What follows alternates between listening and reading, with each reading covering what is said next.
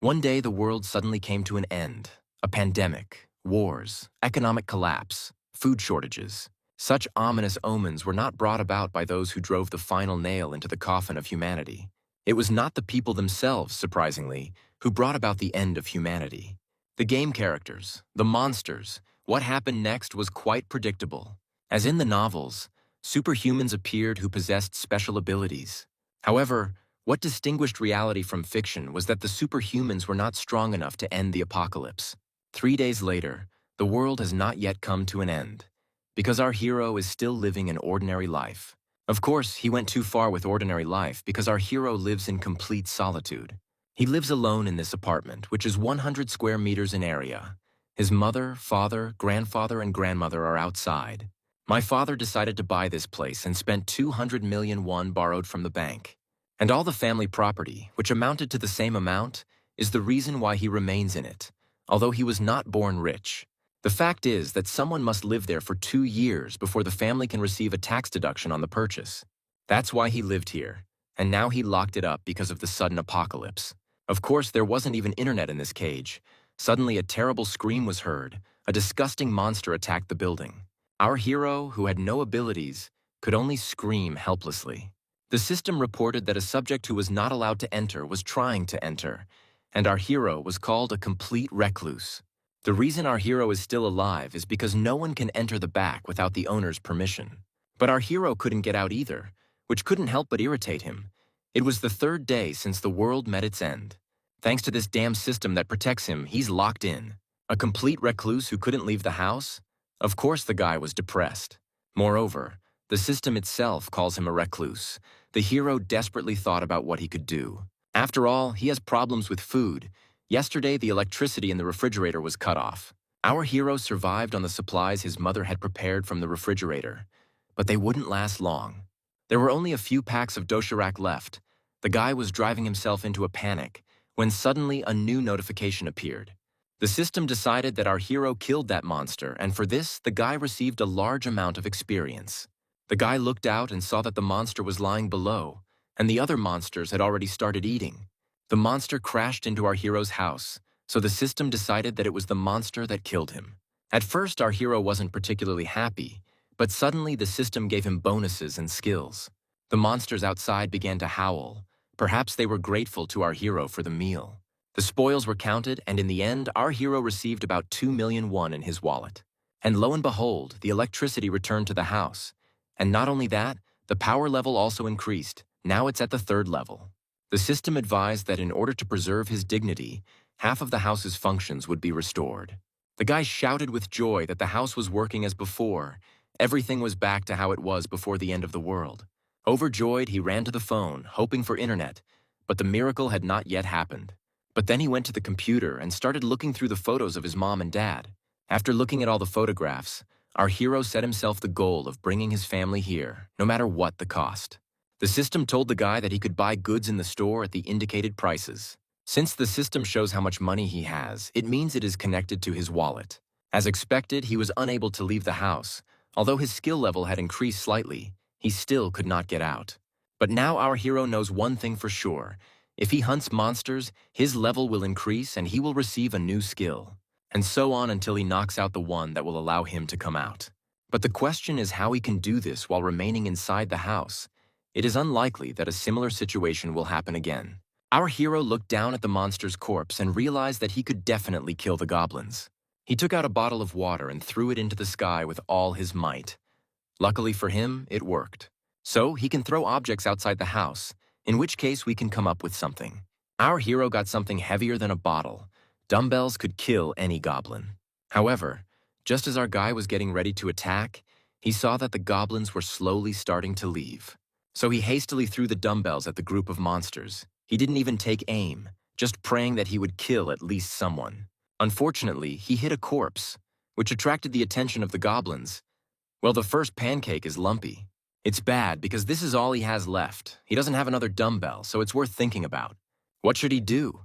It doesn't look like there's anything else in the house he can use to kill the monsters. And he's not strong enough to throw a TV or a computer. Suddenly, all the goblins started to growl at once. They seemed to be angered by the attempt to kill them, and they started running towards our hero's house. But maybe it's not that bad. At that distance, the chance of killing one of them increases. Then the guy came up with something. He opened a store and took out some dumbbells.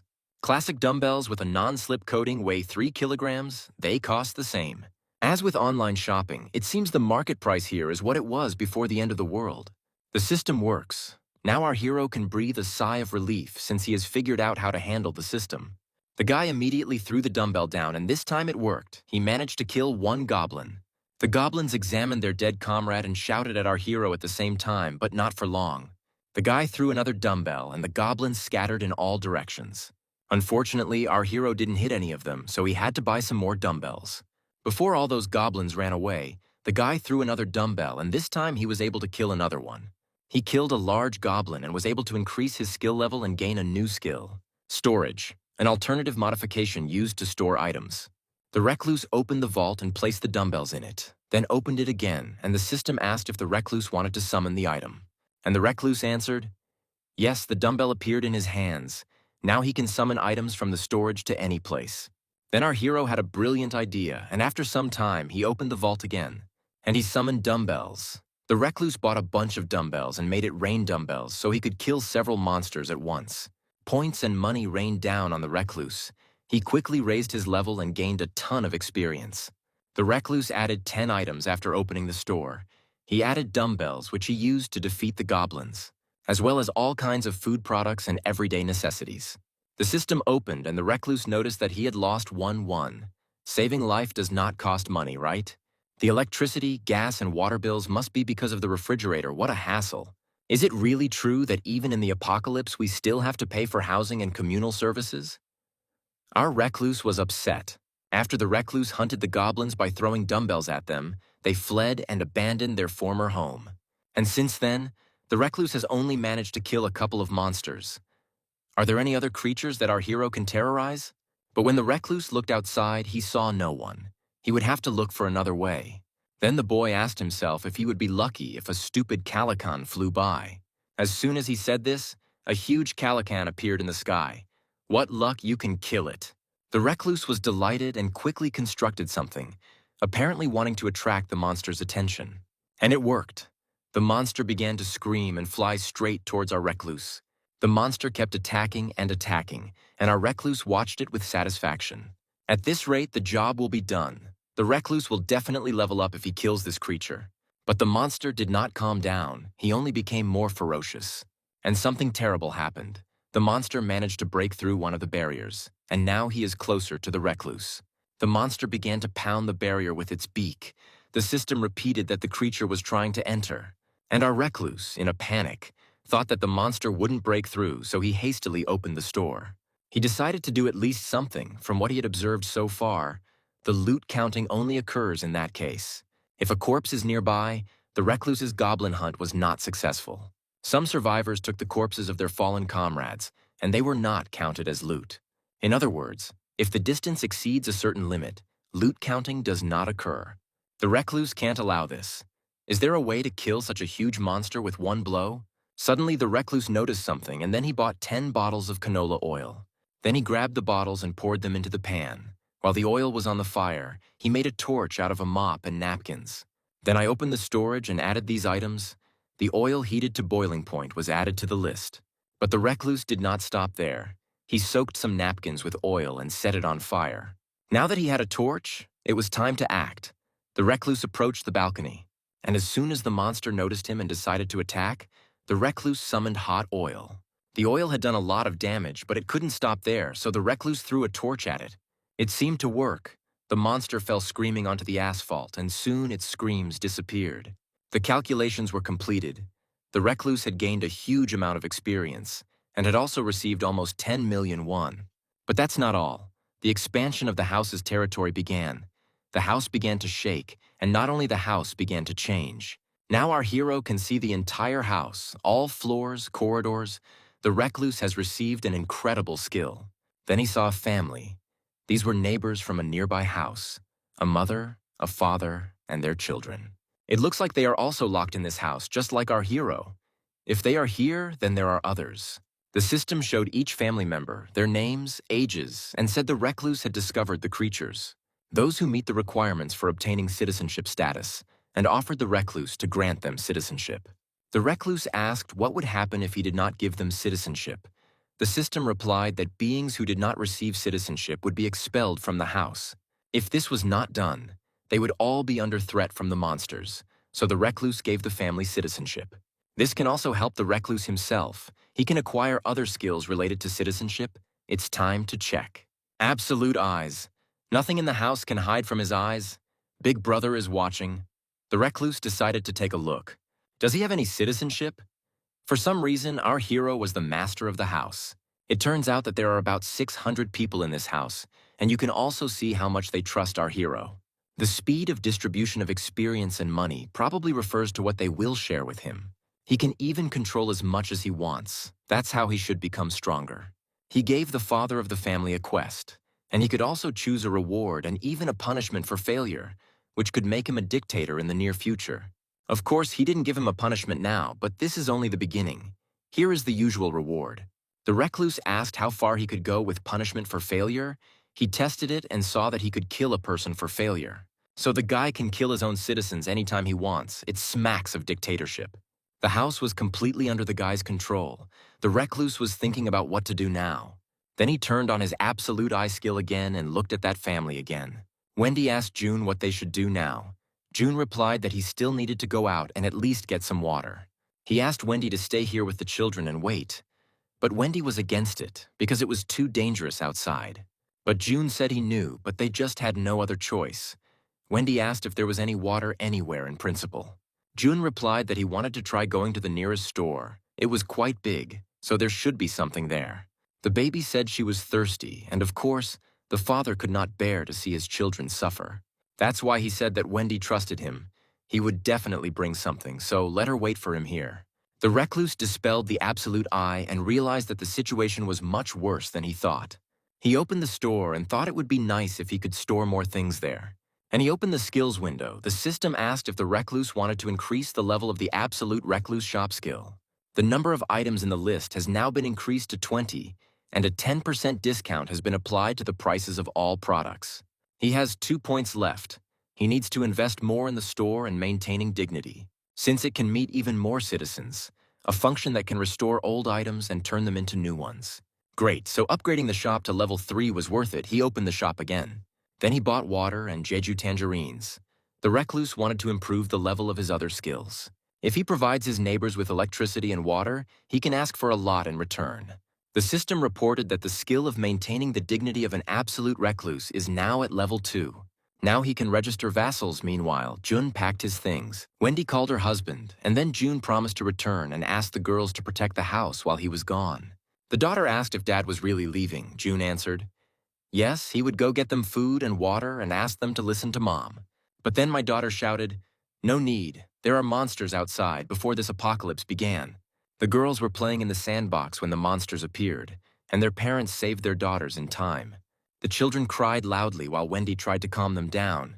June tried to hold back. Although he thought that perhaps he was seeing them for the last time, he, of course, could not tell them this. Suddenly, there was a knock on the door and an attempt to open it. The children were scared. And then a quiet voice asked to open the door. June was not sure if there was a person standing behind the door. It might be a monster. That's why he didn't want to open the door. But there was a knock on the door again. There were a couple of minutes of silence. Then June thought maybe they had left and opened the door. But a creaking sound was heard, and June instantly rushed to hug his family and scream. There is no need to touch his wife and children. What a wonderful husband and father. Then our recluse coughed awkwardly. Then he apologized.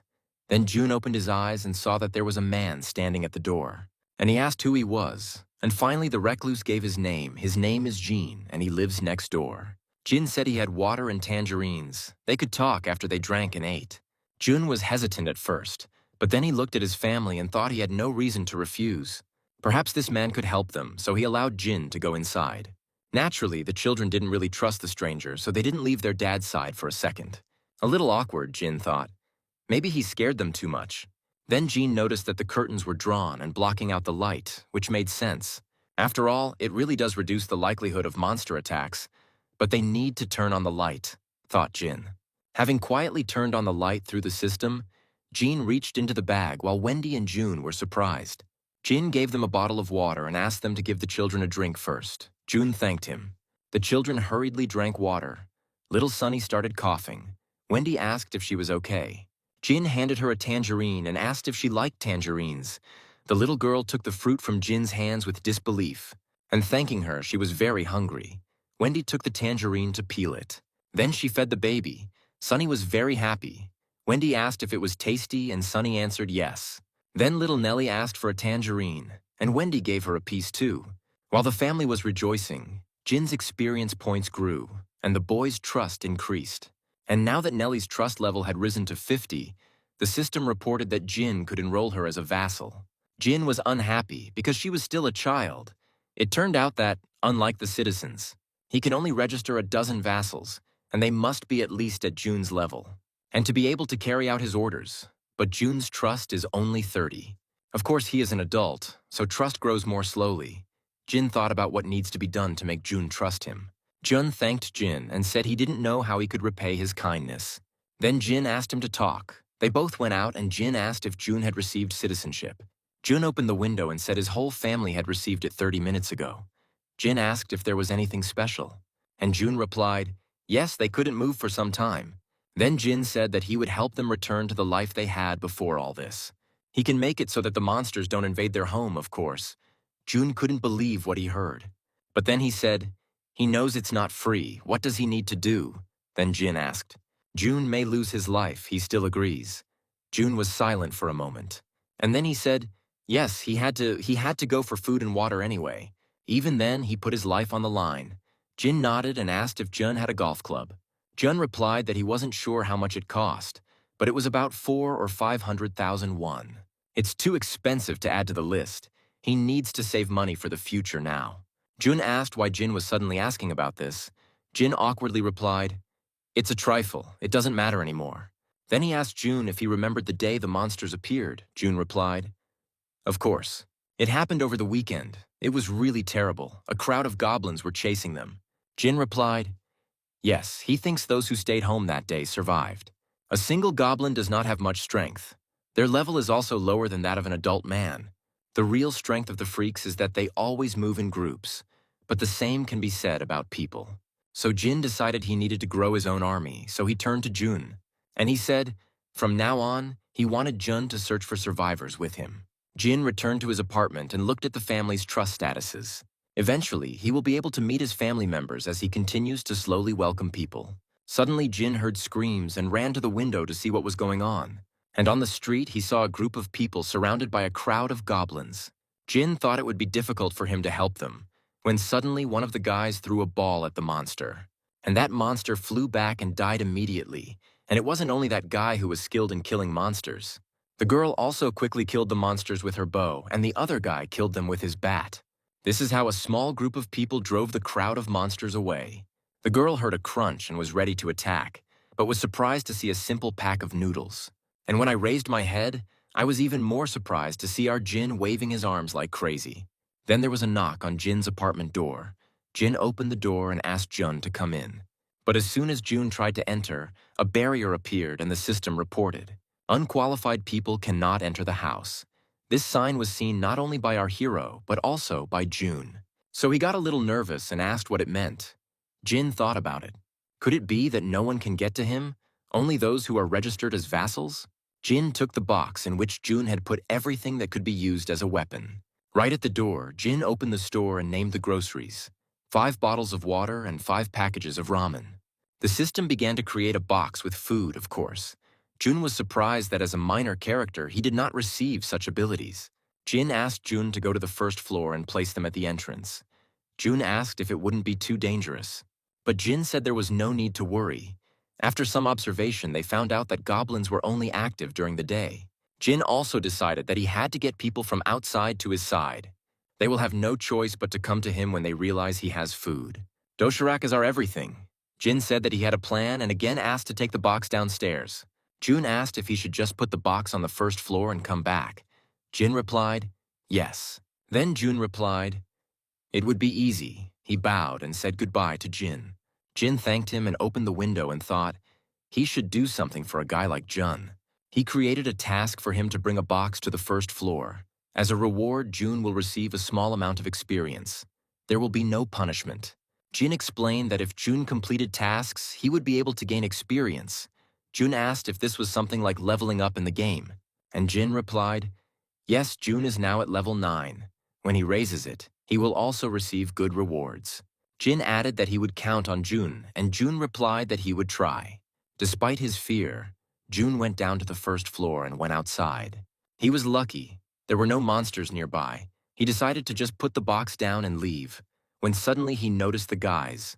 But since it was dark, June decided that these silhouettes belonged to monsters, so he wanted to run away. However, he couldn't escape. He slipped and dropped the box, and June was so afraid he couldn't move. Suddenly, he heard a rustling sound and decided that the end had come for him. But when he opened his eyes, he saw that there were people standing in front of him, not monsters at all. A little while later, Jin receives a notification that an unauthorized creature is trying to enter. Instead of guessing in vain, Jin immediately activated the Absolute Eye skill. Then he saw June and those same guys who came to the first floor, the girl said. This is the residential building from which someone threw out a bag of change. The guy asked if there was really food here. Another guy said they were running low on rations. The system told Jin that creatures were approaching, those who meet the requirements for citizenship status, and whether the recluse wishes to offer them citizenship. In the process of expanding his territory, he could forcibly grant citizenship to those who were within it. But the strangers are given a choice. If this is the case, they can reject his offer. Jin was trying to figure out what to do next when the bell rang. It was June. Jin asked him to wait a minute. The system reported that June had completed the task. Did Jin want to edit it? The genie opened the window and replied, yes, he ordered to treat 6 guests. The quest was updated. June immediately received a new quest, and Jin explained that this was a new task. Then he asked to tell the guests that they would give them food. He had some ideas. June explained to the guests everything Jin wanted to say and returned to the call to tell Jin that they agreed to go with him. Then Jin offered all 6 citizenship. Only then were the guys able to enter the building, and they were also given access to the 30th floor. The amount of experience and money earned by their citizens has increased by 10%. Bonus experience and money, Jin thought. To think they would get such good buffs while going out to hunt monsters. Jin would gladly welcome them with open arms. One guy was level 23. At level 23, the same strength as Calican, whom he killed, Jin began to look at his skills and rank. As expected, Dean is a superhuman. Depending on who throws the baseball, the item can become a weapon. And if the skill triples its power, it will be perfect for killing monsters. As for his trust, Jin can simply increase it slowly. Jin asked to set the experience distribution coefficient for all 6 to 70%. Now all that's left is to hand out monster hunting buildings to them, and Jin himself will just sit and earn both experience and money. It's like the car is hunting in the game, of course. He needs to get to know them better when the time comes. After all, they could be the key to reuniting with his family, and Dean's trust suddenly grew. And it grew quite quickly, which could not help but surprise not only Dean's trust, but also all the guys. Meanwhile, June invited the guys into his house. They thanked him and went inside. Of course, Wendy became worried. She asked her husband what was going on. June promised to explain everything later. And he asked to cook them food, Wendy asked. Right now, she needs to do everything from scratch. June asked her to help him and added that Jin had a plan. After thinking for a bit, Wendy replied, okay, she'll do it now. Wendy asked the guys to wait a bit. Dean and the others thanked her. But then Dean asked incredulously what kind of person this Jin was, and Jun answered with confusion. To be honest, he himself doesn't know. He doesn't know anything about him, except that Jin is his neighbor. But Jin is quite an intriguing character. It's all thanks to his help. Then Dean thought, this means that this Jin is a superhuman. He must have amazing abilities to be able to do all this. He had to impress him, Dean decided, looking at his team. After all, Jin is the one who is powerful enough to provide electricity, food, and water. In today's world, it's just a miracle. Jin is on another level. Jun said it will take some time to prepare the food. Would they like to take a shower? June suggested. What could be better than a hot shower? The girls were delighted. Dean couldn't believe it. He thought that since there was electricity, he could use most of the amenities. And that means, Jun happily replied, yes, there is hot food. This is also part of Jin's abilities, of course. The guys were shocked. And June added that there was a bathroom in the living room and bedroom, so they could wash together. What finished off the guys? The guy asked Dean what he thought. Gene is also a super person. Dean replied that he probably thought his abilities were much more powerful than his.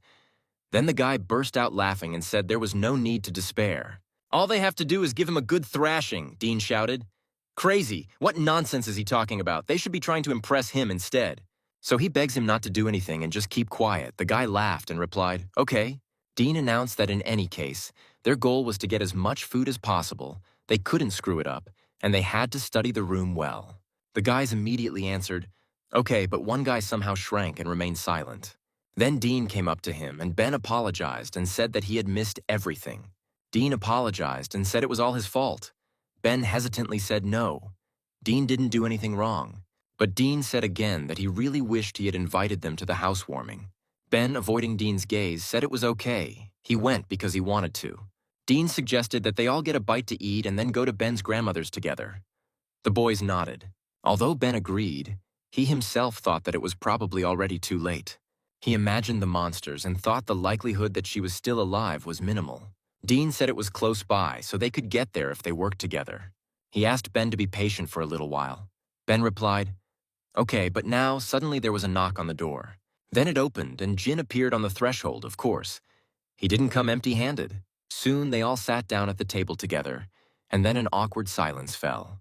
Wendy apologized for it being a bit crowded, and the boys laughed awkwardly. And Dean replied, everything is fine. After all, they just showed up here without warning. The situation was saved by June, who brought rice and said that there would be food soon. Wendy said awkwardly that she didn't know if they would like their cooking.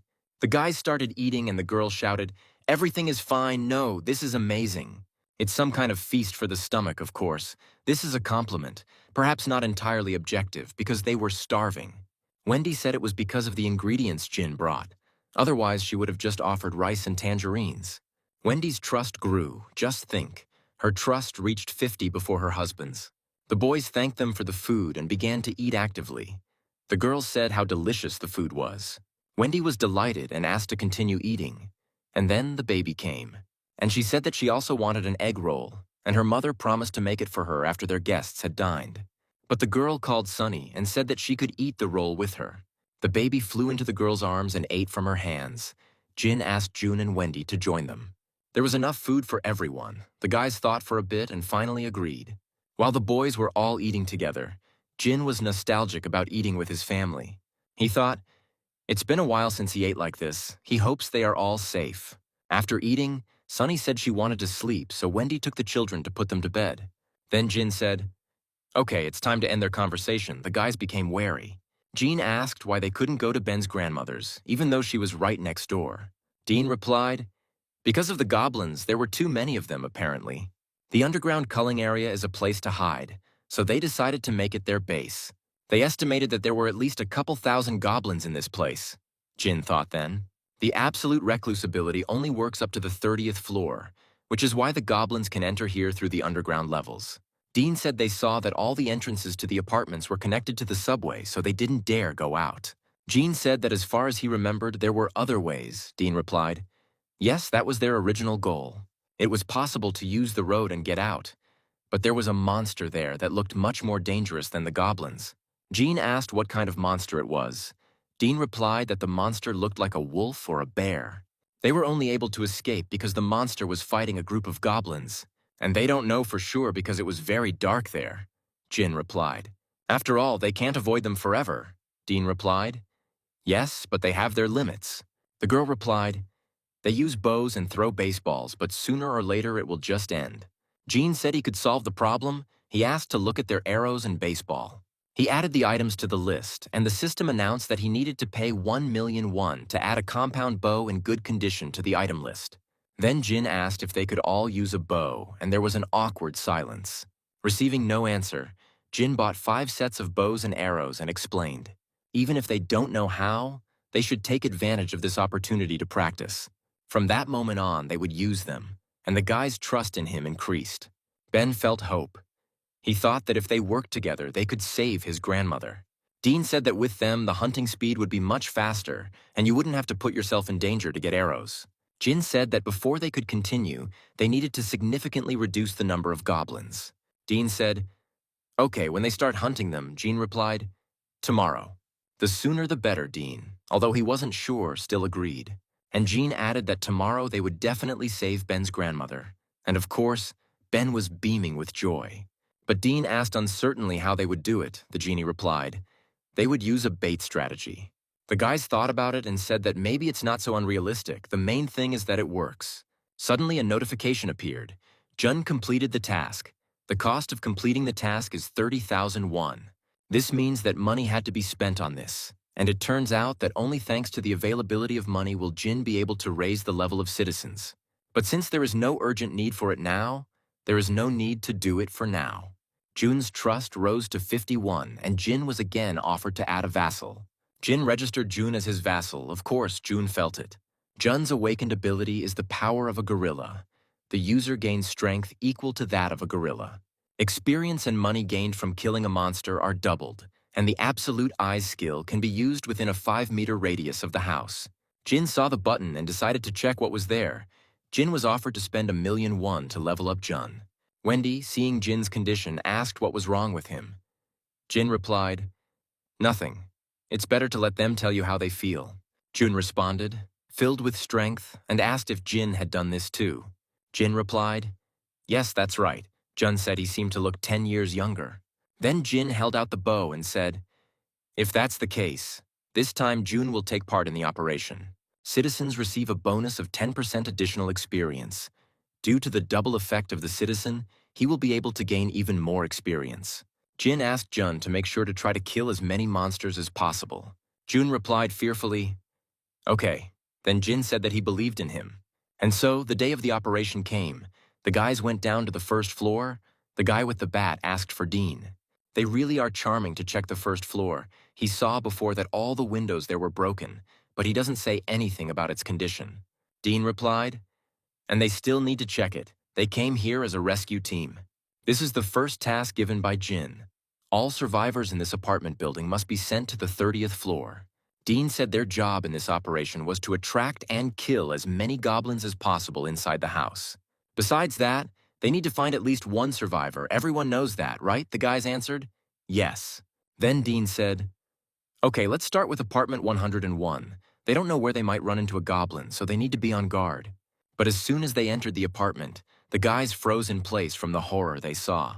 The picture was not surprising, but that didn't make it any easier. The people's corpses were gnawed. They were killed for no reason. It was the same in the neighboring apartment. The people on the first floor had no chance. Dean told the guys to go up to the second floor, and quickly, the guys went up to the second floor. But there was no hope on the second floor either. Corridors full of corpses and not a single survivor. The boys' hopes slowly began to fade. Dean bit his lips and told everyone to go to the third one. On the third floor, the guys were desperately knocking on every door in the hope of finding at least one survivor. But alas, none of them could find even one survivor, and the boys were overcome with despair. However, Dean did not want to give up. He said to go up further and continued to look for people. And a miracle happened. They finally found one survivor. The man slightly opened the door and asked if they were definitely from the rescue team. Dean answered, that's right. Then the man asked to give him some water. Then Dean pulled out a bottle and handed it over. The man asked if they were really giving him this, if they were really rescuers. Dean replied that they actually lived here, but it was also true that they came to save him. They know a safer place. Dean asked to come with him. Suddenly the man closed the door. But then a second later, he opened it again, and now we saw that the man was not alone there. And then he said, it was hard for him to get rid of suspicions. His name is Stan. He extended his hand. Dean shook hands and gave his name, then asked Gabby and Riley to take them to the 30th floor. Stan asked, 30th, so they won't go to the first floor. His son came out and said calmly, now we can live, he said. They finally sent a helicopter for them. Riley explained that wasn't true, but if they went up with them, they could eat a hot meal and take a shower. Hearing about a hot shower, the daughter also rejoiced and went out into the corridor. And she told Dad what he was worth. We need to go up quickly, but Dad was still worried. But there was nothing to be done. The number of citizens had reached 40 people. The experience and money earned by citizens had increased by 90%. Thus, the number of citizens increased to 40. First, it was necessary to place children and old people in Jun's apartment. And the young people will have to stay in the corridor for now. Dean and the guys returned, Dean reported. They finished, found 40 people, Jean asked. Is that all? Dean answered. Yes. They checked 29 floors, but apparently not all of the building's residents were originally in the building. Jin praised them for their work. Jun's apartment was almost full, but that should be enough. He activated the absolute eyes to see all the work the boys had done. Then Jin said, well, in that case, we can move on to the second stage. Hunting goblins. A little later, Dean gathered his guys and asked them to focus, because now they would begin their briefing. Their task is to lure out all the goblins that are hiding underground. First, they will start from the -1st floor, split into 2 teams, provoke the creatures, and clear them out. Then they will do the same at -2, the guy asked. What if there are more goblins than they expected? So then they'll just get stuck at -1, and if they also have to drag the goblin corpses, it won't be easy. Riley replied that there was no need to worry. She could deal with everyone on her own. Dean added, yes, now she can't be stopped with that many arrows. Suddenly, they heard a growl and turned around to see goblins. Riley immediately shot at them. 2 of the 3 were killed. The last one was taken by the guy with the bat. The guy asked why they took the bow with them then. They said that they would use the bow. Suddenly, the goblin corpses started to disappear. Perhaps this is one of Jin's abilities. Dean said, okay, then it's time to go down to the -1st floor. Ben began to feel more confident. He thought it looked like Jean had a solution. The guy's confidence had increased. Excellent timing. Although Jean hadn't planned it, it turned out that as she watched them, Ben's trust grew. And it has already reached 50, and only a few hours have passed anyway. Everything ended well. The more vassals he has, the faster they will develop. Loyalty has increased to 88. That's not bad. It will give him time to register. While the guys below were actively fighting the monsters, Ben suddenly began to glow like a light bulb. Ben sparkled and shouted what was happening. The rest of the guys couldn't help but notice this light. They stopped fighting and turned around. And this light was noticed not only by our team, but also by the goblins. But this light affected them somehow differently. Dean noticed their twisted faces and screamed at the top of his lungs, having no idea what was going on. But they needed to run, now. The boys immediately obeyed Dean and ran forward. But the monsters did not lag behind. So Riley took matters into her own hands. Riley could kill several goblins at once with her bow.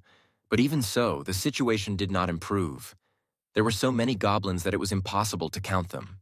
And those nasty creatures were pretty fast. Ben screamed that there were still too many of them. Dean screamed back, damn it. He didn't think they would attract such a crowd of freaks, the guy with the bat shouted. It seemed like they all rose from -2. Even in this situation, Riley managed to kill a couple of monsters along the way. She shouted to everyone to run to the fire escape. The boys literally flew onto the fire escape, but the monsters followed them. Dean tried to close the door when the monsters tried to get through. Of course, he couldn't do it alone. The guys joined in, but unfortunately, the monsters were too hard to contain, even with 3 of them. Finally, our June came on stage. He was able to activate his gorilla power. He shouted at the guys to step aside. He used one hand to close the door with an army of monsters behind it, and he succeeded. The boys called him, but June shouted for them to leave immediately. The crowd of monsters was too aggressive. June had to use both hands. Even with June's enormous strength, his hands began to shake and he began to tremble. But despite this, he told himself, he had to cope at all costs. Only he could do it. Dean shouted to June that they were safe. So Dean asked to run to them quickly. June quickly ran forward, but as soon as he opened the door, the monsters fell inside. But unfortunately, June twisted his ankle again. At such a dangerous moment, Dean shouted for his grandfather, but June shouted for him to run without him. Dean started to panic when suddenly a guy with a bat rushed past him and he was able to kill the monster with one blow. He was able to save June and shouted rather. He extended his hand to him, but the monsters also extended their hands to June. And then something unexpected happened. June simply disappeared before the eyes of the boys and monsters. He literally evaporated. Of course, due to this unexpected turn of events, the guy with the bat froze in shock, so this gave the monster a chance to attack him. But the guy is not an easy one. He was able to fight back, and his friends also came to his aid. They covered him so that he could escape. While our guys were struggling with a crowd of goblins, that same terrible bear monster the guys were talking about appeared nearby. As expected, this bear monster was no ordinary monster. Driven by a thirst to kill, he kept repeating to himself, kill, kill more. We need to kill more. Kill at any cost. The bear monster noticed the light in the apartment. Luckily, Juno was alive. He was simply transported back to the 30th floor at the moment he disappeared. Of course, it was the work of our hero, Jin said. Trouble almost happened. He extended his hand to Jun. Jin decided to observe the situation below with his absolute eyes just in case. Thank God John has the skill to summon a vassal. But Jun couldn't take Jin's hand, of course, and it wasn't without injuries. The monsters managed to grab Jun's leg and scratch it. Jun didn't understand at all when it happened. Jin also saw the wound and asked if Jun was okay. Then Jun said, "Yes, such a scratch should heal quickly." But Jin was not so optimistic, because who knows what kind of infection these monsters carry. So Jin decided he should buy some medicine. He asked Jun to hang around a bit and return to his apartment. Fortunately, there was no need to buy medicines and medications. Jin had everything he needed at home. It seems that Jin often got scratched when he was a child. Looking at medicine, Jin again immersed himself in memories of his family. There is a problem, though. There are only 40 slots, so you still have to order enough farming. Jin had an idea. A first aid kit with used medicines costs about 70,000 won. Jin bought it. Jin went back to Jun and asked to examine the wound. Jun said that he really was fine. First, Jin decided to disinfect the wound. Of course, Jun's trust and loyalty increased again. But despite the extra points, Jin wasn't happy this time, because he was worried about how everyone else was doing. So Jin asked Jun to rest there for a bit. He had some things to do. Jin decided to inspect the underground floors. Unfortunately, the situation didn't improve at all. The guys were running away with all their strength and fighting off the monsters. The guy with the bat was lagging behind, the guys in front were covering him, the guy was using his parkour skills. But these vile creatures somehow repeated after him. This time, Ben came to his friend's aid. Suddenly, Quiet Ben showed himself, as if he had gone crazy, and began killing monsters one after another. Even his friends, who had known their friend for a long time, were shocked by what they saw.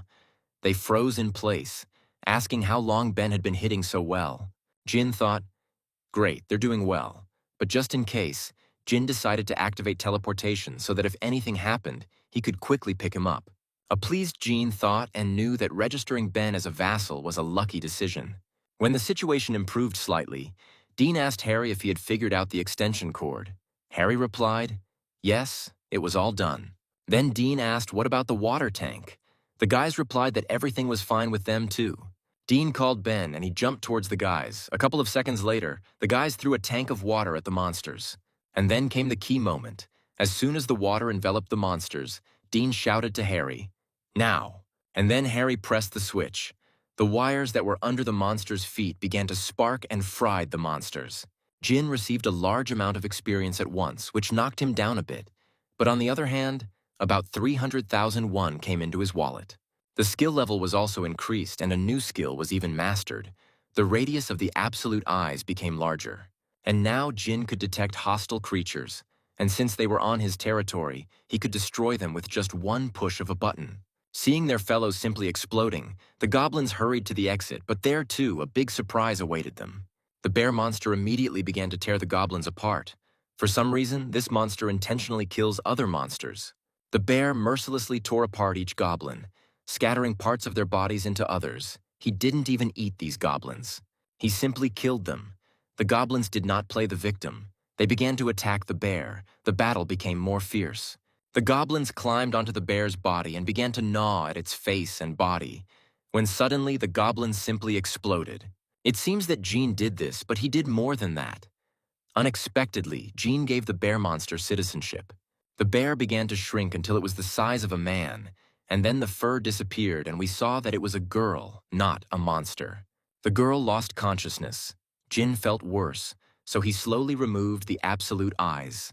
The last thing Jin saw was that same girl lying there around the torn goblin parts. The reason why Jin helped this girl is simple. As soon as she entered the building, he saw that her name was Julia, and that she had the ability of a werebear. While transforming into a beast, all physical abilities and regeneration reach their maximum, and she also reaches level 33. And also an A-rank ability. Plus our team's trust has finally reached 50. Now they can be registered as a vassal. So Jin didn't hesitate and registered 10. The guy with the bat, as a vassal, he was level 25. Awakened ability.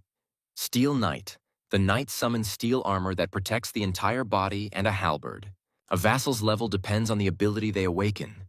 For example, June with his C rank ability is level 20. 10 has a B rank 25 ability, and lastly, our quiet Ben, who has the ability of teleportation of rank A, level 30. That is, the kid is the strongest player so far. When Jin registers the boys as vassals, the level is determined based on the awakened ability. So Jin wondered if rank was really just random, if Quiet Ben was getting an A rank because of his loyalty. Then our good-natured June, with his higher loyalty rating, should have received rank B instead of C. In fact, 10, with a loyalty rating of 31, received a B rank ability. This worried Jin, so he decided that he needed to find out under what conditions people gained high-ranking abilities. After all, this is an extremely important task. Since Jin can only register 10 vassals, it is more profitable for him to acquire people with a higher rank. The problem is that Jin still doesn't know what exactly will happen if he accepts a person with an already awakened ability as a vassal. People with awakened abilities can move freely along stairs, elevators, and corridors. Turning on his absolute eyes, Jin pressed the elevator button. Then he called June, who was already feeling better. And he said he would like June to bring the woman from the second floor down here, and then June went into the elevator. Our rescue team tied up the goblins. 10 asked what was going on, and the goblins were suddenly torn apart. Harry added, "That's right. It looks like someone tried." Then Dean thought, if someone has an ability of this level. Dean started to remember everything he had learned about Jean recently. How Jean blew up monsters, food, hot water. And not only that, but Ben. He looked at his friend and remembered how this quiet, withdrawn guy. After meeting Jin, I became a completely different person, became much stronger and fought like a professional. Then Dean thought, such changes are even frightening no matter what abilities he has. The conclusion is one. In this cursed world, to survive, you must at all costs be chosen by the genie. As Jin asked, Jun rushed to the -2nd floor and ran very quickly after Julia. Let's go back to the day the apocalypse began. It was a clear and warm day. The little boy was playing on the playground when his mother approached him. The baby was playing happily, and when he saw his mother, he waved sweetly to her. But in just 1 second, the mother's smile disappeared. Her sweet smile was replaced by fear. Her face twisted in horror. She ran to save her son. Unfortunately, she was unable to save her baby. Now everything is clear. The mother bear will tear apart anyone who touches her baby. After all, it is a well-known fact that women are ready to do anything to protect their babies. Julia woke up and saw Jean standing in front of her. Jean called Julia and then said his name and said, "Nice to meet you." He extended his hand. But instead of greeting and shaking hands, Julie said, "It was he who did it." The goblins' heads were torn off. Then Jean removed his hand and admitted that it was he who helped her. Julia became quiet, she thought. He has such a strong ability that in an instant, so many goblins had their heads torn off. It seemed like none of the kids knew that all these cool abilities didn't extend beyond the house. But these abilities of Jean gave Julia hope. She asked Jean to save her son. She hoped that a person with such abilities could help her. Julia cried and spoke. For a day, even just for a day, she missed her son so much. Jin stood helplessly in front of her, unable to help. Trust in Jean grew, but Jean only thought, is there really no way out? He tried to come up with a plan to help Julia. He dug into the system for a long time, trying to find a way to use the system to help her, and it seems he found it. Jin created a quest to catch 1,000 goblins. There is no punishment. The reward is the resurrection of the sun. The system declared it impossible to give the quest. Then Jin thought, and kept thinking, that it was impossible to resurrect a person. But then the system announced that there was not enough money to carry it out. Please top up your balance and try again. It seems like the system is making a god out of Genie. In order to resurrect a person, he only needs a couple of million won. That is, as always, money decides people's lives. Jin thought, it's hard to even imagine how much money would be needed for resurrection. However, Jin stated that it seemed like he could help her. Perhaps there was a way to revive her son. In fact, Jean realized that hope was enough for Julia, so she could earn money faster and then he would try again to resurrect her son. Julia asked if it was true that Jin would be able to resurrect her son. Jin answered yes, but it wouldn't work right now. But there is definitely a way, Jean said. Julia asked if she would agree to whatever she had to do. Now in Dean's squad, there are 10 and Ben with awakened abilities. With the armor, 10 will break through to level 30. And Julia, the werewolf bear, is already level 33. If Julia is added to the team, It will be much easier for them to deal with most of the monsters. It would be best to make all 7 vassals. Jin asked to get up first. He wants to introduce her to some people. Jean brought Julia to the guys. Dean greeted her and introduced himself. Julia also said hello and added that he fights goblins by throwing baseballs at them. And this girl is an archer, of course. The guys were shocked and asked if she knew them. Then Julia jokingly asked if they remembered her, their old friend, and she even growled amusingly. But it seems our guys weren't the brightest. They just looked at Julia in bewilderment.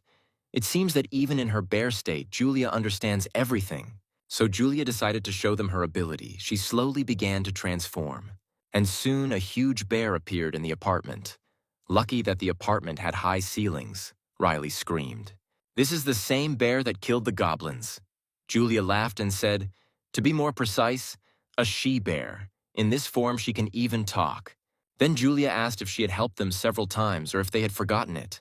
The guys still couldn't come to their senses. Finally, Dean said that their meeting that time was not accidental. Julia replied that the goblins' enemies were her friends. Jin appeared and said that he was glad that they had already met each other. He had something to tell them. Tomorrow morning there will be an operation to rescue Ben's grandmother. The number of goblins has decreased.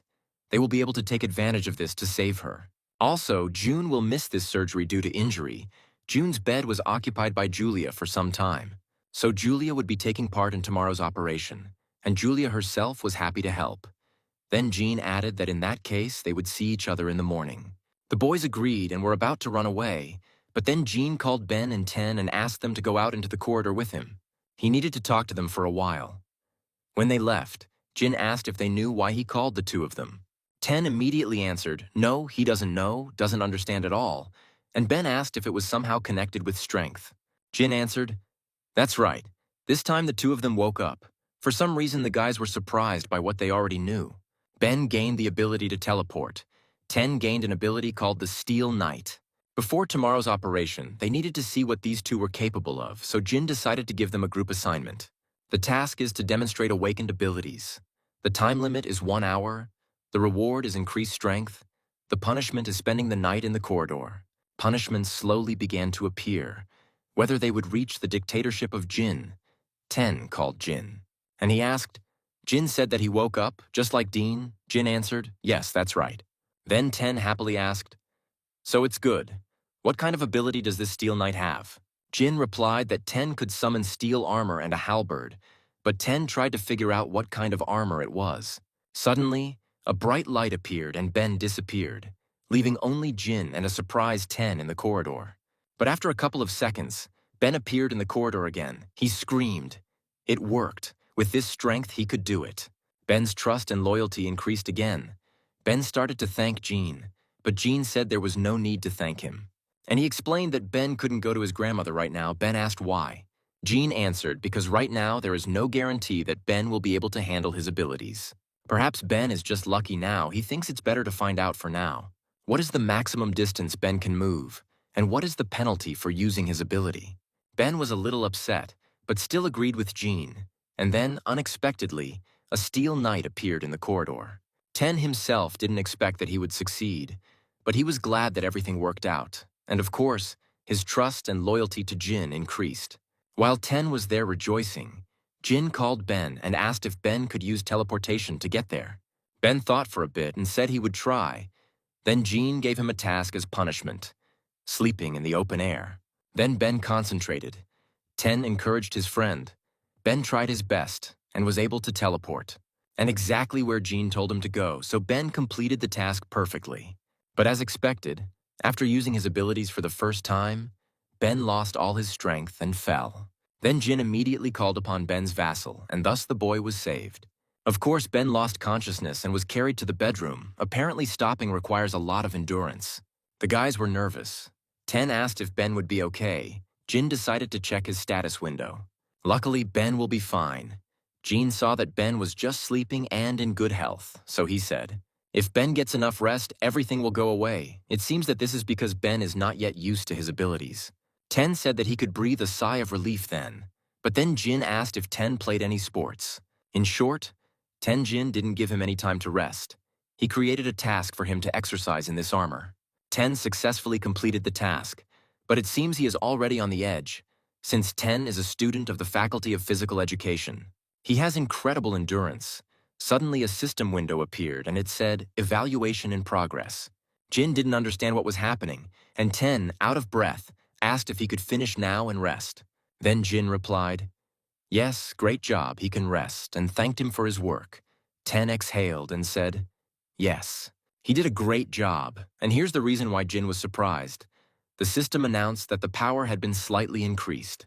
And we're not talking about 10's strength, who was huffing and puffing, but Jin's strength, who was just standing there.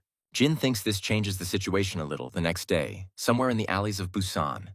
The boys ran away from the crowd of monsters with all their might. But then 10 suddenly stopped and immediately transformed into his shiny armor.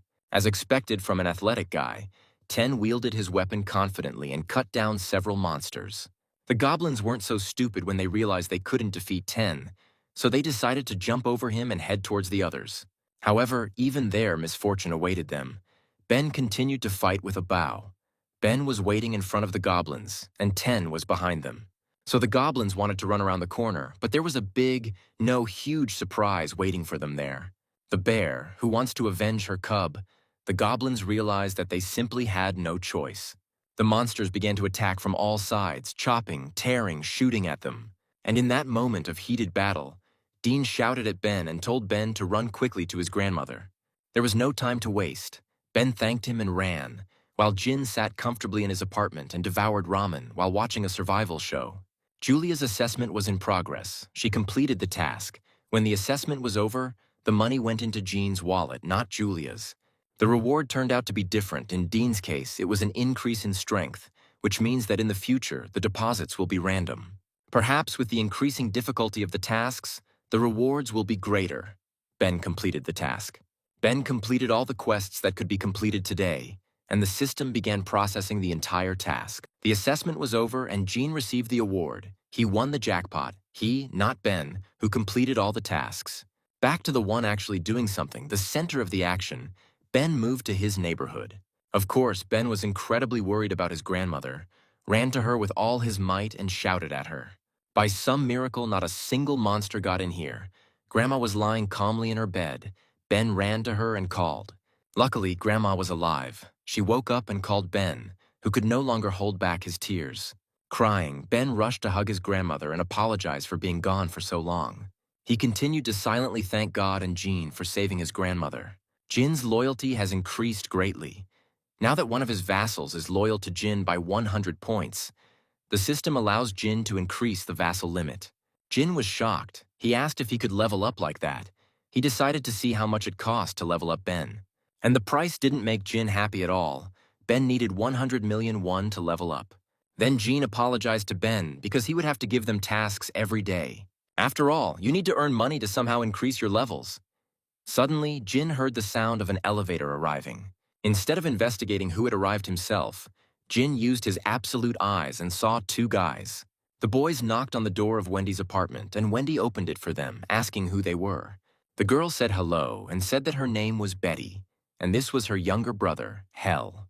They live in apartment 1701, Wendy asked. Yes, but why are they here? Betty answered. They came because they had a favor to ask of her. She knows it may sound impudent, but could I take a shower with her once? Betty was so serious that Wendy probably thought it would be something more serious. And they just asked to take a shower, Wendy asked. That's all, Betty answered. Yes, they want a wash. Wendy said yes. Betty thanked Wendy, and Hall asked where he should put it. Then Wendy asked what it was. Betty replied, they brought all sorts of canned goods. Wendy said it wasn't necessary at all. She thanked them, and Betty said it wasn't necessary. How can you live without gifts when you show up at someone else's house with strange requests? This time, Betty noticed a weapon. Then Betty asked if these bats and bows belonged to the residents of the house. Wendy answered, these are not the residents' belongings. These people used to live in other areas, so it would take a long time to explain. Jin stopped watching them and said they didn't look like bad people. He decided that he would need to see them sometime and have a little chat. Besides, they could try to save people from another high-rise building. Suddenly a notification came. The system reported that Jin had caught a red tiger and a large amount of experience had been received. More money came into the wallet, the skill level increased, and even a new skill was acquired. Jin quickly activated the absolute eye to see what was happening outside. And then he saw the dead tiger and our bear. Jin shouted what could have happened there. Suddenly, Jin felt a sharp pain. The system reported that the recluse had discovered creatures that met the requirements for citizenship. If the recluse wants to give them citizenship, then there are still people left. Jin gave them citizenship. The number of citizens has reached 50 people. When the number of citizens reaches a certain number, the power of trust skill becomes available to all citizens. Jin wondered if there were any wounded, so he continued to watch the boys. Ben was carrying his grandmother on his back and running as fast as he could past the destroyed city. The team also had big problems. Julia was seriously injured, and there were still a lot of monsters. Harry and Gabby covered the boys from behind. They shot at the monsters and killed them with one blow. The boys themselves were surprised that they were able to kill the monsters so easily. They suddenly felt a surge of strength. Riley said her body suddenly felt so light, Dean replied, and he didn't even feel out of breath. The power of trust is passive. All abilities are increased by N%. Almost everyone in Dean's squad has a trust level of 50 or higher. Endurance, vigilance, muscle strength, reaction, and so on, if all of their abilities increased by 50%. It is obvious that their combat skills have also increased, and the boys' loyalty has exceeded 30 points. Jin registered Gabby and Riley as vassals, awakening the girls' abilities, piercing shot and poison mist. Riley fired and her arrow seemed to come to life. One arrow was enough to kill several monsters. Piercing shot consumes mental resources to fire an arrow that pierces the target. So Jin gave Riley a task to kill goblins using the piercing shot skill. The penalty for failure is a feeling of fatigue. Next, a rather controversial ability, Poison Mist, consumes mental resources to release a mist of deadly poison. The ability is not bad, but it is only rank B, and if used incorrectly, it can harm squad members. Jin decided to study this later, so Gabby completed the task for today. Now Jin decided to get to know the residents below. They had taken drinking water in advance, which is why they had no need to join Dean's squad. Suddenly Jin noticed the girl. The system reported, her name is Jenny. She already has an awakened ability. Seeing her healing ability, Jin immediately ran out of the apartment. Jin ran to Jenny's apartment and tried to open the door, but it had a lock. But then Jin remembered that he had a new skill, Invisible Hand. Summons an invisible hand and allows it to control. Then Jin created a tool that allowed him to break the lock. It was easy enough to control. Jin quickly opened the door and ran to Jenny. He called her, but she did not answer. He even shook her, but that did not help. Then Jin thought, she was even worse than he thought. It looked like she was dehydrated. Perhaps there was something in the apartment that could help. Suddenly, Jin noticed something and was shocked. It was a bottle of water. So why, Jenny in such a state? There is no time to think about it. Jin needed to save Jenny anyway, so he opened the system hoping he would find something. He gave the task to take one breath. The reward was a cure for dehydration. And it worked. Jenny slowly opened her eyes. Jin asked if she had come to her senses. Jenny asked who he was. Jin answered that he was her neighbor upstairs. He introduced himself, and Jenny asked how he got there. Jin replied that he thought she was in critical condition. So he broke the lock and entered. Suddenly, Jenny seemed to remember something and started crying. She whimpered, and Jin watched her helplessly, trying to find the right moment to say something. He finally plucked up the courage to say he was very sorry, but Jenny had to help them. His friend was very badly hurt, but Jenny looked desperate and just looked at him silently. In fact, she didn't understand what Jin was talking about. She wondered if she had the strength to help anyone. This is complete nonsense. Besides, how does he know that she is a nurse and can treat? Judging by the fact that he asks her for help, it seems that he is not dangerous. But first, it is worth finding out more about him. She asked, "Okay, where should she go?" Jin opened the status window. He gave her tasks to use healing power to cure Julia. Jin said that first she needed to eat and rest, and he would bring here the one who needed treatment. Then Jin took out some tangerines from the store, but Jenny suddenly asked Jin to stop, and she asked what it all was. It seemed like Jenny had missed all the details of their virtual apocalypse, and Jin replied that he would explain it to her in more detail later. She was very weak now. For now, she needed to rest. Jin went to his room, thinking that he still couldn't believe what had happened so suddenly. Approaching the window, Jin wondered where the guys were. They should have returned by now. When he looked out, he saw the reason why our guys were late. Another scary tiger? The guys can't run away from such a huge monster for long. And it happened. Gabby stumbled, and when she got up to run further, it was already too late. The monster was already right behind her, and he was ready to eat her. She was incredibly lucky that she was a vassal, and Jin could summon her. Gabby was on the edge. Thanks to this, Jin would be able to buy at least a little time. Suddenly, Ben moved into Jean's apartment with his grandmother and asked him to take care of her. It looked like he wanted to go back for the guys, but Jin asked him to wait. Ben was unsure, but seeing Jean's serious look, Ben agreed, and Jean thought about the invisible hand. Jin decided that he had to catch this red tiger at any cost. Dean stopped abruptly and threw the ball at the tiger, but he seemed to be exhausted, and that's why he missed. In fact, he did it on purpose. Dean shouted at the guys to run away. He decided to become bait. Dean ran around the corner, but the monster was already too close. Dean was done for if Jean didn't help him. Luckily for Dean, Jin managed to create a huge tool and capture the tiger. Riley and Harry ran up to Dean and saw the tiger. Suddenly, Riley received a notification. Jin doesn't have to act on his own. If Riley goes hunting right now, the size of the catch will quadruple. Riley's mission is clear. Kill the tiger, and she's more than willing to do it. The system recorded that Jin killed the red tiger, and he received a large amount of experience. And now it was Jenny's turn to shine. Julia was laid in front of her, and Jenny tried to heal her. Jin was lucky to meet Jenny. Now small wounds are not a problem. Then Jean asked how this happened. What kind of red tiger it was, Dean answered. Apparently, the house where Ben's grandmother lived. I was on their territory, they managed to kill one, but there were more of them. This seemed strange to Jin. If you think about it, there was not a single goblin in sight near the house. If even the beasts hide from the tigers, then Grandma Ben was in danger too. Luckily, they only entered the territory of 2 tigers. They were lucky, Jenny said. It worked out. Jean praised her for her excellent work, and Jenny asked if she could go home now. But then June said that now was not the best time to talk. But Jin was not going to continue holding meetings at his house. The poor guy can be understood. He has a whole group of guys at home, Jin replied. No need to worry. He was going to say this anyway. Apartment 2901 is empty, and it will provide everything necessary, including electricity, so they can now live there. Jean called Betty and said that there were 2 apartments on the 21st floor that were also empty right now. They will have electricity, so let him tell the other survivors that they can shower and do other needs there. If they want, they can take one of them for themselves, and let them leave the rest for everyone. In return, he will have a request for them, Betty answered. Yes, he can ask for anything. Jin said he hoped they would continue to act as messengers between him and other survivors. He wants them to tell them that whoever kills 100 goblins first will get their own place to live. And he promises unlimited electricity, water, gas, and even food, especially if they have 10 survivors. From each generation, they will all receive equal treatment. But let them be warned that from the floor, where they are will determine how long it takes. From that point on, he will only pay those fairly. Whoever can prove their worth has been given the task, and soon the hunt begins. The boy ran as fast as he could from a group of goblins and managed to escape their clutches.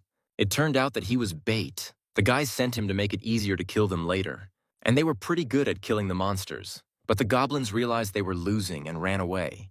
Suddenly, one of the guys asked if he could show them something interesting. The guys nodded. Then he threw his spear at the fleeing monster, and it turned out that he was also one of the awakened ones. The guy asked how many they killed. The guys told how many they killed. Then the guy asked, so today, the 3 of them killed more than 100. Suddenly, the bait guy shouted to Sid. There were at least 15 of them. Sid asked irritably what he didn't like this time. The guy repeated that there were 15 of them. But Sid asked what difference it made. As long as the results were good, they would soon have a new home. The guy screamed and almost died because of Sid. Then Sid got even more angry. This guy seems to have aggression issues, he said. And who came up with the idea of hunting this way? He made a plan. The spear was made by the twins after all. It was the little one who said that he could run away quickly. If he's not happy with something, maybe he should leave the team. They can cope without him. The twins decided to cool things down between the two before things got too bad. They praised Sid for his excellent plan and Mina for playing the bait perfectly. And the twins managed to calm them down. Min apologized. Then Sid said, okay, let's go to the 21st floor. Betty awkwardly apologized and said that they already had a team that had won the grand prize earlier. Sid asked if there was a team that killed 100 creatures faster than them. Betty answered, that's right. But Sid didn't calm down, he said. Stop joking, let him give up their new house. Betty answered, But she wasn't joking. Just in time, here comes the team, the first to kill 100 goblins. It was Hel and two other people, Betty asked. Well, how is it? Hel answered. They looked at the new house and refused it, but in exchange, Jean would install electricity and water, and also free their daughters from completing tasks. Betty asked if their daughters were of age. She thought all the children were exempt from doing the tasks, the man replied. They are both adults, the woman added. They just have childish faces. They got that from their mother. I'm sure they shoot a bow no worse than she does. But she was too worried about them, Hel said. Exactly. And they both were promised a bow and arrow. Betty asked why. They will continue to hunt goblins, Hel replied. Jean himself asked them to kill the goblins in this area. They ignored the guys, and Sid couldn't take it anymore. He shouted, Are they special? Is that fair? Hel replied that it might seem unfair, but Jean asked to send them to the 30th floor and give them the same prizes. Betty said that everything was resolved well. They could go up to the 30th floor. Sid said his name was Jean. He was probably younger than them. Isn't it funny that they kept talking about him as that gentleman? The twins said, No kidding, he's the leader of some kind of cult. Min added that he didn't think they should talk like that about a man with his abilities on his own territory. Aren't they themselves now going to see this man? There was silence. Sid was pissed. This guy clearly has anger issues. They all walked out, and the guys froze. Sid asked what they were looking at. It was Jean. Sid was the first to say hello. Jean said he was interested in watching how Sid and their team performed. He also liked the use of barricades. Right now, he will connect electricity, water, and AHA in 2 apartments. Jin ignored Sid's questions and said that they had passed the selection because they had killed 100 goblins. And he is not a cult leader, and he does not want to become a god. The guys froze. Jin suddenly said, by the way, he has one request for them, and soon. The boys ran away from the huge monsters on the street with all their might. They managed to run to the corner where Dean, who had acquired another skill, was waiting for them. Throws an object using the power of the mind, increasing attack power by 5 times. Now Dean is a spearman. The current skill proficiency level is 11%. The higher the proficiency level, the greater the attack power. But of course, there were a lot of monsters. But at a dangerous moment, Riley, who was still a professional archer, came to Din's aid. And Dean was not going to lag behind. He deftly pulled out his spear one after another and quickly killed the monsters. Together they were able to kill 19th level orcs. It was their team task and it was successfully completed. The guys were able to find survivors who could be led into the building. An attempt at unauthorized entry was made. Jin was offered citizenship status, this time for this small family of 3 people. Now there are exactly 200. They were granted citizenship, and upon reaching the required number of people, the tax collection skill was unlocked. 10% of cash is collected from citizens, while the amount of cash in citizens' possession does not decrease. The tax collection skill will return a portion of the payments made to citizens to Jin, but he cannot collect them at will. He will have to wait 10 months to withdraw the collected amount, too little time to save his parents. He must send Dean's team to the Namb area as quickly as possible. First distribute the finances. Let it be only 30%. The skill improved, and now Jin was given a grant of 1 billion won for construction. It would have been possible to build solar panels, a store, a gym. The panels would have cost 130 million. This means that he will have to wait 5 years to recoup these expenses. But now Jean has plenty of options on where to spend the money. In that case, it's worth leveling up Dean one more time. But what if Jin comes up with something? He has a grant. The funds are only available for the construction of facilities. Then that changes everything. That amount doesn't include the money in his account. In that case, Jean can't help but spend it all. And now their house has solar panels. One day, and everything will be installed. And it's still a shame to spend so much money. Jean wanted to install another panel, but only one solar panel can be installed in one apartment building. But it's possible to build a store that's much more interesting than Jin thought. A space that works in conjunction with the absolute recluse skill. It allows you to sell registered items, and its special feature is that this store does not require a cashier. It is a system that creates objects in reality the moment a person pays through a translucent window. All this time, the production of humanitarian aid and its delivery was also work. With the store, they will be able to buy everything themselves. And the genie himself will be able to install things, in which case it will be possible to increase the payout amount for everyone. That's why Jin decided to install it right away. He needed to determine where to install the store, Jin chose the 101st apartment. Finally, Jin wanted to install a gym. He knew that he could improve his level through exercise. But now it would be nice to level up and get rewards for quests. Jin will install a gym on the second floor. Jin was offered a choice of products. The number of products available for registration was increased to 500. Registered products will be available for purchase, as will products with a similar concept.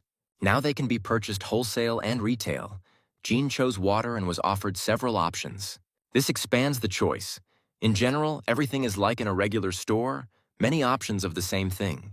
The same water, just in different bottles, and a bunch of ramen options. Jin will definitely find a use for this. Meanwhile, the guys on the street fought hard against the huge monsters and quite successfully. Ten was getting tired, but his skills weren't deteriorating. So Dean called him and asked what would happen if he was abandoned.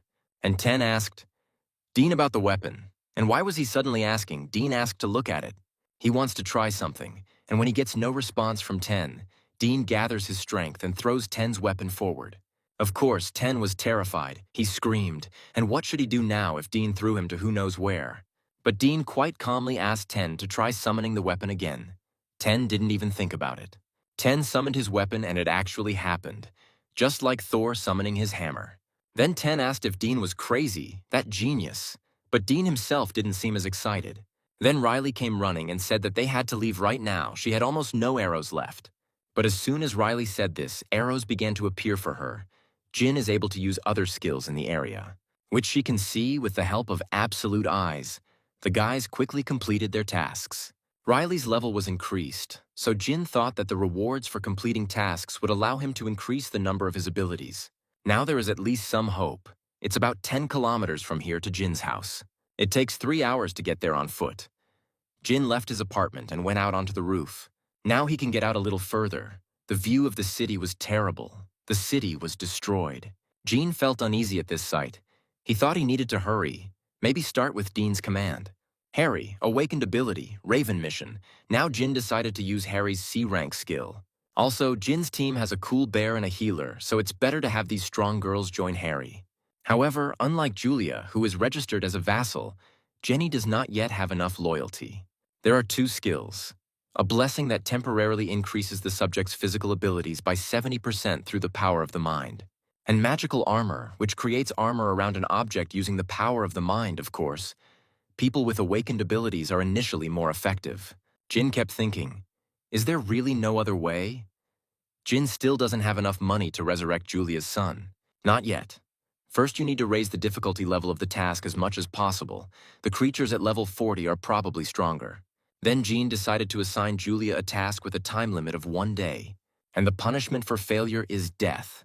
So we have reached the moment when the genie decrees death. However, the reward is still too expensive. And with current resources, it is impossible. Suddenly another window appeared. A notification that the guys had completed the team task. And then Jin decided, here it is, a group task. He gave them the task of killing a level 40 monster. The penalty for failure was death. So Jin decided he had to make sure Jenny was on his side first. After some time, Julia was knocking on Jean's door and screaming for him to let her in. She tried to catch her breath to ask about the task, but she couldn't. That's why Jin said he thought the task was possible to complete, even though there was a time limit. The punishment for failure did not bother Julia. She fell to the floor and, crying, said that 1 day was enough. Even just seeing him would be enough for her. Later, Jin connected the lights and water. This is his skill of maintaining dignity. Jin has already gotten used to this. It seems as if he is some kind of wizard. First electricity, water, gas. Jin can definitely handle these things. The daily sales in the store have been calculated. 20% is 320 million won, meaning the store's income for today alone was over 1.5 million. With his absolute eyes, Jin looked at the people who were discussing the prices and the number of monsters they had killed. Jin didn't think that the payments would spoil his mood so much after being on the first floor of the house. A mysterious space called the shop was created, with pennies awarded for killing goblins. They began to simulate the desire to hunt. Now citizens have to go outside their homes to hunt goblins. The level increase is proceeding according to plan, and the number of new citizens has increased significantly. The current population is over 700 people, and the numbers will likely grow exponentially in the future. Meanwhile, outside, our bear was ferociously tearing apart the goblins that were in her path. When all the goblins were destroyed, Julia transformed back into her true form. Jenny asked if Julia was okay and if she was hurt anywhere. Julia replied that everything was fine. Even if he gets a little hurt, it doesn't matter. Jenny asked him not to overexert himself. Julia apologized. And she added that if it seemed like she was doing everything herself, but she had her own reasons. Riley asked what Julia was apologizing for. Thanks to her, they are comfortable and safe. They are very happy. Julia did not answer. Jean was once again convinced that he did the right thing. When he united the girls, suddenly the girls heard a terrible growl and froze. A creepy orc emerged from the dark corridor into the light. It seemed this goblin was no ordinary one. It was clear that it would not be easy for them to deal with this monster. But there was no other way out. There would be death on both sides. Even if they got scared and decided to run away, they would die for failing the mission, and Julia had no intention of giving up. After all, if she wins, she will be able to get her son back, so she rushed into battle with the monster, which surprised the girls a little, but they caught up with her. Riley fired her bow. She managed to hit him without wasting a second. Julia attacked the monster again. Julia was fierce. A mother bear is the most dangerous thing there is. So the girls killed the orc leader, the condition was met, and the outpost was added to the list of objects that could be built. The object of security outside the home, during activation, the absolute recluse has the same influence as on the territory of the house. During activation, the absolute recluse gains influence, just like in the home area. Activation occurs if there is a citizen with the rank of knight or higher inside the object. Outpost, 1,000,000,001. They destroyed all the orcs. There will be funds in the account, and it is worth the money spent. During the construction of the object, 7 days, 3 citizens of the rank of knight and above are required if Jin decides to build it. He'll have to leave Jenny, Julia, and Dean there for a week while the outpost is built. The biggest loss is time, a whole week. He can't afford to waste time. Moreover, most of the monsters in the area of Joe Station were destroyed thanks to Dean's squad and the efforts of the citizens. In this case, there is no need to build an outpost yet, so Jin decided not to build it, and yet the result is not bad. If only he could build an outpost near his home, he would feel much calmer. This way his family could be safe. But in reality, it would be difficult to move his grandparents here. Jin prayed that they were alive. If so, tomorrow he would send Dean's squad to his house. Down below, Harry was shocked by what he saw, so he froze in his place. He watched as Julia tore orcs apart with her bare hands. So this isn't a person, Harry thought. So it's natural, this woman. She was strong even before she got the perks from Jean, so he was curious how Jean was able to convince Julia. She's clearly going crazy at the sight of goblins, so maybe she's also gained some new abilities. Harry didn't know that a person with a goal had no reason to hold back, and a mother who was trying to get her son back even less so. Love makes you do terrible things. There was a group task. Dean said it was time to go back. Then Harry called his raven. She instantly flew to him. It seems that Harry became attached to his pet. Having spoken to her so kindly, Dean asked Harry to scout out the situation. Harry asked his pet to be careful and sent him up. The crow flew into the sky, higher than all the buildings. Their eyes were connected. Harry said that there were no problems. It seemed that they could go out. Then Dean thanked Harry and everyone headed for the exit. A rat suddenly ran past. Harry noticed her, but didn't attach much importance to it since they were in the subway, and there should be a lot of them here. But it looks like this rat will still surprise us. Perhaps he is not as simple as he seems. Maybe he will adopt 4 turtles.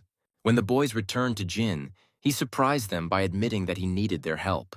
It was obvious that the guys were confused, and Jin said that he understood that the chances were slim.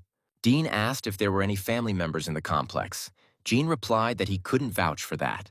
But Jin's most devoted fan cried out, "They will help him," or rather, they are obliged to help. Dean agreed with him. He said, yes, after all, they were able to live to this day thanks to Jin. So they will help. Jin just needs to be told what to do, and they will do it. Jin thanked them and said that all the orcs in the area of Janpei Station had been destroyed, so they can take the rails to Soman Station. The closest station to his house is Chalchi Station. You just need to exit the metro through the second exit. The guys will give you exact instructions after they exit the metro. He doesn't tell them to go there right now, that's too much to ask. For now, they need to aim for the capture of Soman Station. The guys agreed. Then Jin thanked them again and added that they should have a good rest today. The operation will start tomorrow morning. but Julia stepped forward and said she would like to ask a question. Can't Jean take his family back with his powers? Finally, someone asked a logical question. Of course, Jin had already tried to do this. Teleportation as a quest reward, that's actually why Jin was so excited. When I saw Ben's awakened ability, if everything works out, there's a chance they can move the families here at once. However, the system repeats that it is impossible to assign such a reward for the task. As a result, everything failed. This is just a guess, but it could be that Ben's grandmother was outside the range of his abilities. If that is really the reason, if his parents die, he won't be able to do anything because they will die outside his zone. Jin replied that, unfortunately, his abilities are not limitless. There are some things he can do and some he can't. But they shouldn't worry too much about it because he will be able to keep the promise he made to Julia. Jin's honesty helped Julia's trust grow, and she thanked him for his honesty. Jin thanked them in return. They were done for today, so the guys could go back. When the guys left, a notification appeared that an unauthorized creature was trying to enter. The creature met the requirements for citizenship, so Jin was asked if he would like to grant them citizenship. Sally accepted the offer of citizenship. She already had the ability. It turns out that this is the same mouse, and she is the Mouse Queen, whatever that means. An hour earlier, when our guys were killing the orcs one after another, Sally was watching them the whole time. Who couldn't believe what she saw, she thought.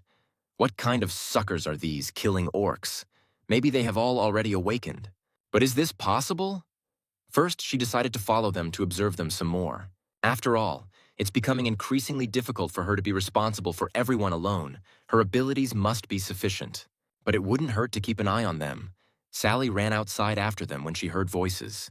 They were little children who were playing happily on the playground. Sally was shocked to see the children walking freely and laughing on the playground.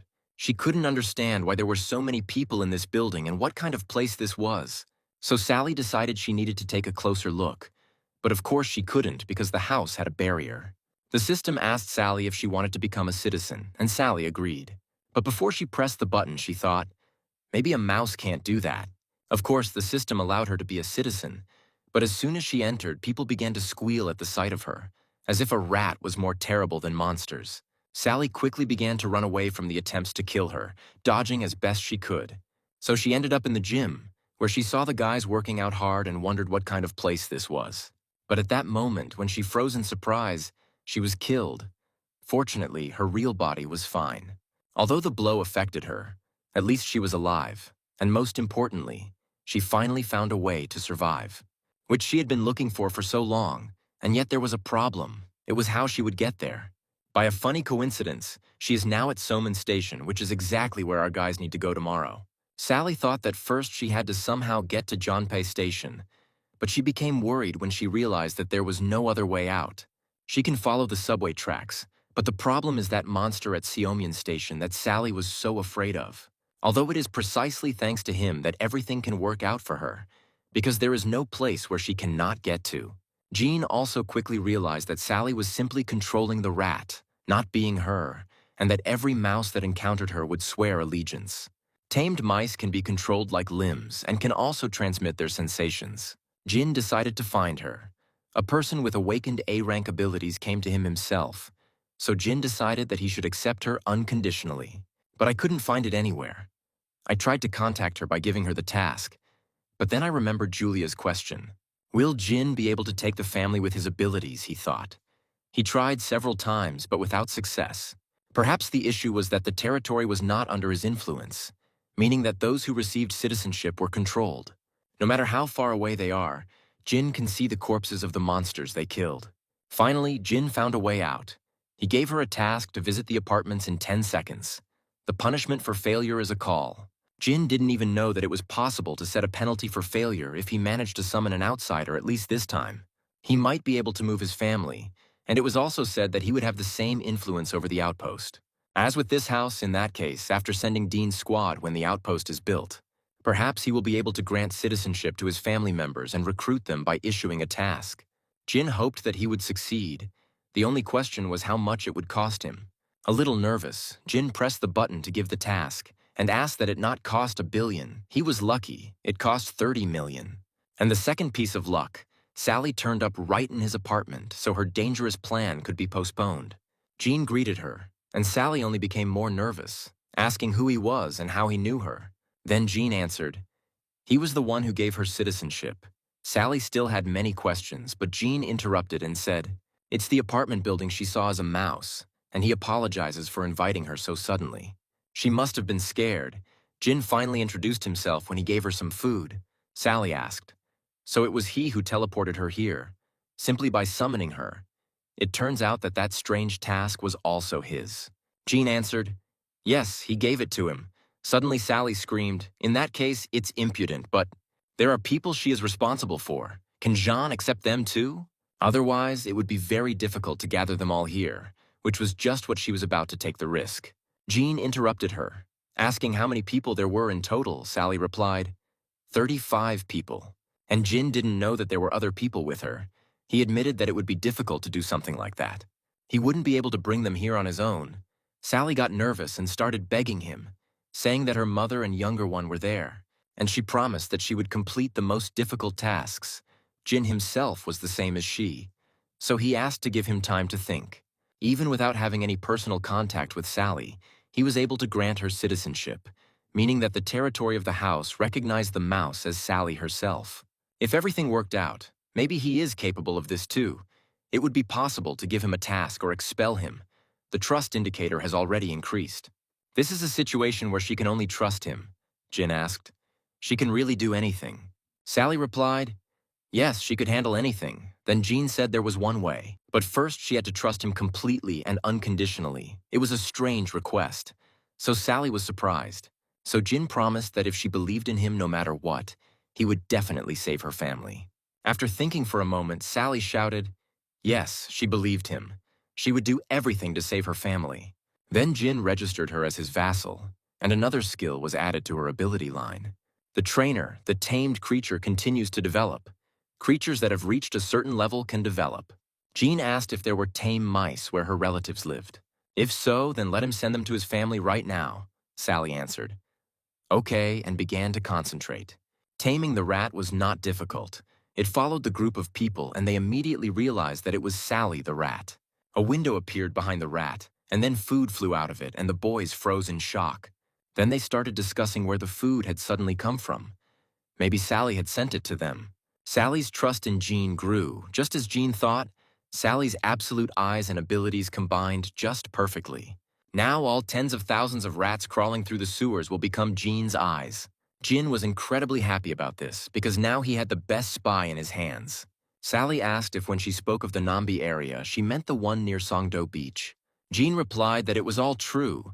It just so happened that Sally had been to the Nabmi area where his home was located. Naturally, she has a greater advantage than Dean's guys who have never been there. Besides, she just needs to send a rat there, which makes it easier to check if Jin's family members are alive. And to deliver them humanitarian aid, Sally said that Jean could trust her. Jean asked if Sally could fulfill his request right now. Sally replied, of course. Then Jin asked if it would be better if she traveled on the subway tracks, if possible. Sally asked fearfully.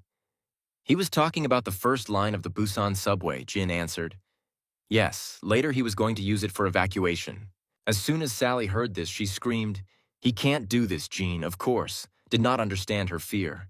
So he asked why. Sally answered, because there was a scary monster living at Salmon Station. Then Jean thought for a moment, then asked if Sally could send at least one mouse there. Sally reluctantly sent one mouse there, but as soon as she arrived at the station, she immediately froze at the creepy appearance of the monster. The snakes from the secret room calmly ate the strong orc. Sally tried to hide, but the snake still noticed the rat despite its small size and decided to gobble it up too. Luckily, Sally was able to escape from this huge monster, mainly because the snake wasn't that interested in her. Jin followed Sally. Thanks to his skill, he saw what a terrible monster was waiting for them in the subway. It seems that the rescue operation will now be postponed because the snake is incredibly huge, and it is unclear what level it is. Sally asked if Jin saw it too, so he can't go through Salmon Station. Maybe she should go one station and go down to Pomne. She knows what his colleagues are capable of. She saw it with her own eyes. With their powers, they could reach that station without any problems. Jean thought Sally was right. So he said, yes, okay, she can take apartment 2701. Let him stay there, but he'll have to clean up. Sally thanked him and left. And Jin thought that if he were in her place, He would have planned the same operation, of course, before they united. Jean has reinstalled the solar panel, with 23 hours left until construction is completed. They are quite efficient, but even they are not enough to serve 800 people. To raise more money and install more batteries, Jean will have to increase the number of workers. The genie must create a system with at least 3 shifts. The same applies to the new infrastructure. Then he decided, we need even more hunting, Jean decided. Dean's team is working. This time the boys fought against monsters that looked like bats. The boys used their arrows, spears, and balls against them, and all the monsters were defeated. After that, Riley asked if it was okay. No one was hurt. The guys answered, no, everything is fine. Gabby asked if the snake at Summon Station that Jin was talking about, could they really kill it on their own?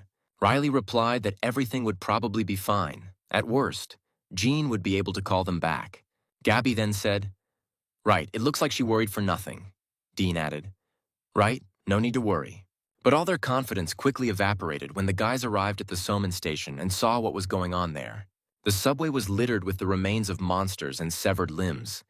The sight of them alone was stomach-churning, not to mention the smell. Gabby felt ill, but Dean asked the guys to be patient for a little while, then they went on. However, Dean, who was walking ahead, quickly froze in horror and shouted for the boys to stop. Seeing such a terrible monster, the boys simultaneously shook with fear. They were unable to move. There was no talk of fighting. 10 seemed to be angry, he shouted. And how should they fight such a terrible monster? But the next second, the subway shook. Dean shouted for everyone to duck immediately. The group task that Jin gave them became much more difficult, especially since Jin only gave them 10 minutes to complete it. A couple of minutes passed, and finally there was silence. Fortunately, none of the guys were hurt. But their condition was not the best. 10 asked what happened. Harry answered that it might be an earthquake. Then a window popped up in front of Dean's face with a task to kill a huge snake together with Julia. At first, Dean didn't understand why Jin gave such a task, but then he saw something amazing. All the debris fell on the snake. It lay there covered in blood and did not move. Then Dean and Julia looked at each other. There's no time to think about how it happened, so Dean and Julia immediately attacked the snake. You need to finish her off before she regains her strength. The snake usually catches and eats its prey alive, which is not so easy. After all, when a living creature that has gotten inside the stomach tries to make a last attempt to escape, this can put the snake in danger. Therefore, the snake can use venom to subdue the prey or squeeze the prey and suffocate it, and then swallow it. But this only applies to prey that is large enough, as it has no need to worry about swallowing a live mouse that is too small. The snake swallows the mouse without thinking, not suspecting anything about the consequences. Jin opened his inventory, as he had a couple of skills he could use. While Sally was gnawing at the snake from the inside, Jean was simultaneously throwing in other skills to ensure that she was weakened, such as summoning gas, summoning burning paper. By combining these two skills, Jin exploded the snake from the inside. Since Sally was still in the rat's mind, she also got it, but it didn't affect her much. Jean said, whatever it was, she had done a great job, Sally replied wearily. Yes, and Jin returned to the guys. The snake should not have become his prey. His vassals should have killed it. After all, this way he would get 6 times more money and experience. So he gave this task to Dean and Julia. These two were experienced, so together they could easily handle the rest of the work.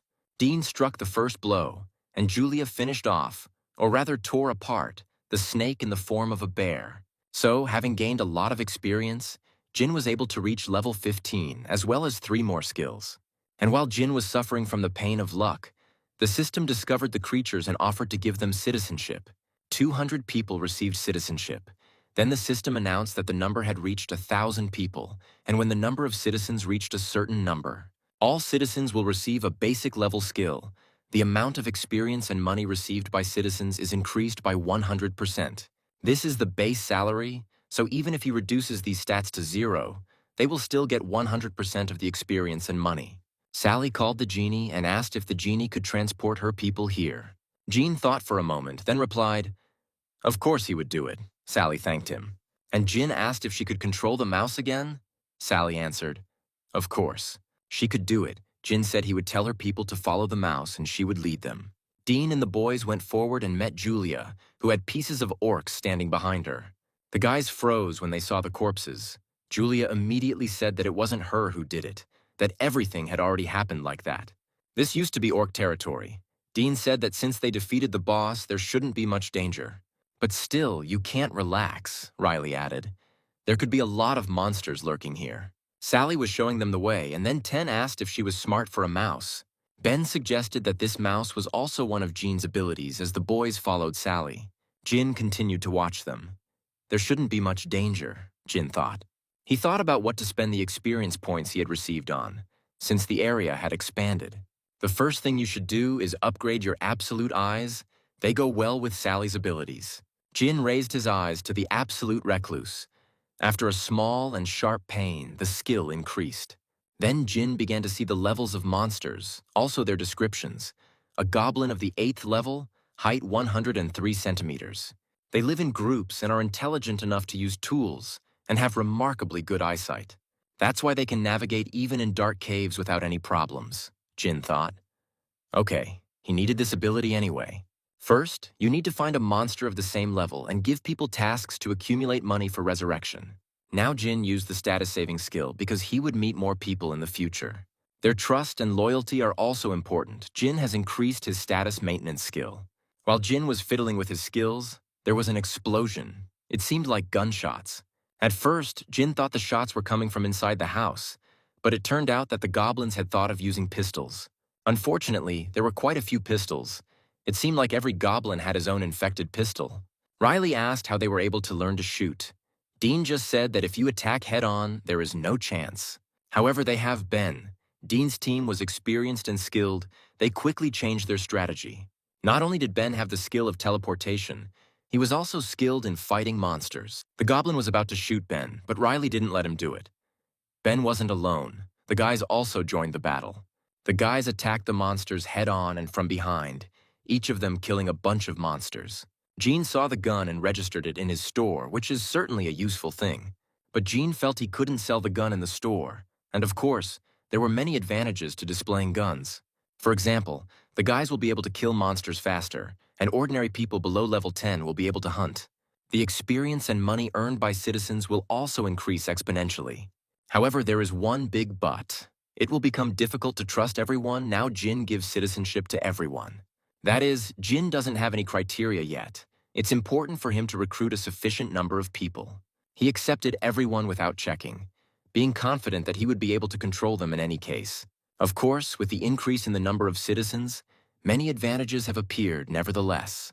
With the advent of weapons, everything changes, because there is no guarantee that among such a large number of people there will not be someone with problems.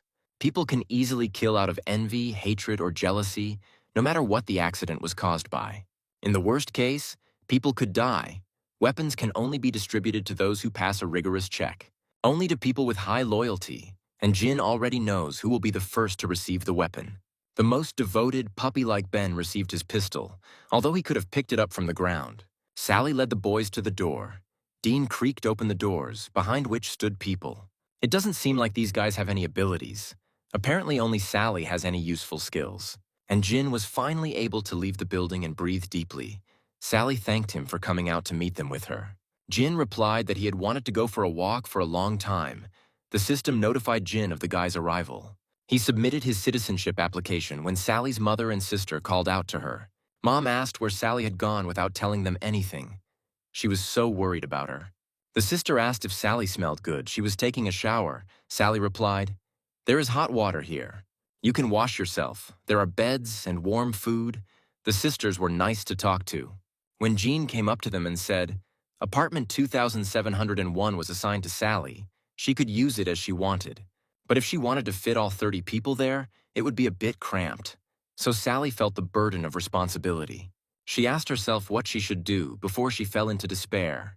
Jean said he would give them 3 more apartments because Sally deserved it. They can settle in apartments 2402, 2301, and 1902 in the same building.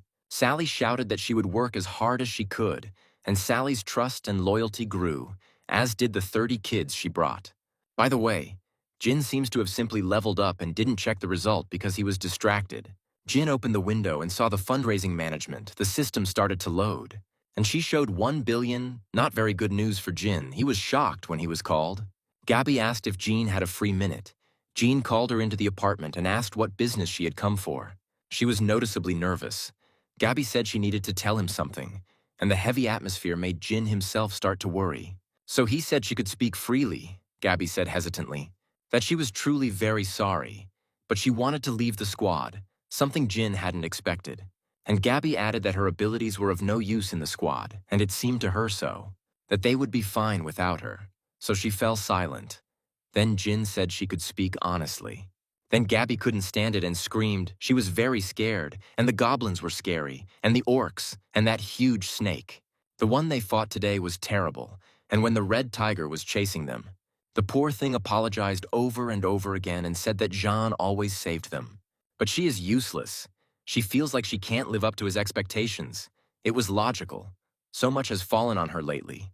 Jin had long seen the preconditions for this, and when the squad went to save Ben's grandmother, and when they were hunting orcs, and when a red tiger was chasing her, she almost died.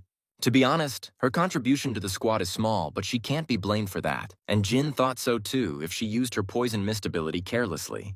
It can also harm squad members, so it is difficult to use. She also risks her life. She's probably disappointed with her own results, but you can help in other ways. Jean said, okay, he just needed help. Gabby knows Betty from the 21st floor. She keeps trying to cope with everything on her own, but it seems she's having a hard time. Moreover, he plans to build various facilities not only here, but also in other areas. Therefore, he needs a person he can trust to entrust this care to. Jin asked if he thought he could trust her to help. Gabby remained silent. She seemed to be ashamed. So Jin said he believes that if you find the right job for a person, he will never be useless, and her ability is very strong. One day it will be useful to them. Since it's hard for Gabby to go outside now, she might as well work here, inside, for now. If the day ever came when he needed her ability, then he would ask her to use it again. Loyalty increased and the vassal limit was increased. Gabby stopped crying and said, she regrets that she showed him her weakness, but she will try her best from now on.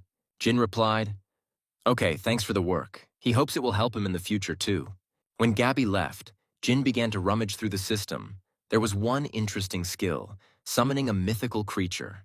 Jin considered whether he should try this skill, which was expensive, and finally decided to give it a try.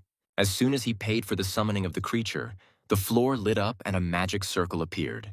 And after the circle, an egg appeared and it had already begun to crack. It's good that we won't have to wait for the birth.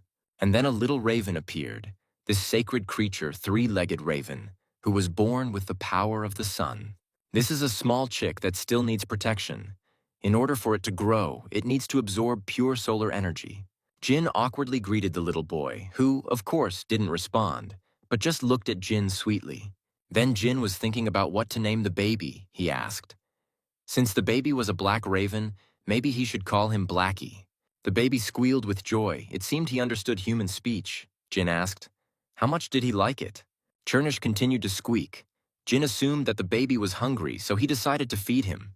It turned out that a simple pack of chips was enough for the mythical creature to satisfy its hunger. As soon as the baby had eaten his fill, he began to drool and threw himself on the floor to sleep. The epitome of carelessness, the little crow fell asleep in a second.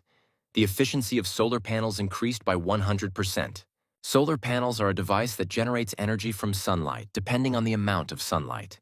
They produce electricity worth between 80 and 100,000 won per day, with any excess electricity returned to the account as monetary compensation.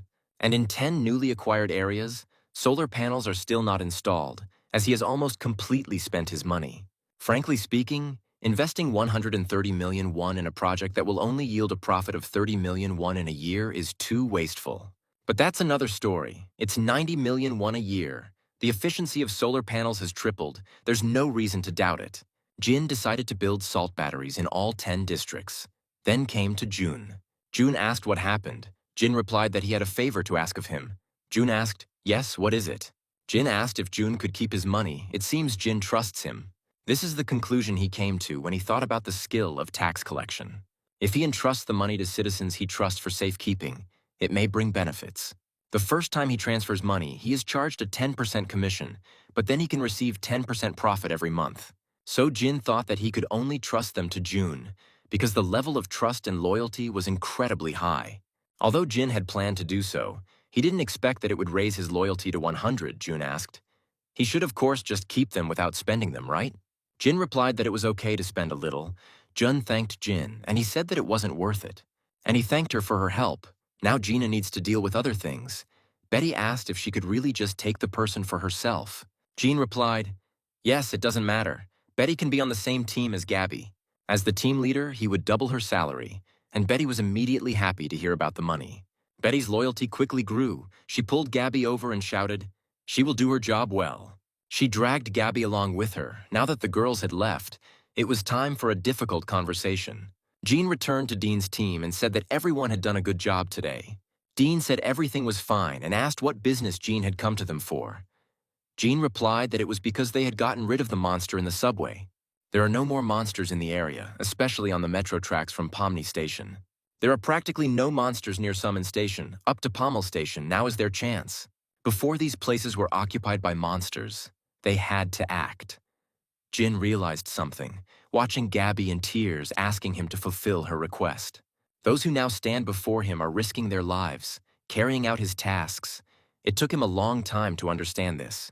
They were lucky that, with Sally's help, they learned about the monster at Salmon Station in advance. Otherwise, the situation could have been much more dangerous. Jin literally sends them to their deaths, to cruel deaths. Jin realizes that in a world where sudden death no longer surprises anyone, wanting his family to be safe and trying to save them was very selfish. And yet, Jin decided he couldn't give up. Jin said that tomorrow they will go to Chalhi Station, of course. By they, Jin means Dean's team. The baby stretched. His level increased. The efficiency of solar panels increased to 100%. He is already at the 5th level. The raven partially releases solar energy. Jin partially takes over the power of the mythical creature. Jin awakened the initial magic of the fire element in himself. Jin decided to test it immediately. And here it is. Another skill that was given to the main character. It looks like they are going to make something like a god. The feeling is familiar. It's like applying the science of status preservation in that case. To test his hypothesis, Jin went outside and walked to a place where there was no one. Jin imagined a house-sized flame that could burn everything around it. However, instead of a huge column of flame, Jin created a small fireball which he was not happy with. It seems that this is all he can do for now. Apparently, even the fireball is embarrassed. To be honest, the ability is not that incredible. However, Jin has his own plan. He summoned gas, so he increased the size of the fire if you summon gas with the status-saving skill. This ability can be dangerous. The level is still modest, but there is potential for development. Because the little crow continues to grow, the skill tests can be stopped for the time being. In just one day, the crow has already grown 3 levels, which has increased the efficiency of solar panels 8-fold. Even if Jin now connects all the equipment to electricity, the energy will remain, which can be converted into money in his account. The doorbell rang and Jin opened the door. Sally thanked Jin for giving her time to rest. Jin responded, he simply gave a well-deserved reward for her abilities. Thanks to Sally, the area of use of Jin's abilities has increased significantly. That's why Jin couldn't help but thank her for this. He said he hoped she would help him today too. Dean's squad is currently staying at Salmon Station. Could Sally accompany them? Sally replied that she had already sent mice after them along the subway tracks, and it looked like they would be able to reach Chorin Station without any problems. Jin asked, and then problems arose, Sally told him. To be more precise, it was at Busan Station. She thinks it's better for Jin to see for himself. Sally concentrated on her powers. Jin used his absolute eyes to follow her. There was a mess in the subway. They definitely wouldn't be able to get past it. There's not only rubble, but water everywhere, Sally said. As Jin can see, the train tracks are in that state. She tried to send the mice to the surface, however. Jin saw a deserted area. There is not a single intact building in the area. They were all destroyed. What could have happened here? And then Sally showed him a huge print. It looked like a footprint. Now Jin understood everything. That's why the buildings didn't survive, and why all the roads were destroyed. For Jin and all the guys, it was bad news. Suddenly, the whole building started shaking. It was hardly an ordinary earthquake. This was all very inopportune. The earthquake showed no signs of stopping. If it continued like this, the building would collapse. Finally, after a couple of minutes, the earthquake stopped. Jin asked if Sally was okay. Sally answered yes. She was more interested in what it was. Just as Jin was starting to think about this, there was a knock on his door and a voice shouting, Jin should take a look at this. One problem after another, Jean suggested that Sally go outside first, and she agreed. Jin asked what happened. Jun screamed in panic. He was very sorry, but could Jin come to him first? Jin has a bad feeling in Jun's apartment. The windows overlook Seomyeon Station. That rumble couldn't have been something ordinary if Jun called him so urgently. So things really were bad. Jin ran to the window and froze in horror. He couldn't believe what he saw. And indeed, when a bad feeling deceives, we saw who that huge footprint belonged to. The enormous monster broke the building as if they were ordinary toys and threw them to the sides. Jin, without taking his eyes off the monster, called the vassals back. The guys were confused. They asked why they were there, maybe because of the earthquake, but soon they realized that it was not just an earthquake. This terrible monster was taller than all the buildings, and then something terrible happened. The monster looked straight at the guys. It seemed like this creature appeared out of nowhere and walked straight towards the guys. Dean asked what it was. Jin said they needed to stop him, but it seemed like he didn't believe what he was saying, because he himself didn't know how to do it, whether he would be able to cope with the attacks of such a monster. He looked genuinely scared, and Jin was so afraid he couldn't think straight. Suddenly, Julia told Jean to give her a chance. Jean did not expect this at all, but seeing her look, her gaze was full of anger. He realized that she was filled with rage towards this giant. It was not yet clear why, but now it did not matter. Jean asked if she could handle him, and Julia said she would make sure she could handle him, and she was genuinely angry. Then Jin gave her a task. The reward was the resurrection of her son, and the punishment was excruciating suffering for a day. Jin said that he would give brief instructions for this operation. The guys listened to Jin's plan.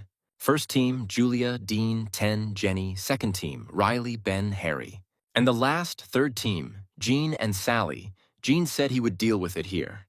And they must hurry and go to the place of operation. He relies on them. The guys immediately ran out into the street. Gabi came running and reported that, as Jin had said, she had sent those who served in the army to the main gate. She took everyone else to the underground parking lot. Jin thanked her and asked her to go to the parking lot too. But Gabi said that she also wanted to help. She said it seriously, and yet it was clear from her trembling hands that she was very scared. Even so, Jin asked, "Is she sure she can handle it?" Gabi suddenly said, even though she was scared, she would pluck up her courage. She looked serious. So Jean said, okay, he could go with him and Sally to the main gate. Jean counted everyone who had gathered, all the guys who had served in the army, a total of 1,200 people, and only 100 had served. This is absurdly little. Min asked Jin what they needed to do. Jin asked where the twins were. Min didn't answer, but Jin realized that the twins and Sid had simply run away, and this made Jin really angry. After all, hundreds of people, including Sid and his team, pretended they knew nothing and took refuge in the underground parking lot. None of these cowards want to protect the place where they live. It's not fair at all. How can you abandon people and home when trouble comes? What happens to them if a handful of people lose? They lose their home. So what drives them is what their plan is. Those gathered here will not risk their lives like fools. They understand that if they do not fight, then everyone will die. They said they came here to protect themselves and their dear families. Anyone would say that. Courage does not mean fearlessness. It means not giving up in the face of fear and taking action. To survive in this world full of scary and dangerous things, people need more brave people. So Jean did what he didn't want to do. He thanked everyone for coming and bought 101 guns and ammunition. Also, everyone present will receive a 100% increase in the speed of money and experience distribution. Jin said that they could take the guns and ammunition that were lying in front of them. Taking the pistols, the people said. A real gun. With this, they might have a chance of winning. Jin sighed. It's not the best solution, but there's simply no way out. Those who decided to face their fears will be rewarded. It will be right. Jin heard a roar and turned on the absolute eyes. The battle for the house began. Dean was hiding in one of the buildings. It looks like the Cyclops' size might turn against him. As the Cyclops walked towards the house, Dean threw his spear at his leg. Dean managed to scratch him, but that was all. Dean, of course, didn't inflict a deep wound.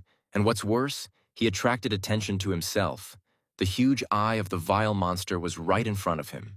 Luckily, Dean wasn't alone. Our fierce she-bear sprang into action and furiously attacked the monster. The Cyclops, of course, didn't like it. The wound wasn't huge, but it was enough to anger this giant. Therefore, the Cyclops began to try to trample Julia. Although he did not succeed in trampling her, The asphalt fragments still hit Julia. Julia in the form of a bear is big, but she can't compare to such a Cyclops. She looked so small next to him. Cyclops prepared to finish off Julia by punching her, but luckily Ten was close. With the help of a loudspeaker, Ten was able to attract the monster's attention. For some reason, the monster looked at the spear that Dean threw at it. His expression was strange. It seemed like he noticed Ten's weapon and apparently realized that it would hurt him. So he left Julia behind and rushed to Tina. Poor Tina would have to run a marathon. But it seems like it's all part of the plan. Jin continued to watch everyone. The Cyclops is coming. Jin shouted to the guys to get ready. This creature will be here soon. First Ten appeared, and then the monster. It's good that Ten is in great shape. He managed to run into Jin's territory. The barrier will be able to protect them. It's the second team's turn. Harry's Raven has attacked the Cyclops' eye, and then the ferocious Riley awaits him. Even though the monster had its hand over its eye, Riley's arrow passed through it and hit its eye. And then Ben appeared, right in front of the monster's face. And he was not alone, but with Sally's rats. Looks like Jean is going to repeat that trick with the snake. Ben threw rats into the monster's mouth. Then he shouted to Gina, "Everything had been going according to plan so far. Let's hope it continues like this." Jin summoned gas. The Cyclops was able to save his eye, but now his body is full of gas inside. Once Jin can finish all of this, it's time to put an end to it. It's time to call upon a new skill. Jin summoned the initial elemental magic, fire. The monster's body was full of gas, so the explosion was powerful. And the smoke was the same size. Smoke the size of a house was everywhere. A minute of silence. Everyone apparently hoped that this was enough to kill the monster. Unfortunately, the miracle did not happen. The monster is still alive, and now it is trying to break through the barrier. The people became worried and started shouting in panic that the giant was coming here. But Jin told everyone to stay where they were. Everything went according to plan almost perfectly. All shots from the civilians had to be concentrated on his head. The most vulnerable place of any living creature is the eyes and head, so people need to shoot there. Jin hoped that the dented vassals would be able to finish off the monster. It would be better if it was Julia or Dean. But the guys haven't arrived yet. Even if it's Sally with a knighthood, June suddenly started shaking. In a trembling voice, he told Jin to turn around. Jin said that everything was fine, because the monster wouldn't be able to break through the barrier anyway. But when he turned around, he saw that the monster's eerie, burning eye was looking straight at them. Jin had really hoped that that attack would be able to greatly weaken the monster. But that didn't happen. He looked healthy, as if all the wounds the guys had inflicted had instantly disappeared, and the monster began to hit the barrier. The residents, including Jin, were terrified as the monster scratched the barrier with its huge claws. And then Jin was convinced that there was not a scratch on the monster. Jun gave the order to shoot, and the guys simultaneously shot into the Cyclops' eye. The monster screamed. This time they managed to stop it, but there was no guarantee that the barrier would withstand a few more blows. If the monster breaks through it even once, they are all finished. There is no time to waste. So Jin decided to use another skill. Invisible Hand, an ability Jin gained from skill points he hadn't yet spent. He was saving her in case of an unforeseen situation. The monster came to its senses and decided to attack again. The monster continued to pound the barter, and the villagers continued to shoot at it, but it didn't seem like the bullets were doing much damage. It can't be said that they didn't cause any damage due to the mouse bombs and civilian shots. More and more wounds are appearing on his body. If this continues, they might be able to kill him. But they really needed something that would deliver the decisive blow. And just like that, Team 1 came along. Jin summoned a bunch of spears so Dean could attack the monster freely. Now the monster is on these three. And Dean was more than ready. It seemed like the monster had really pissed him off. He was attacking the monster ferociously, throwing spears at it over and over again. And then Riley joined in. She wasn't going to stand aside either. Her arrows can do a lot of damage. Suddenly, a notification came that the solar panels had reached maximum efficiency. The three-legged raven releases part of the solar power. Part of the energy is transferred to Jin. The magic of the elemental fire is of the initial level. Having evolved into a mid-level fire elemental magic, the three-legged raven discovered an intrusion into its territory. The three-legged raven asks for permission to release energy, Jin thought. It seems that by penetrating his territory, he means the Cyclops. But what this little chick can do, despite doubts, Jin gave permission, for which he spent about 300 million won. A bright light appeared coming from Jin's apartment, and after a couple of minutes, an incredible three-legged crow appeared. The baby has transformed into a huge raven, and now the Cyclops will have to work hard to win, because our little raven is ready to attack. The raven attacked the Cyclops, and it seems that this blow was not to his liking. This is the kind of blow that can defeat the Cyclops. As soon as the monster fell to the ground, screaming in pain, Julia did not wait a second and immediately attacked him. And she furiously tore the Cyclops' eye into pieces, tore his skin with her teeth, and finally it worked. The Cyclops was killed. Of course, it was not Julia who received the entire reward for killing the huge Cyclops, but Jin, who received a large number of points, and Jin screamed in pain. Jin's territory of power quickly expanded even further, and now there is another residential complex within Jin's domain. The raven flew in and started showing off, but Jin started scolding him for grabbing 300 million for himself, and for just one hit. But it cannot be hidden that the raven's blow was decisive. Without it, there would have been no victory, so Jin still praised him. The reverse summoning seems to be limited to Jin's domain. But the price-quality ratio is excellent. Spent 300 million, earned 30 billion. Maybe we can call back 10 people at once. With such an efficiency rate, there is no need to worry. However, the reverse summoning was not available. It cost 10 billion. The cost increased. Then Jin finally remembered Julia. Now, at this moment, a very short, barely noticeable ringing of the notification about the appearance of a window displaying the status.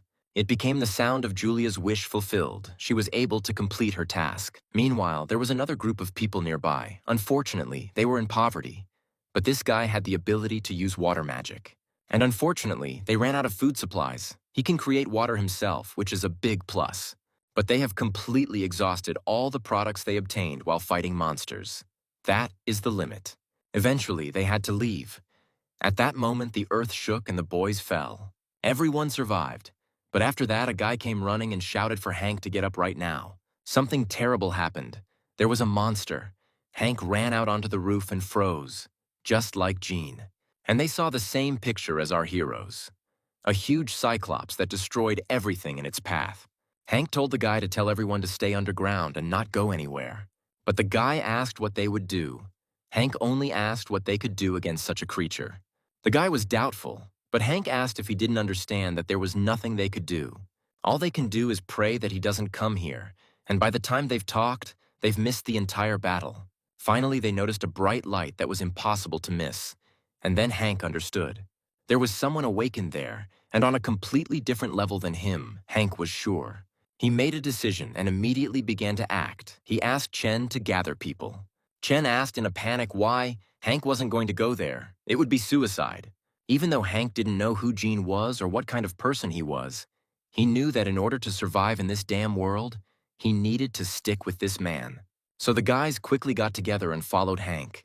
People asked if he was sure that if these were bad people. Hank replied that they had no choice. The food was gone. They would die anyway if they stayed here. Chen supported Hank's idea. The rest of the guys are left to rely on fate. When they arrived, Hank said that it seemed like he had already been here. Chen asked, "The whole world is in ruins, but this building is intact," and then crashed into the barrier.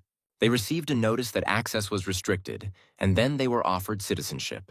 There was no choice, and they accepted the offer, and then they received the task of climbing to the 30th floor. Jean greeted the guys warmly and introduced himself, but Hank was in a panic. He kept thinking that this was the one who brought that giant monster to its knees. I didn't know that Jean was able to kill the monster, only thanks to the guys. Hank loudly introduced himself and shook Jean's hand. Hank thought every instinct was screaming at him that he must not miss this opportunity at any cost. Meanwhile, happy Julia and her son were having lunch. A miracle really happened. Her baby was returned to her. Little Shin asked if it was someone's birthday today. Julia replied, "No." Then the kid asked why they were eating miekguk. According to Korean tradition, it is customary to eat seaweed soup on a birthday. Julia answered because Shin liked the soup. Then the baby laughed happily, and then Uncle Wizard came. That's what Shin called him. And Julia asked how things were with the newcomers. Jean answered. He helped them get settled and shared food. He looked a bit guilty. Jean said he wanted to apologize. Julia asked why. Jean replied that he himself hadn't thought it would happen because she couldn't leave the house. But it didn't seem to bother Julia. She told Jin that it was enough for her that they were together. Now she was quite happy. A notification came that Julia's trust had increased, Jean thought, without notifying the system. From her facial expression and behavior, it was clear what Julia was feeling. The baby asked to turn on cartoons. Julia turned on the TV. The baby laughed joyfully again. His sweet laughter filled the apartment. Jean stayed. And looking at the happy family, Jin couldn't help but think about his family. He wondered how they were doing, whether they were eating well, whether they were injured. And if something went wrong, terrible thoughts crept into Jin's head. But Jin stopped them. He couldn't panic. Just one day, and Jean knows how much Julia worked for this happy day. Right now, one of Sally's mice is heading towards his parents' house, and as soon as one gets there, Jin will be able to deliver all the necessary supplies to them, so today he will just observe. Sitting and watching Julia's one dream shine a little later, Jean said. When asked if Julia could sleep with Shin in the master bedroom, Julia replied, no, they could spend the night there too. But Jin replied, asking her to have a good rest. This is an order. Julia laughed and answered. Since Jean says so, they won't refuse. She thanked her for her care, and the baby thanked her too. And then he wished Uncle Wizard good night and waved to him, and Jeannie waved back. Jin took the sofa and listened as Julia sang a lullaby to baby Shin. That night, Julia's gentle lullaby echoed softly through the narrow crack in the door. He was already too old for lullabies, but for some reason, while listening to it, his eyes began to close. The next day passed quietly. They ate what Julia and Shin had cooked, and together they watched his favorite cartoons. Jin so easily accepted the role of a funny uncle, because Shin was chasing a baby crow that was trying to bask in the sun. Raven got angry. They dozed together and played with the toys that Jean brought from the store. And time flew by unnoticed. The guys did not waste a single moment. Just one day, Jin could only give these two such a short time. Julia hugged her baby as tightly as she could. The baby did not understand why his mother was crying. The kid asked why his mother was crying. Julia lied that she wasn't crying, but Shin wiped away her tears. And he said, no, she's crying. Little Shin asked his mother not to cry, but Julia couldn't stop. The poor thing said through tears that she was scared. She was afraid to live in a world where there was no Shin. Then little Shin hugged his mother and said, he is here. Shin's voice was warm as sunlight. Who tried to calm his mother down, but only broke her heart even more. And yet, little Shin let go of his mother and said that he would always be by her side. He will always be with her. She knows it, the baby asked. Julia desperately called for Shin. But he walked forward. Then she shouted, no, not now. She hadn't done so much for him yet. She will cook so much more delicious food for him, everything he likes. Little Shin said he loved his mother and quietly disappeared, and so came another inevitable farewell. Julia gathered her last strength and said, and she loves her dear Shin. She smiled through her tears as her baby said goodbye to her. Julia continued to sob. Poor Julia cried until the last trace of Shin's warmth disappeared. Hope is a flower that grows only in the depths of despair. So those who keep hope within themselves are likely to be constantly drowning in doom. How cruel. Jean extended his hand to Julia and said, don't be so upset. This wasn't the last meeting. Jean decided to breathe hope into Julia again. Julia asked. Really? Jean answered. If the chance came, he would certainly arrange it, and Julia accepted this devilish temptation. Meanwhile, Sid was screaming in rage, shouting at the top of his lungs that his spare spear, his orc spear, everything he had was gone. They were stolen. The twins were also in a bad mood. Sid asked what happened to their things. The twin replied that there was nothing. He woke up and there was nothing. The second one answered that he asked people. It turned out that the same thing had happened to several people, and did the guys know what unites all these people? None of them went when the soldiers were called to defend the main gates, and the worst thing is that those who did go. We returned safe and sound. The older twin said we should have just gone with everyone else. Then the guy who can't control his anger started screaming, so now they're hinting that it's his fault. Emotional Sid yelled, screw them actually, they agreed themselves. They said themselves that the puppets silently obey. Isn't that so? He yelled as best he could. Trying to throw off responsibility, the twins cowardly apologized. In fact, Sid was just as much of a coward. He was afraid to defend the main gate, and now he is afraid that they might be expelled. This has happened before, and there are rumors that he molested him and was immediately expelled. It's good to see that this worthless person has been dealt with. That bastard was soon found dead outside, and after defeating that giant, survivors started coming to their apartment complex. There are a lot of people here. If he continues to oppose Jin, he will be the next to be expelled. Only that Min, the only one who responded to the call, got something out of it. Now he even has a pistol. Sid asked irritably how it had come to this, but Sid still didn't understand. Everything Sid went through was just the beginning of when he would receive his punishment. How he thought the other survivors would treat him. Suddenly, a window with a task appeared behind the boys' backs. They had to kill 20 goblins. The penalty for failure was a minute of terrible pain. Jean decided to teach Sid and his puppets to take responsibility for their actions so that they would no longer cross the line. Ancient Vitality is one of the A-rank skills that our Julia possesses. It significantly accelerates regeneration according to the severity of the wounds received. Jin couldn't believe it. The reward for reaching 100 trust points will be a skill possessed by the citizen, Jin agrees. But it won't be of any use now. Jin doesn't take part in battles and rarely leaves the house, so it's unlikely that he'll get injured. However, it is worth noting the very fact that such a skill was acquired for 100 trusts. Soon Ben's trust will also reach 100, and if he can get his awakened ability. Teleportation, a skill that allows one to move to any location within one's line of sight if that happens. What if Jin activates the watchtower and uses the absolute eyes there, theoretically, if he has enough intelligence? Watchtower, a zone that can be activated outside the house. When activated, the zone included in the house territory temporarily receives the same effect. It can only be activated if there is a citizen with the rank of knight or higher in the area, if the unauthorized object remains in the zone for more than 24 hours. The territory will be destroyed. With teleportation, Jin will be able to move to that location. He needs to increase his intelligence stats. From now on, Jin will reward you for completing quests not with skill upgrades, but with increased intelligence. Julia suddenly said that everything was in order, so she asked to be allowed to act. She will personally save his family. She knows that the operation was supposed to start yesterday, but it was postponed for a day because of her. Of course, she is grateful that Jin sacrificed his valuable time for her, so she wants to repay him for his care. Julia says exactly what Jin was thinking. He is grateful, of course, but he still feels a little ashamed. Jin laughed awkwardly and asked if he hadn't managed to hide his impatience. Julia replied that it was not like that at all. In his place, she would have done the same. For any person, their own family is the most important thing. She understands what it took to give her such a day, thanks again, Jin thought. Perhaps it was because she managed to see Shin, despite all his flaws. There was no longer any anger burning in her gaze. There was trust there. Jin thanked her for her understanding. Then he asked to wait with Dean's squad in apartment 2901. He would soon go down there too. Jin had a reason why he didn't send them to Salmon Station immediately after the squad was assembled. The damn giant damaged part of the subway. This affected not only the tracks, but also other underground spaces in the area of Salmon Station. A new path needs to be dug.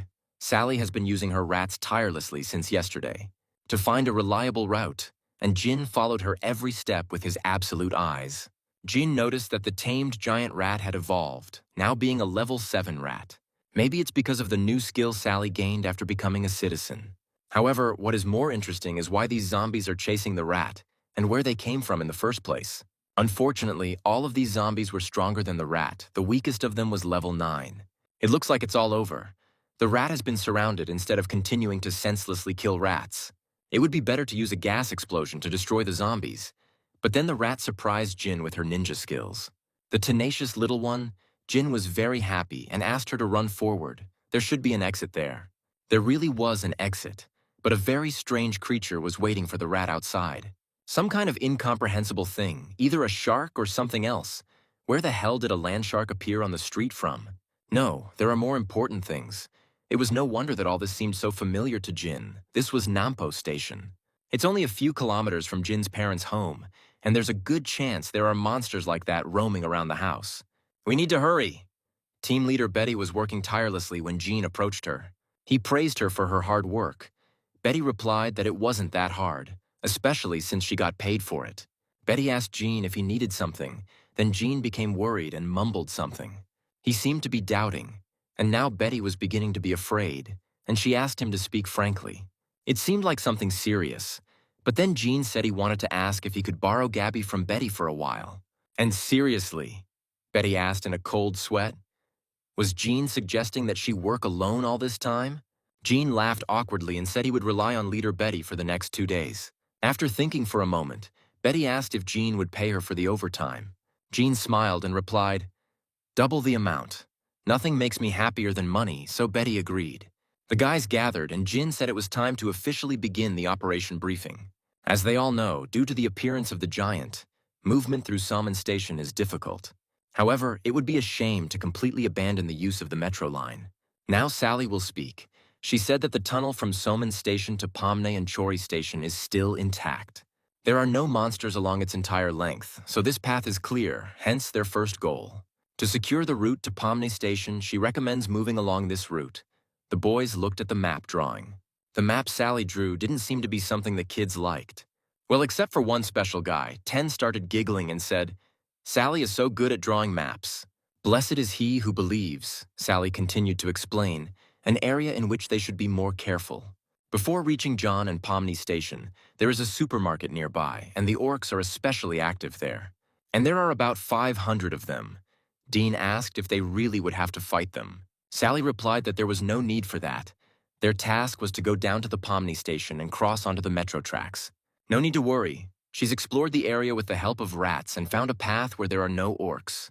Let them just get rid of the monsters they encounter along the way, and then they need to quickly get down to the station. Before this operation began, Jin poured in a huge amount of money to upgrade Dean's squad as much as possible. Now almost everyone is at level 30, only June and Gabby are below. "So the goblins shouldn't be a threat now," Sally explained, as soon as the boys got down to the train tracks. "They should be able to get to Chori Station without any problem. The real problem is at the next station, Busan Station." 10 asked if she meant that there was a giant there too. Sally replied no, at least not yet. The problem wasn't the giant, but the tracks. Between Chori and Busan stations, there is a huge herd of zombies locked up. If you go this way, they will be very delayed. Unless, of course, they have an ability that can exterminate monsters in tight spaces. The guys looked at Gabby awkwardly. She trembled again, but said that her ability could help.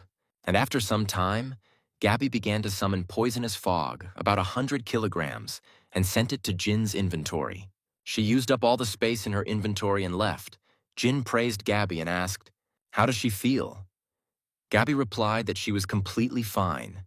At first, it was very exhausting for her, but then she suddenly felt a surge of strength.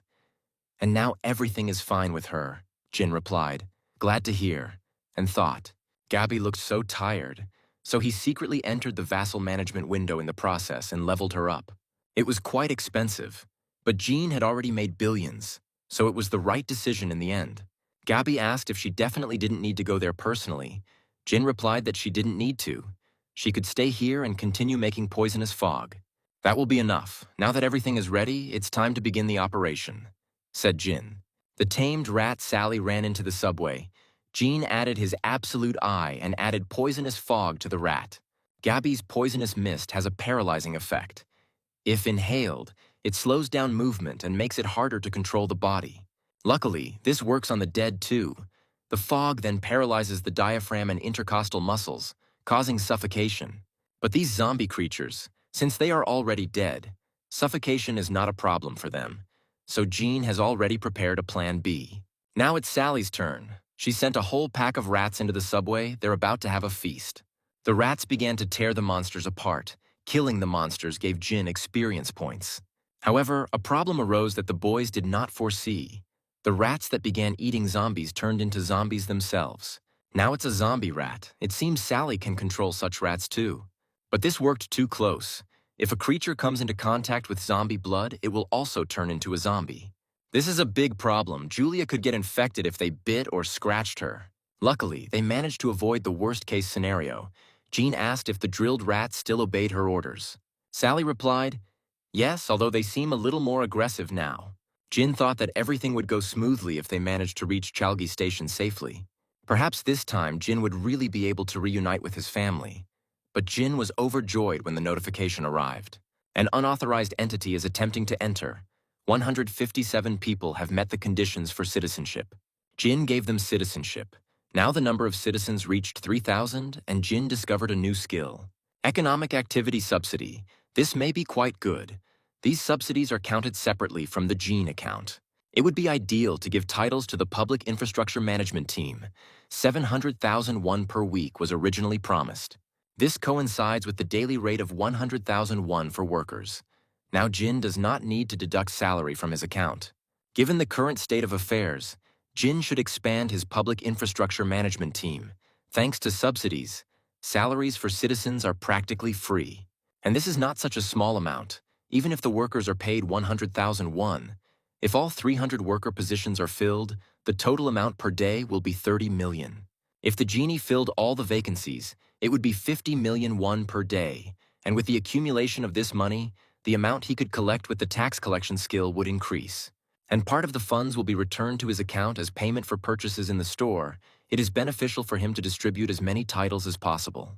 In addition to the positions in the Public Infrastructure Management Unit, there are also positions for maintenance, cleaning, and security. While this is all Jin can come up with, security should be entrusted to those who were busy defending the gate. You can start with that. Jin appointed Betty as the general manager. Betty took June and Gabby and someone else into her squad. Betty's trust has increased to 100. Once their trust reaches 100, they automatically become vassals. This means that once trust reaches 100, a special ability awakens. Gene decided to see what kind of ability Betty has. But then he was stopped by an unexpected snoring. Poor Gabby had simply fallen asleep during the operation. Sally laughed awkwardly and asked if she should wake Gabby up. Gene replied, "No need." And I thought, Gabby had already fulfilled her duties, pretended that everything was okay with her. But it seemed like she had been through a lot. She worked so hard that she was exhausted. She deserves a reward. Gabby was trying so hard to be useful to society. Jean quietly moved her to the bed and covered her up. "How sweet," Sally said. Apparently Gabby was very tired, Jean answered, right, and asked, "And how is Sally? She's fine," Sally replied. She didn't do anything that would make her tired. "Everything is fine. They have already reached the tracks at Sampo Station," Jin said. "Great, we need to continue in the same spirit." Sally replied that Jean could rely on her, but suddenly her mood plummeted. Jean noticed this and asked if something was wrong. Then Sally answered in a trembling voice, "Connection. The connection with the rats has been lost. Now we can panic," Jin asked. "That is, how?" She suddenly stopped. Just like that, Sally asked Jean to wait. "Concentrating," Sally said. "It seems the distance is too great now." Jean asked, "But had there been such problems before?" Sally answered, apparently, if you move during an active connection. It is possible to go beyond the communication range, but the distance is limited by the central station. "What should they do?" asked Sally. It was all so bad timing. Jean was in despair. He wondered why now. He was going to use Sally's rats to check on his parents, who lived a little further than Chalgi Station. So many negative emotions appeared in Jean's body, but he asked, he knows it will be difficult, but could Sally again? "Try to establish contact with the central station," Sally replied. Of course, she concentrated. Hope still lived in Jin, he thought. They were forced to try any possible methods. In the meantime, he hoped everyone was safe and sound. Sally was still looking for her zombie rats. Current location, the zombie rats are on the purple line, while Dean's squad is behind on the green. However, the boys were already catching up with the rats. They left the station and froze. The city was destroyed, and the giants' tracks were so frightening that the boys simply looked at them. But Riley broke the silence. She asked Harry to scout out the area, then Harry sent his raven into flight. The raven rose high, and Harry said that it didn't look like there were any monsters nearby. Ten said that even at Chorin Station there wasn't a single goblin in sight. Thanks to the chaos that Giant had caused, they could easily pass through here. Harry wasn't so sure, but he said that, judging by the state of the place, no sane person would have dared to set foot in it. Jenny asked, but it was almost night. They should definitely go there, maybe look for a place to spend the night, and they would set off on their journey in the morning. Riley told her there was no need to worry. Knowing the habits of goblins, it was even safer to walk at night. Usually monsters hide at night, Dean thought for a moment, then said, "They are moving out now. If it gets dangerous, Jin can just call them back." The guys nodded approvingly. While Dean was talking, Sally the rat ran up to them. The guys noticed her and decided to follow her. The sun had already set, but our team continued on its way.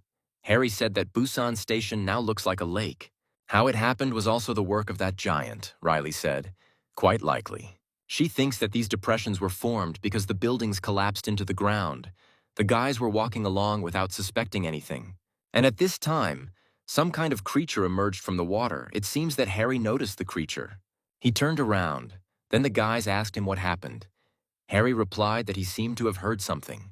Harry pointed to the water and said, "There is someone there, a person, looks like a woman."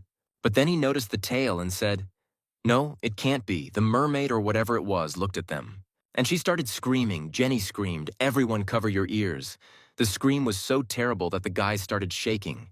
It was a siren. Its singing, or rather screams, were very dangerous. The guys couldn't even run away from it. Suddenly, Ten and Julia's eyes lit up and their bodies began to move on their own. The boys found themselves on the edge, and a second later they fell into the water. Others could not help them. They themselves were shaking from the screams of the siren. Julia saw out of the corner of her eye that Ten had also fallen into the water with her, and now she could move. So she decided that she needed to save Ten immediately, because at this rate he would be in danger. But she didn't know that she would be the first to be in danger. So many sirens had grabbed hold of her and were dragging her to the bottom that Julia couldn't even swim away from them. The boys on land continued to suffer from the siren's screams, but it seemed Jenny had an idea. Using her abilities, Jenny created magical armor for herself and was even able to direct it at others. And it helped. Now the siren's screams don't bother the guys, Dean said in surprise. For some reason now he can cope with this influence. Harry asked what kind of power Jenny had, but Jenny was already losing her powers even though she had just used her power. She asked the boys to be quicker because they had to save Ten and Julia, when suddenly Jenny froze. And all because these water monsters swam to the surface and dragged Julia and Ten to the bottom. Each of the monsters had a weapon. They growled and then jumped into the water one after another. Then Dean shouted, "Everyone get ready for battle, the monsters are approaching." The monster appeared right in front of Dean. He was already swinging at Dean when Riley's arrow flew at him. Even though Riley was very strong, her strength might still not be enough because there were too many monsters. Riley was screaming. There were more and more of them. You could tell from the kids that they were in terrible shape. And things only got worse because the monsters surrounded the boys. It seemed like it was time to panic. Dean thought, damn, they can't afford to be that late. After all, we need to save Julia and Ten as soon as possible, and these freaks are in the way.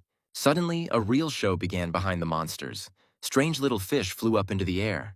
And a little later, Julia jumped out of the water in the form of a bear. Fortunately, she was able to take Ten with her. Julia looked tired but not injured, and Ten had only swallowed a little water, but he seemed to be okay too. Ten thanked Julia and said that she saved his life. Julia replied that you are welcome. He had helped her many times too. But they didn't get to have a nice chat for long because the monsters weren't going to leave them alone. They continued to stick to the boys, but now they had a fierce she-bear and a knight with them. Ten decided to go all out. He quickly attacked the monsters and their heads flew into the air. What can we say about our she-bear? She ferociously threw the monsters to the sides. One of the monsters flew into a large cross, to which, as it turned out, a goblin was tied. Julia's blow was so strong that the cross simply broke. Dean shouted, "Everyone back," and the cross fell. Ben ran up and asked if Dean was okay. Dean replied that he was okay, but what was that? When the smoke cleared, the boys saw a goblin. The boys surrounded him and looked at him. When Harry suddenly said, "Look up quickly," when the boys did this, they were seized with horror. Dean said they were so focused on what was happening below that they didn't even notice. These creatures don't care whether they are people or monsters. How many creatures they have already killed. Suddenly, Riley dropped her bow. She covered her mouth in horror. Her dad was hanging on one of those crosses. Poor Riley was so focused on her father that she didn't notice the monster attacking her. Dean called out to her, but Riley didn't hear him. Luckily, there were a lot of guys, and Riley was saved. Ben was the one who saved Riley. He shouted if Riley was okay, but she didn't hear him. Even the gunshot went unnoticed. Dean complimented Ben on a good shot and turned to Riley. He didn't understand what was wrong with her, but I realized that something had happened. Otherwise, Riley wouldn't have behaved like that. Riley fell to the ground. It seemed like she had no more strength. At that moment, Harry called out to Dean and said that he seemed to understand what they needed to do. He had been watching through the raven's eyes all this time and realized that it was a siren. She was probably commanding these creatures from the rear. Dean didn't like this news. Harry added, he doesn't know what she says, but every time the siren moves her lips, these fish-headed creatures start to attack, which means these monsters are just her puppets. And maybe if the guys can handle this siren, The rest of the monsters will just retreat without their commander. Dean thought for a moment, then said it was worth a try, but he doubted it. That these creatures would let them do it? Dean was right. The monsters looked very aggressive. 10 suddenly stepped forward and asked, "So they just needed to kill the siren, okay?" Dean didn't understand what 10 was getting at. And 10 said that he would kill this scum with his own hands. He had a plan, something new. However, if 10 says he has a plan, I think it's worth trusting him. Meanwhile, the siren gave another order. And the puppet monsters attacked again. They seemed to be changing formation, Harry said. Apparently, they understood. That they were aiming for the siren, then Dean asked, "He can trust 10. 10 grinned confidently and said, "Sure, let them trust him. If they were provoked, it might even play into their hands. He just needed the guys to figure out the route." Jenny was shouting behind him to protect Riley. Poor Riley still couldn't come to his senses. Then the remaining guys ran forward, killing monsters along the way to clear the way. As soon as the path was slightly cleared, Dean shouted at 10, who then swung his axe forward. It didn't seem like the siren expected this turn of events, but even so, she managed to dodge the attack. The guys seemed broken. They probably already decided that they were finished, but 10 himself was still very serious. The guys had already started shouting at 10. He had told them to trust him. Even the siren was gloating, laughing right in their faces. Okay, the siren, but even these empty-headed fish laughed at the guys. 10 confidently asked if Dean had really forgotten. "What if Dean gets caught too?" Dean shouted what nonsense 10 was talking about. But 10 just asked if Dean knew. The best way to deal with the fish? To catch it on the hook? 10 did not let the guys down. He called his axe back, and on the way back, the axe sank into the siren's chest. The guys still managed to kill the siren, which was on the 33rd level. And as expected, the puppet monsters decided not to take any risks and retreated. Ben exhaled and said, "One less headache," and 10 turned his nose up, saying, "Isn't he a genius?" Although it's worth remembering that this trick was taught to him by Dean, who immediately ran to Riley as soon as he was freed. Dean asked if Riley was okay, but she didn't answer, and Jenny asked what she should do. And then, without raising her head, in a trembling voice, Riley told Dean that her father was hanging there, among them. Dina was immediately overcome with terrible fear, he thought. It can't be. Why would his father-in-law be there? No, she must have imagined it. Yes, it was just a mistake. Dean tried to convince himself as best he could. But it was really Riley's father hanging there, and as soon as Dean saw him, he also fell to the ground. Riley asked what she should do now, her father. He looked so pathetic, none of the boys moved. And at home, Gene pressed the buttons in a panic over and over again. He was trying to change the task. He wanted to resurrect Riley's father. He pressed the button so desperately, but time after time he was given an error. Jin looked so sad. The system kept giving an error, and Jin thought he believed in Dean's squad if the situation. She really did threaten the boys' lives. He would have called everyone back without a second thought. And calling them back without an outpost would mean that the operation would have to be started from the very beginning. The risk was too high. Yes, there was no choice, wasn't there, really? They were sucked under the water. They were surrounded by armed sea creatures. If this wasn't a life-threatening situation, then whatever it was, that was it. He already knew the truth. Isn't it true that he wasn't the only one who was worried about his family and wanted to meet them again? The others also have their own families. And naturally, they are also worried about their safety, of course. Jin understood all this. But he simply pretended that it wasn't so because he was focused on saving his family. They all gave in to him. He knew it. He always understood it. Gene was having a serious battle with his conscience.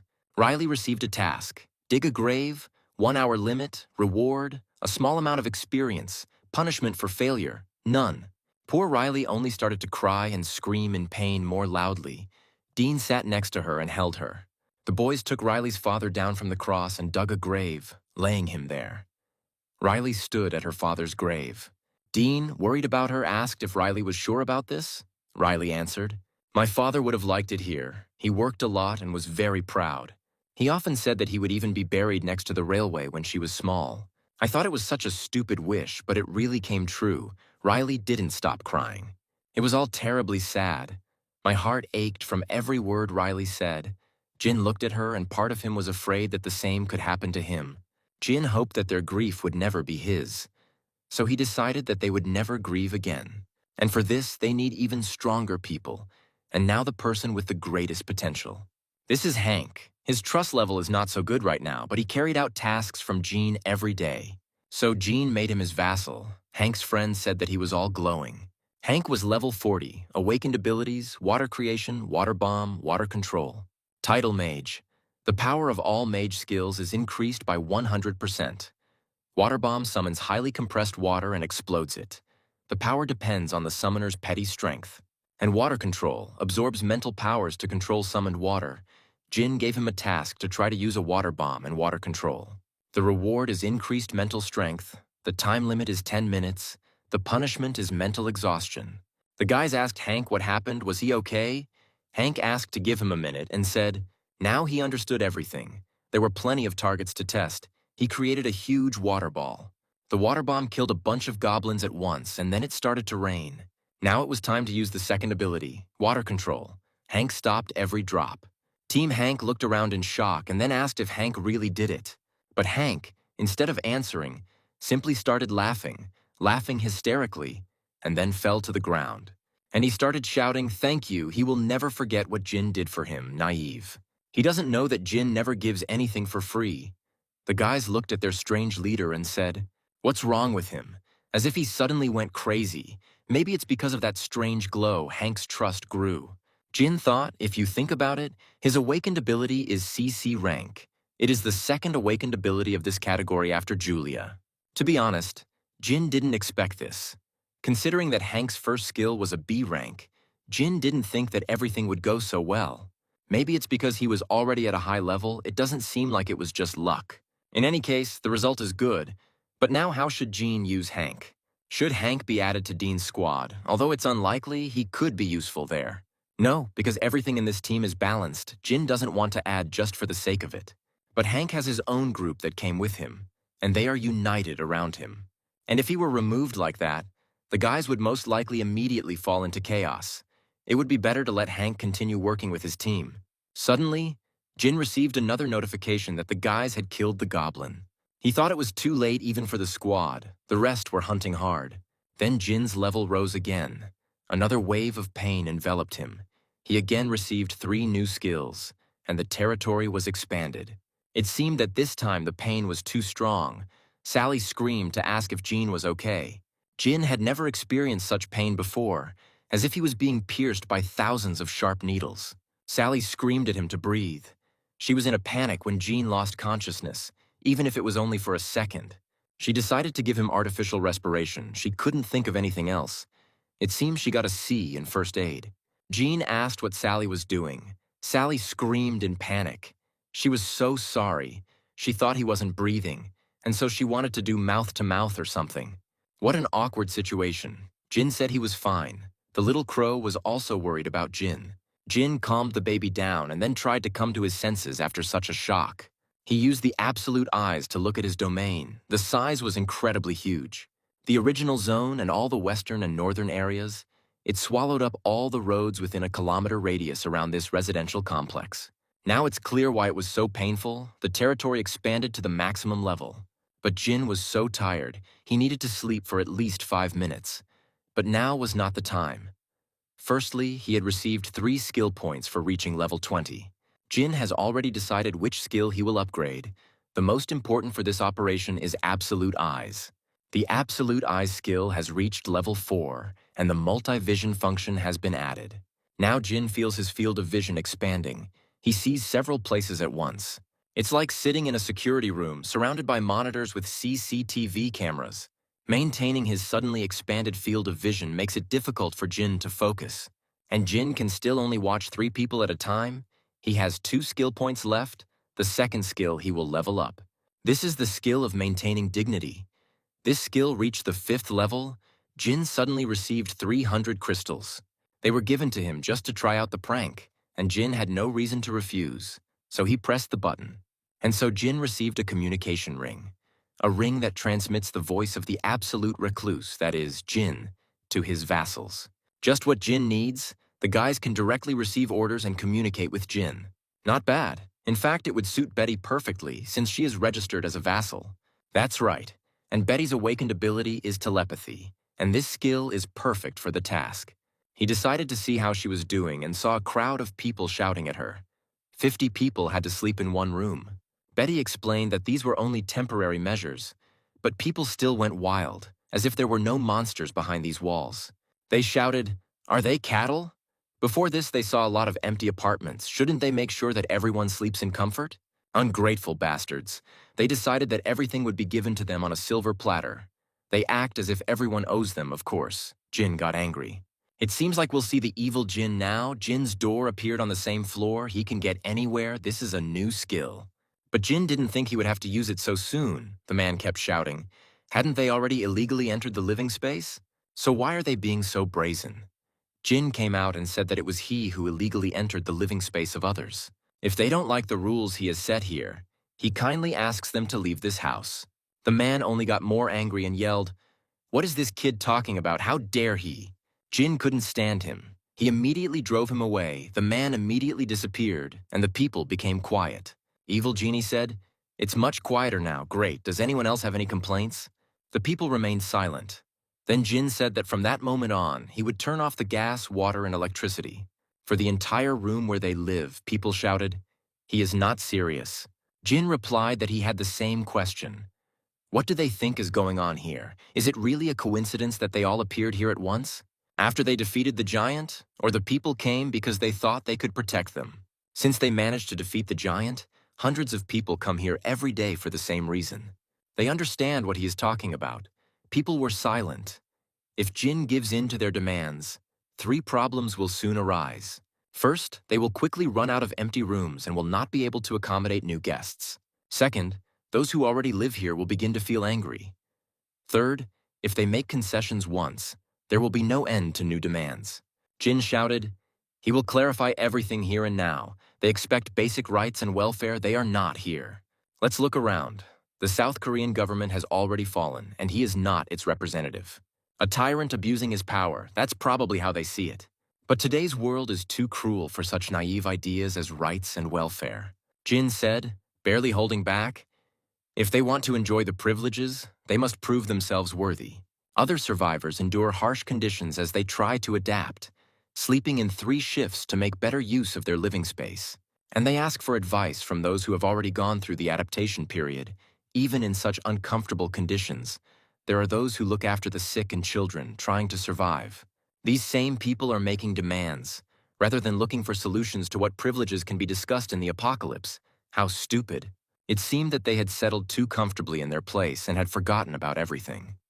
Jin ordered them to immediately return to the room allocated to them. Unless, of course, they want this taken away from them too. The freeloaders silently turned around and left. Betty exhaled and thanked Jin for controlling the crowd. Then Jin decided to use his ring. He said in his thoughts, "Nothing special. He just did what he had to. He should thank her." Betty looked at Jin in shock, who smirked and asked with the ring, surprised. Then Betty answered, "Yes," and Jin was even more surprised when he said he thought she could do that too. She has telepathy. Let her think about the person she would like to contact and talk mentally. Betty concentrated and was able to ask, "Like this," Jin answered. "Well done. She will learn with practice." Betty thanked Jin for explaining exactly how to use telepathy and what its limits were. Suddenly, a man from the crowd turned to Jin, and it was clear that he was scared. He didn't even look up. The man asked for forgiveness. Jin asked if he wanted to say something else. The man said in a trembling voice, he knew it was impudent of him. But this concerns the man who was just expelled. Could Jin not forgive him at least this time? Jin, of course, asked why he should, the man mumbled. Because, even though Zach was the loudest, it was a collective opinion. Frankly, they were all to blame. And he feels like Zach shouldn't be the only one who gets punished. They'll take any punishment. So he asks for mercy at least this time. In fact, Jin was thinking about the right moment to bring Zach back. He can't condemn a man to death just for the sake of an exemplary flogging. Fortunately, Zach did not leave, but continued to knock on the door all this time. "How noble of Jin," he asked the man his name, and he replied, "Kevin." Then Jin said, okay, he'll give Zach back his citizen status. He'll also continue the supplies. With water, electricity, and gas in their living space, Kevin couldn't believe his ears and asked, "Is it true?" Jin replied that he was doing this out of respect for Kevin's honesty. But this was the first and last exception, and I'm sure others understood this too. Kevin thanked Jin loudly and bowed to him. Zach received his citizenship, and Kevin's trust increased. Jin decided to restore the gas supply for the sake of the children in this group of survivors, but then they would not receive a proper punishment. At least they would experience the inconvenience of having to take cold showers and sleep on cold floors, Jean thought. Betty used telepathy, she said. It seems that Jean has a kind heart. She even beamed. She probably began to respect Jean more. But Jean just asked, surprised if he had it, and Betty answered, yes. Then Jean thanked her for such a high rating, and Betty, laughing, asked if Jean was embarrassed. But then an unpleasant surprise awaited her. Jean said hesitantly, the most important thing now is that there is a common living space. Located in building number 3, he plans to create similar ones in each of the 25 buildings. Betty became sad, and Jean asked how many people Betty had in her squad. Betty answered, 15, counting June and Gabby. Jean asked if Betty could expand the team to 100 people and help him with the operation. For effective management, it will be enough to assign 4 people to each building, and he will pay each one 100,000 won per day. Betty was delighted and said that then the control would be stable, the elevator would open, and her voice in the discussions would have more meaning. While Jean and Betty were talking, a group of people approached them and called out to the boys. Betty asked if they were new here and wanted to talk about something. The man replied, precisely, that they didn't need a team of doctors. He is Dr. Sam, Associate Professor of Nephrology, Busan Park Hospital. The guys talked. A little later, Jin said that he had sent the doctors back for now, but what should they do about it? Such professionals deserve to be treated with dignity. What if they give them an apartment and convert the area into a hospital? Jean asked. Betty replied that it was a good idea. Then Jean said that if she searched, she would find enough nurses, and he would entrust Betty with forming a medical team. And Betty was not against doing this, so she said that Jean could trust her. Jean returned to the apartment. Sally immediately asked him if everything went well. Jean answered yes, there were no problems. It was time to get back to business, so Jean turned on his absolute eyes to check on how Dean's squad was doing. The guys were still walking. It looked like they were on their way to Chalgi Station, and there were no problems yet. And since everything was going well so far, Jin decided that it was worth finishing what he had recently started. It was time to invest the last skill point. Jin opened the system window and decided to upgrade the absolute inventory. The inventory has reached level 2. Its capacity has doubled, and Jin can now use the inventory more freely. Suddenly, Jin noticed something. Saving, a passive skill. Items in the inventory will retain the state they were in at the time they were added to the inventory. Jin thought, if he used it correctly, Jin quickly bought a pistol and 100 bullets. Items will retain their state, so when he summons an item from his inventory, it will be in the same state it was in when Jin placed it there. Jin decided to test his hypothesis, took aim and told Sally to cover her ears for a minute. It will be loud. Sally turned around and seeing the gun, she screamed, "What? It's a gun!" But Jin had an idea and he intended to test it. He opened the inventory window. Jin decided to put the fired bullet into the inventory. He fired and the bullet entered the inventory. And it worked. Just what was needed now, if Jean had timed everything correctly. Sally asked why Jean was doing this, but Jean didn't answer and opened the balcony. Then he opened his inventory and called up the fired bullets, and several bullets flew out of the window at once. And it worked. Great. It will be a reliable way to cover Dean's squad. Now the conscience can calm down a little. Meanwhile, the boys continued to walk underground, meeting only weak goblins along the way. Those who were running away, it was worth killing a couple of them. And finally, the guys reached the right station. Now it was time to use the telepathy ring on the guys. Jin asked if they could hear him. The guys shuddered at once, apparently. The ring could create group telepathy. Jean said, "It looks like the connection is great," Dean said. "Yes, they can hear him fine?" Then Jean said, "Now they will be connected in this way. They will be able to leave here through the second exit," Jin suggested to them. The boys found a second exit and climbed up, where they again saw only destroyed houses. But here the uncharted territory begins. Sally tried to re-establish contact. "With my rats at June Station, but without success. This is different from previous forays. The route of which was studied during reconnaissance. The guys are not prepared for anything in this area." Dean asked where they should go now. Jin replied that if they went forward 1 kilometer along the left side of the main road, they would reach their destination. The boys obediently ran forward, but they didn't manage to get far. A monster appeared on the way. "That strange monster, the land shark, came," Dean shouted. "Everyone back." And then he said they barely escaped from the sea creatures, and now there's a strange shark here. A creepy monster attacked the boys, and Dean decided to fight off the attack with his wooden stick. Luckily, his friends had his back. Harry shot at the shark. Now Dean could attack. While the shark was distracted by Harry, Dean quickly punched it in the gills, although it didn't need the gills right now. And soon a surprise awaited the shark. Our fierce she-bear attacked the shark. She climbed to the top of a high building and jumped with all her weight onto the shark, that terrifying monster. We managed to kill it fairly quickly thanks to Julia.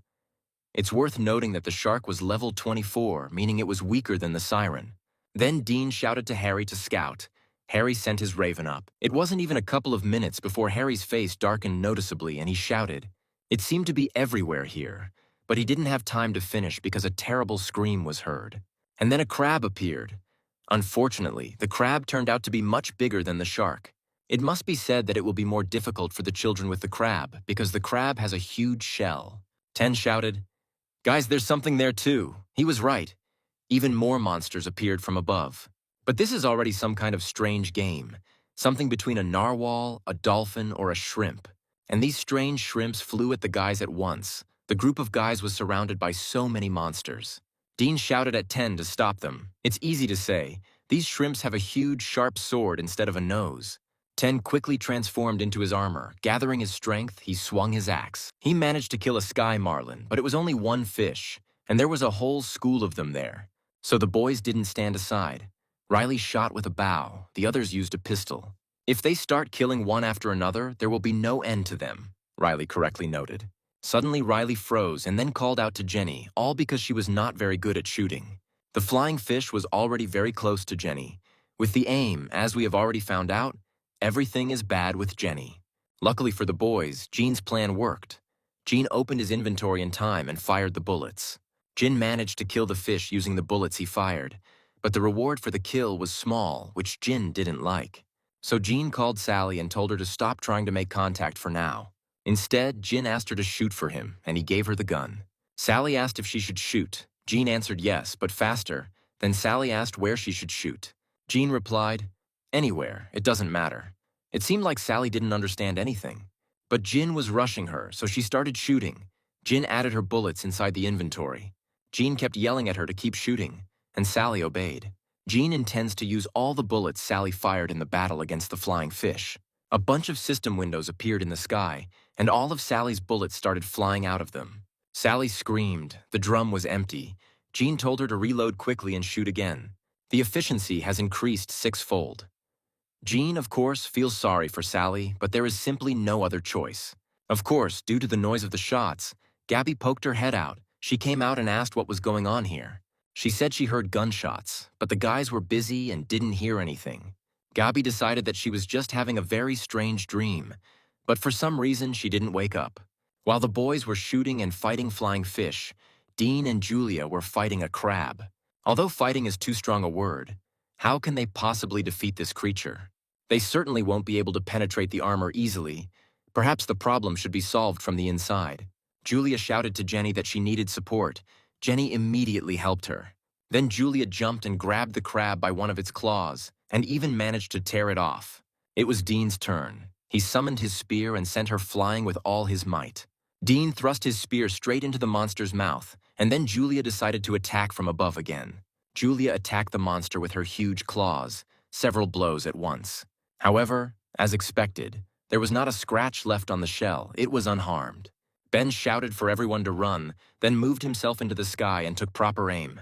And she shot at the crab. Unfortunately, it seems that even bullets are not capable of penetrating its shell.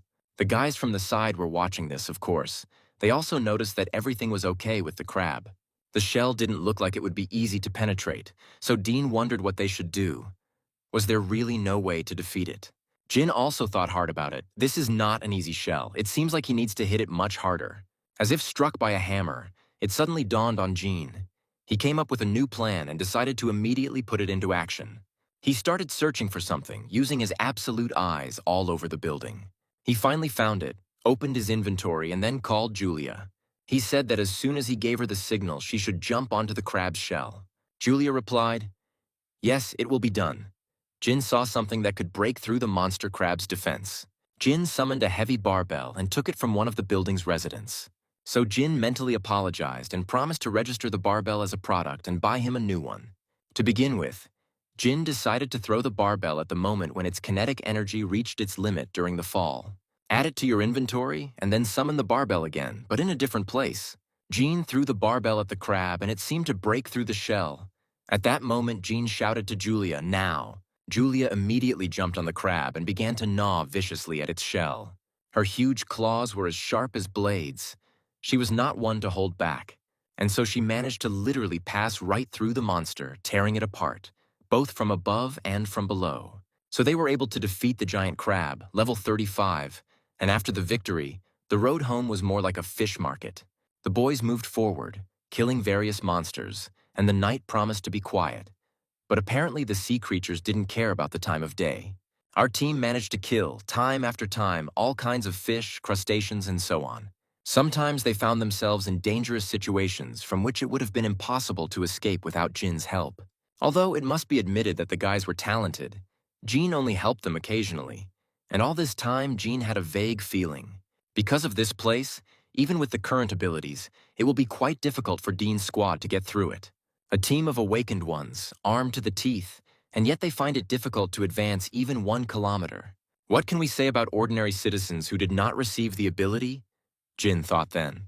It was time to admit that the likelihood of his family surviving in such a place was close to 0. The closer Jin got to home, the more scared he became. He was already shaking, but even if there was at least 1 chance, the smallest chance, the fact that they are still alive does not give him hope. The familiar streets, even if they are badly destroyed. If you go to that alley, you can get to his house, but a tree appeared in the boy's path. Jin shouted to the guys to stop. This is the place where Jin was born and raised. He knows perfectly well where everything is. And there definitely wasn't this strange tree here. No one would have planted it here. This means that it appeared after the end of the world. As expected, the giant tree is a monster, level 38. Luckily, Jin could see everyone's status, and as soon as he saw that it was a monster, he turned to the guys. Dean asked what happened. Jin asked if the guys saw that huge tree in front of them. The boys looked at the tree, puzzled, and answered, "Yes, they see it." Then Jin said that it was a monster. "Let them attack." The guys immediately armed themselves and transformed. As soon as the tree saw the weapon, it immediately showed its true nature. This thing could even move. Riley didn't wait long. She fired a couple of shots at the tree monster. She managed to wound it, if you can say that about a tree. But after that, the monster pulled its roots out of the ground, and it seemed that this blow only angered it. Of course, the guys aimed straight at the eye, but each time their attack was blocked by the tree's branches. Ben then decided to move to the tree's blind spot once he was behind it. Ben immediately fired several times, but his bullets did not seem to do any damage to the tree. The bear tried to run up to him while the tree attacked her with its branches. Julia walked right through the monster again. Even after that, the tree continued to stand. And immediately another problem arose. As soon as Julia walked to the other side, the tree grabbed Julia with its branches. Julia couldn't move. Her paws were tied, and the monster decided to quickly attack, its branch quickly flying towards Julia. However, at that moment, Ben appeared in front of her, shouting at Julia to run as if she had the strength to do so. But just a second before the attack, the tree somehow stopped, which gave Ben a chance to move himself and Julia. Jin also noticed that the tree hesitated and wondered what it was. In an instant, the tree monster stopped attacking. It seemed that Jin understood something. It was just a guess. But Jin called Dean, and he said that Julia should retreat, and the rest should continue to fight. Dean asked again. "Only Julia," Jin answered. "Right." Although Dean did not understand why Jin was asking this. He said we had to follow Jin's orders. Julia had to retreat and protect Jenny and Riley, and Dean's squad would move forward. The tree continued to stand as if nothing had happened. Ten said, "Okay, but will he be able to do it?" The creepy monster stared at the boys with its eye. It gave 10 goosebumps, Dean said. 10 has decent protection after all. He will definitely cope. Tina was not so sure. He asked, "Okay," but then the tree began to move towards them. Then Tina shouted what it was doing. The boys froze in surprise. Dean asked Jin what was going on. The tree monster had just returned to its place. Jin thought, so it doesn't attack people? Is it possible that this monster is a protector? After all, the monster began to attack immediately after Julia turned into a bear, and all of its attacks were directed only at her. Perhaps this means that it was this form of Julia that provoked the monster, since the tree did not attack Ben. Suddenly, the monster tree pulled out its roots again and returned to its position. But this is not because of our team, but because another land shark has appeared. And the tree did not spare the shark at all. In the blink of an eye, it pierced him right through with its branches. Everything is exactly as Jin expected. For some reason, the tree does not attack people. This means that since the tree is not hostile, the boys can simply move forward without paying attention to it. The boys accepted the order and slowly walked around the tree. But Dean suddenly stopped again. Then he asked Jin if Jin wanted to say that the place where the tree stood. This is his family's house. The guys saw a huge tree, incredibly huge. You can't even imagine what Jin is going through now. The guys asked if they had simply come to the wrong place, but Jin couldn't say a word. But the guys were not mistaken. This was supposed to be his parents' house. Where are his mom and dad, grandma and grandpa? They all should have been there. Of course, Jin was furious. He was so angry that he thought the monster had no right to be there. He will kill him right now. Only then will he be able to calm down. Perhaps due to the loss of loved ones, he has developed God syndrome. Anger so overwhelmed him that it blinded his eyes. He was already coming up with a plan about how to fill it with gas and blow it up.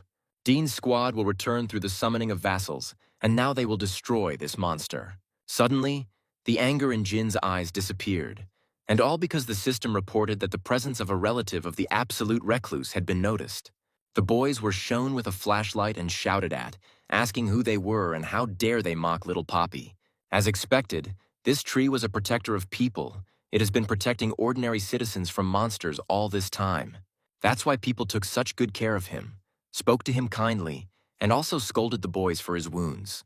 Grandpa shouted that if the boss found out that little Poppy was hurt, he would be very upset. They had done such a bad thing. How could they do this to a baby who can't even move? It seems the old people don't know everything about their baby. But still, the guys asked for forgiveness, and then someone called the old man. People found a land shark, a man yelled. Poppy did it again. Looks like it's sashimi for dinner tonight. The old man said, "This freak has gained so much fat that he will probably be completely tasteless. Whether they turn up their noses or don't like it, they can choose not to eat it. It seems these people have managed to adapt to their new life. The apocalypse isn't so bad when you have a monster tree on your side, and the little one protects them and provides them with food." Now that Jin understood everything fell into place and he was able to calm down. Jin realized that the existence of a monster tree that did not attack people and that such a huge one grew only near his house. That's because even when Jin was little, their house was full of plants. The flower bed changed its floral attire depending on the season, and on the roof, various plantings bore fruit all year round. When my grandfather retired, he planted a vegetable garden upstairs, and these vegetables were often on the table. Perhaps a giant tree that stands in the place where his home should be and does not attack people. This is the manifestation of someone's awakened ability, and powers similar to Jin will appear. So, grandfather's ability had awakened. It wasn't certain yet, but this thought helped Jin breathe a sigh of relief. Jin said, "What a relief." He thought the whole family had died long ago. And this would be logical, because in their area, monsters of level 20 and above are walking everywhere. And with flocks of level 10 and higher monsters flying in the sky, Jin wondered how people could even survive in such a place. Jean laughed hysterically. So Sally asked what was wrong. Jean replied that everything was fine. Everyone was safe and sound. Now I need to check it, thought Jean. At this time, Dean helped the old men cut up the meat of the monster shark. Dean asked if that would be enough. The old men thanked him and answered, "Yes, that would be enough." Jin asked to ask these people about their leader. Dean answered, "Okay," and asked, "Can I find out the name of their leader?" The old man asked, "Are they familiar with their leader?" The leader's name is Benjamin, which is great news for Jin. It's his grandfather's name, which means the family is definitely alive. Before going to the head, the guys were brought to the so-called market so that they could rest there. It seemed that Jin's family was doing much better than Jin himself thought. There were a lot of people there, perhaps more than 100. It was as if the entire Chalga market had moved here. Everything looked almost the same as before the apocalypse. Although people now ate not simple fish but monsters, it was time to adapt and eat the meat of monsters. The man asked if he had heard the news. "Poppy did it again," the old man replied. "That's right. The monster was too big." The youth helped her with it, so they are going to treat the guys to a plate of sashimi. Then the man quickly and professionally cut up the fish and presented the boys with a plate of delicious sashimi. And he said, "Eat properly." The guys were shocked by such a luxurious dinner. Riley asked if there were any chopsticks. The man replied no. They would have to eat with their hands.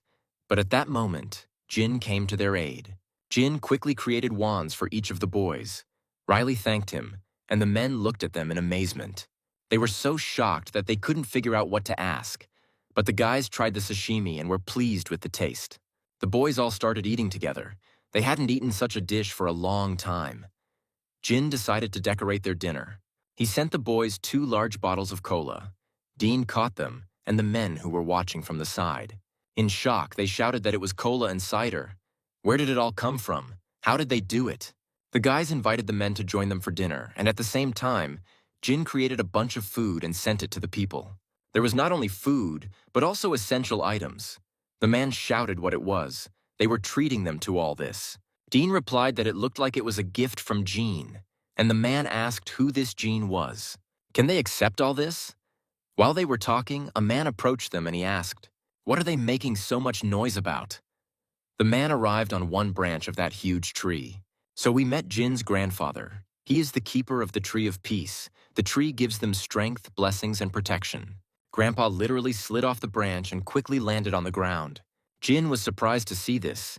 He thought that his grandfather looked healthier and stronger than before.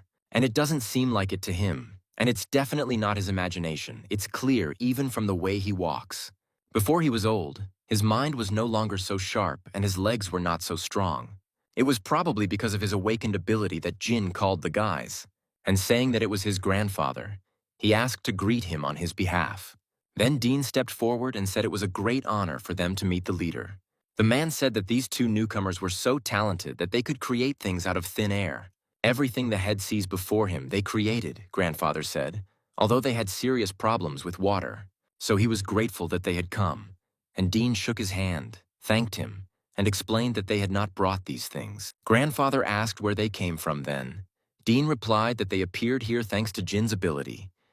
Grandfather shuddered when he heard his grandson's name, and Dean said that they came here to help them on Jin's orders. Grandfather asked uncertainly, "Jin, the one he knows, his grandson." Dean answered, "That's right, it's him, Jin, who lives in the apartment complex in Soman." Grandfather still uncertainly asked if his Jin was alive. If it was true, let them follow him. The boys climbed onto a branch and the tree began to lift them up. It turned out that the grandfather lived inside the tree. Jean was on edge, he thought. They must all be up there, right? He will see his mom, dad, and grandma again soon. And despite the fact that there is no direct route to his relatives yet, as soon as Jin builds the outpost, he will be able to use the skills of an absolute recluse to get to them. And if you think about it, when they met grandfather, a new building type has been opened for construction. The annex has been added to the list of buildings available for construction.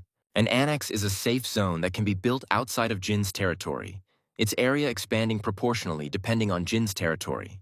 When activated, it temporarily gives the same effect as a house declaration, but only if there are Jin's relatives in the area. It costs 8 times more than the outpost, but it doesn't say it can be destroyed, and Jin received 10 billion in construction subsidies. After acquiring 1 residential complex, even after installing solar panels, he still had 7 billion left. The construction of the extension cost 3 billion. You don't need to worry about this amount of money anymore. So Jin decided to start building an extension, and in an instant, the floor underneath him disappeared. The system probably shows Jin the scale of the extension in advance. The area looks almost identical to the previous one. Where Jin is now means she will grow as Jin gets stronger. This building is much more valuable than the outpost, which has a limited range despite costing 10 billion. There is no doubt. The system asked whether it was necessary for relatives to be on the territory of the building. Whether the building should be built, Jin answered yes. The remaining time until the completion of the extension is 167 hours. Now all that remains is to ask Grandpa. Stay within the radius until the construction is completed. Suddenly a notification came. The vassals met a blood relative of Jin. It was Grandma Gina, but she didn't have an awakened ability. She lay motionless. Grandfather took her hand and asked her to listen to them. Grandmother did not open her eyes. Then the grandfather used his abilities and said that these people claim that Jin sent them here. Their grandson is alive. even though the grandmother continued to lie there, not opening her eyes or showing any signs of life. Jin became worried, then hesitantly asked the boys to ask Grandpa what happened to Grandma. Then Julia said that Jean wanted to know what happened. Grandfather immediately became worried and asked what, Jean, but how, Julia explained. He sees everything through them. Upon learning of this, Grandpa's expression changed slightly, and he told Jin that everything was fine. Grandma was with him. She was just worried. Nothing serious, Julia asked. And how long had she been unable to wake up? Grandfather closed his eyes sadly and replied, "From that very day, he remembered the day of the apocalypse. The day the monsters appeared and the world began to collapse. Since then, the grandmother has not woken up. This is the first time Jin has seen his grandfather in such a state, and the expression on his grandfather's face makes Jin's heart ache even more. And yet, what a relief that Grandma was alive. Jin could no longer hold back his tears. Even though she has been in a coma for a month, it seems as if she is just sleeping peacefully. Surely, thanks to her grandfather's awakened ability, she remains safe. If only Jin could give tasks to family members, he would do everything to cure his grandmother. Unfortunately, the system prohibits this possibility, but Dean's team does have a healer. But even so, nothing worked. Jenny said that her abilities couldn't cope. Grandfather replied that it was okay. He understood. But Jin didn't understand why it was so quiet. 7 people came there at once, but no one came out to check what was going on. Really, Jean hesitantly asked to ask about his parents, Julie asked. Grandfather nodded and asked, "Jin is now watching through their eyes. Then he will tell him directly." Gathering his courage, Grandpa told Jean that his mother had gone to work that day, as had his father. He never left her alone, so surely they were hiding somewhere safe, Grandpa reassured her. That's what Jin heard. But judging by his grandfather's intonation, he himself doesn't believe that they survived. Jin also understands that unless one of them has received an ability like Grandpa, their chances of survival are close to 0. Still, Jin wasn't about to give up. He told the boys their next target was Ikhwan Hospital. Even if the chances are very slim, let Jean clutch at straws, he told the guys. They all worked hard today, but it's already very late. So let them spend the night with him. And tomorrow, set off on their journey. But then a notification came that the presence of Jin's crooked relative had been discovered nearby. Jean was speechless for a second, then asked Sally to give the rats an order. Sally asked what order to give them. Jean shouted, "Search the area, find all possible survivors in this area." Right now, the system isn't pointing towards Dean. He's right there. The blood relative is heading straight towards Jin. He doesn't even need to check. It was definitely Mom and Dad. A group of people really were heading to Jin's house. Meanwhile, in the fishing area, the man said, "It's so late, and the work is not finished yet." The second man asked, "But that means they'll have mountains of food now, okay, right?" People raised their heads and saw a whole bunch of flying monsters of incredible size. The bell rang and the man above screamed, "Monsters are approaching." People started running away. And shout, "We need to move everything to the seafood warehouse and lock the shutters, faster." The man ran to his grandfather and shouted that everything was bad there and that the headmen should come out immediately. Grandpa asked what was going on. The man shouted, "Monsters! A huge flock of monsters is moving towards them." The man wasn't exaggerating. There were a terrifying number of monsters, and they were all running towards them. Grandfather stepped forward and ordered the boys to retreat. He called upon his abilities. A minute later, monster trees appeared on the street, and Grandpa noticed that Poppy had a hole in the trunk. He asked why little Poppy was so badly injured. Our guys decided to remain silent. Dean said they could help too, but Grandpa told them to move away. He wasn't their target. Then Dean asked what it meant. Grandpa replied, "It doesn't look like those creatures are attacking them." In his opinion, they are most likely running away from something. However, he does not think so. That they will be able to get through without destroying anything, so they should be prepared. Jin's grandfather turned out to be cool. The boys noticed that their grandfather was right. They were flying past without attacking them. However, those who walk on land will definitely encounter them. Dean decided that his grandfather clearly could not cope with so many monsters alone. Dean said they would help, but Grandpa shouted, "No need. Let them stay inside the building," Dean said. "But it would be hard for them alone. You wouldn't guess from the look of the grandfather that he needed help, and that's exactly what happened. The grandfather kicked the ground. Branches tore themselves out of the ground and turned the monsters into kebabs. Grandpa wasn't joking, and now the kids don't doubt his powers. The remaining monsters tried to break through the branches, but one wave of the grandfather's hand and these monsters were killed. For some reason, all killed monsters were protected by Jinn. If a relative of Jinn kills a monster, the experience is distributed equally and increases tenfold. The boys were still reeling from what they had seen, and Grandpa saw the status window for the first time. Jinn thought, at first he thought that Grandpa was being reckless, but Grandpa wiped out 100 monsters with just one stamp of his foot. Helping Grandpa is complete nonsense. They should be glad that they didn't get in his way. Now Grandpa is something of a monster himself. The system collected all the points, and Jinn's level increased again, but Jinn is not ready yet. An electric shock ran through Jinn's body again, and he screamed in terrible pain. The territory spread. The pain was like his body was being torn apart in slow motion. No matter how much I go through this, I can't get used to it. A status window has appeared. Creatures were discovered that met the requirements for citizenship, and Jinn hoped that his parents were among them. He scrolled through the names, but there were too many newly registered residents to check everyone. However, judging by what happened to his grandparents, if his parents had been around, there would not simply be a window with an offer to grant citizenship. Instead, there would be a message about blood relationship. This means that they were not nearby. Sally is trying her best to find out where they are. That's why Jean immediately knows when she finds them. Her whole body aches, but there is no time to rest. How is Grandpa doing, Jean thought. And Grandpa is doing great. He turned to the boys. The boys asked in fear what was wrong, and the grandfather asked if they thought they had started to treat him differently.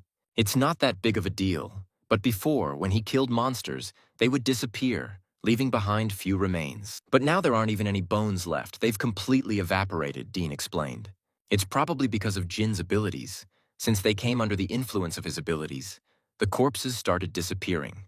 Grandpa asked, "Is that so? And are these strange inscriptions in the air also the work of Jean?" Dean answered. "Yes, that's right." Then Grandpa said, "It's truly an amazing ability. In that case, since the situation is under control, he will go to the warehouse and bring people. If they're going to eat meat, someone's going to have to kill the monsters to keep the fresh flesh from the remains." Jin couldn't even imagine that this would create such inconvenience. He had never thought about the option of eating monsters before. Then Jin noticed a huge monster fish and thought, maybe he should try it after all. One has to adapt, so Jin registered the monster fish. The item was successfully registered, the fish category was added, it worked. The price is certainly not small, but with this alone he can feed 100 people.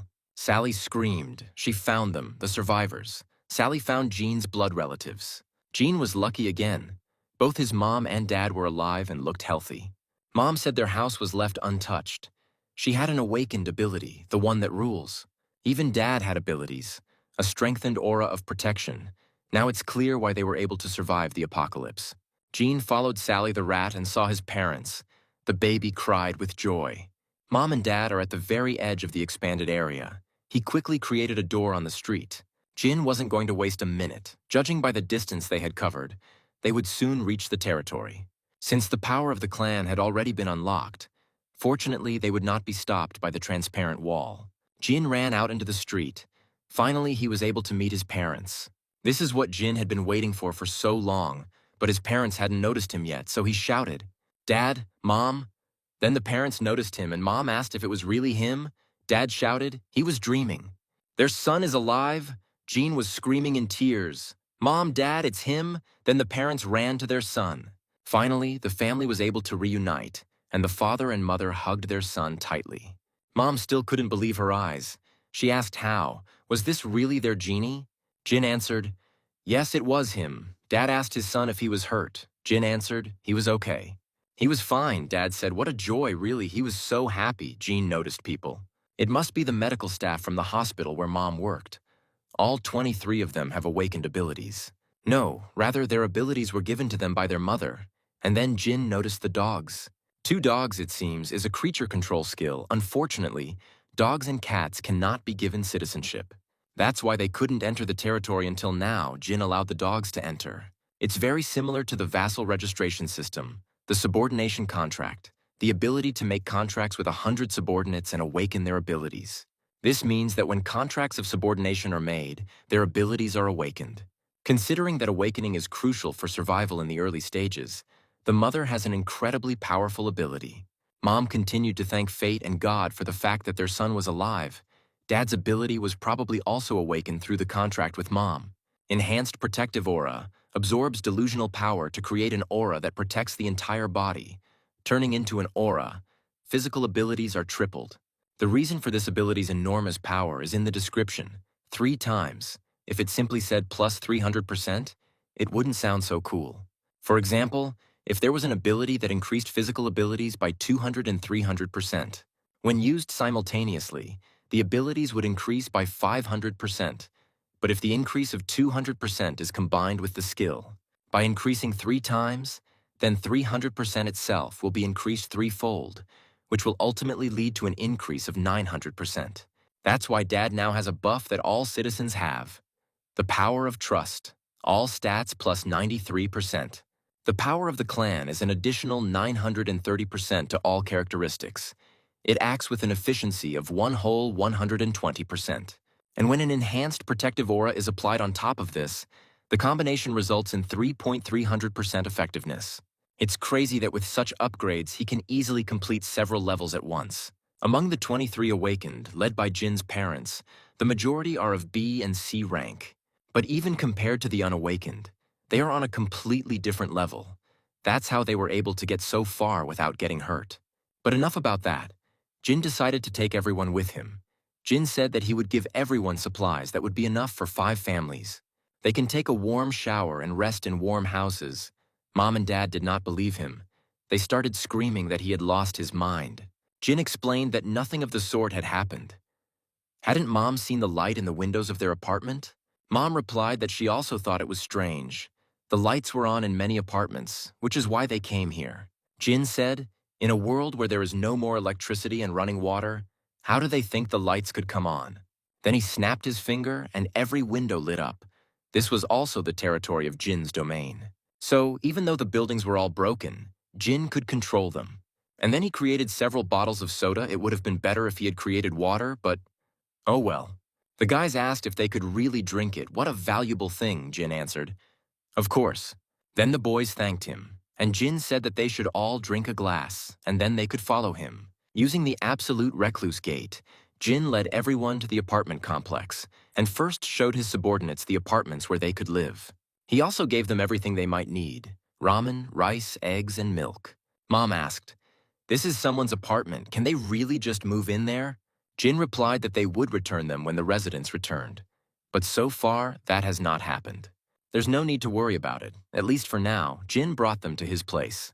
As soon as Jeannie opened the door, Sally and Gabby bowed and greeted Jeannie's parents. It looked strange. It seemed like the parents were thinking about something completely different. That's why they froze. Mom asked if this was her son's girlfriend. Jin answered, "No, it's not like they think." The girls made the situation worse, Gabby said. They would serve them with all their hearts. Jin tried to stop them, asking, "Stop! Why would they serve his parents? Thanks for the work. They can get back to their business." And so, having sent them home, Jin's family was left alone. After Mom and Dad took a shower, Jin asked them about everything that had happened. Dad worked as a taxi driver, so he always drove Mom to and from work. And that day, he also came to pick her up from the hospital when the monsters appeared. They protected each other. In the end, they both managed to survive. Jin's parents are a wonderful couple, as Jin thought. It was his mother who awakened the ability.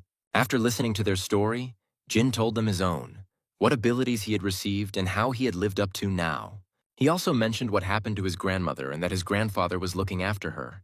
While they were sharing stories, night crept up, and although there were still unresolved problems ahead, the house was warm again for the first time in a long time, now that Jin was back with his family. Meanwhile, in Japan, Nagasaki, a storm was raging. A man was screaming what kind of creature it was. "This is some kind of majestic monster. We can keep silent about its size. It seems that the ocean seemed like a swimming pool to it." The men watched him. The monster turned around and continued swimming. The man then said that they did not know where the monster was heading, but wherever it sailed, there would definitely be terrible destruction. The next morning, Jin contacted his grandfather. Jin was the first to tell his grandfather something new about his parents. After the grandfather was convinced that they had survived, he was so happy that he seemed ready to jump for joy. Grandpa played videos of them for Grandma over and over again, and Jin said everything was fine with Mom and Dad. There was no need to worry. Mom asked if they could watch the video with their grandparents too. Dean asked Dean to make a video after watching the video with his grandparents, which Dean filmed. Mom cried. Jean and Dad supported her. Jean promised his mother that they would be able to see them soon once the extension was completed. He will be able to observe his parents' house where his grandparents are using absolute eyes. Jin asked Dean's squad to hunt monsters and set up a base in his parents' house. Until the construction is completed, the reason for this was that 3 vassals with the title of knights are helping at the construction site of the extension. The construction efficiency was increased by 50%. The mere presence of Dean, Julia, and Jenny greatly increased the efficiency of the construction. And the project, which needed a week to complete, took 5 days. On top of that, after yesterday's attack, the number of monsters around the house skyrocketed. Considering their level, it was much more efficient to continue hunting there than to return. But to do so, they would have to walk at least a kilometer. Ever since the declaration expanded the territory, the frequency of citizen hunting has sharply decreased, all because residents were unaware of the expansion of the territory. They arrived at the places where they had been hunting all this time, but in the end they discovered only that these territories were included in the territory of a residential complex. And all the goblins that used to roam there died during yesterday's level up, Jin called Betty. He said he wanted Betty to make an announcement, to start by explaining that the territory had been expanded, and now they will have to go further than Salmon Station to hunt, and they also need to organize a rescue team. They need people who will rescue survivors inside the territory. Let him include the medics who arrived yesterday in the team and also include them in the rescue squad. They could be useful. There were thousands of survivors in the new territory, and most of them were in critical condition. Even in areas that were declared safe, more than 10 people died, the main cause being the lack of drinking water. They couldn't go outside because of the monsters, although they distributed humanitarian aid whenever they found people in danger. It still wasn't enough. Jin wants to save as many lives as possible. He decided that they should get people out of danger, and if necessary, Jin will use the door of the absolute recluse to go straight to them. Mom asked if something was wrong and why Jin had such a serious expression on his face. Jin told his mother everything, and she said that in that case she could help. Among the people that Mom and Dad brought here, some had the ability to heal and provide assistance. The aid was particularly effective in treating dehydration, unconsciousness, and poisoning. Mom believed that if she entered into a subordination agreement with the members of the rescue squad, they would exhibit similar abilities. And as she thought, more than 80% of them actually had their healing powers awakened. Most of them were D or C rank, not that high of a level, but as soon as the rescue squad began to act, the situation quickly calmed down after 3 tense days. During the time they walked from house to house within the area, they managed to save many lives. Tired Jin lay down on the sofa. He was finally finished. There was so much to do in a couple of days. He couldn't even breathe as the territory expanded and new citizens continued to arrive. Thanks to this, the population reached almost 10,000. It started to rain when Jean got up and Betty contacted him telepathically. Jean asked what was going on. Betty replied, "The rescue team offered to rescue survivors outside the area." But Jean said, "Outside? It's too dangerous," Betty replied. She tried to dissuade them, but they say that now is the best time for this. Jin wondered if this was the best time. It wasn't like it used to be outside. Now it's not just flocks of goblins that roam there. Monsters that were supposed to remain in the ocean have filled the land. Incredibly brave guys. Probably because they were former firefighters, Jean said. In a situation like this, ordinary people wouldn't even dare think about going outside. Jean liked these guys. Jean told Betty to ask them to wait a little, so that he could find a squad of hunters who would accompany them. A notification came. They killed the blue crab. Since Jin didn't get any gold, it means that one of his relatives caught him. Even in such a downpour, his father went hunting. After Dad realized how much his physical abilities had grown, he began to enjoy hunting. He is strong enough that Jin was not worried about him. Another bunch of notifications came. Then Jin was shocked. Father has amazing speed, although no, Jin used absolute eyes. Of course it wasn't Dad, but Grandpa. He made shashlik out of a bunch of monsters again. Jean asked what was going on. Dean replied, "A new wave of monsters had arrived." Another thing, at this rate, they will encounter more and more sea creatures even on land. And their number is much higher than usual at this time. Why is this happening? Grandfather thought the same. He said, "Something is wrong this time." Why are these creatures running towards them in such terror? It seems to be all because of that giant monster in the ocean. A couple of minutes later, the one all the monsters feared appeared. This is a white dragon? That man was right. This monster can bring a lot of trouble. If he uses vassal summoning now, Jin could save Din's squad. But the grandfather, the guardian of the tree of the world, cannot leave the tree. Otherwise, he will be left alone in danger. He can't allow this, but he still can't order them to fight the dragon. Because to force someone to fight such a monster is to literally send them to their death when the construction of the extension is completed. The area will expand enough to cut off this monster's head, but even with a 50% increase in efficiency, and with the construction rate increased by 1.5 times, 38 hours are needed. This means they will have to stay there for more than a day, which is impossible. Jin was desperately trying to come up with a plan, and Grandpa shouted. Even for him, it would be difficult to fight him alone. He would delay him, and in the meantime, let them gather people. And they run away, but Dean shouted. They will fight together, Grandfather agreed. Grandfather shouted, they must strike first at the same time. Just as they were getting ready, Jin shouted for everyone to stop. It may sound strange, but he asks you to trust him and wait. Jin asked Ben to tell his grandfather not to do anything. Then Ben immediately moved to his grandfather. Grandfather shouted, what is he doing? Doesn't he know how important it is to attack first in a battle? But Ben shouted, that's what Jin said. He asked them not to fight. While Jin was looking for the dragon's weak spot, a status window appeared. He knew it the moment he saw him. Maybe he didn't come here to fight. What if he came here because he needs the world tree for his babies to hatch? Suddenly the dragon's voice appeared. She said, the keeper of the tree of the world need not be afraid. So this is the tree of peace. I didn't think it was so small. She should be careful. Grandfather asked what she wanted from their tree. Then the dragoness said, let the tree keeper make a contract with her. As long as the tree helps her restore her strength, she will protect it. At that moment, a seal appeared on Grandfather's hand, and Grandfather winced in pain. The dragoness said that when he is in danger, he should use this to summon her. She will come anywhere, anytime, and something else. The dragoness handed over the egg and asked to take care of it. And then she turned around and just flew away. The boys were still frozen in place.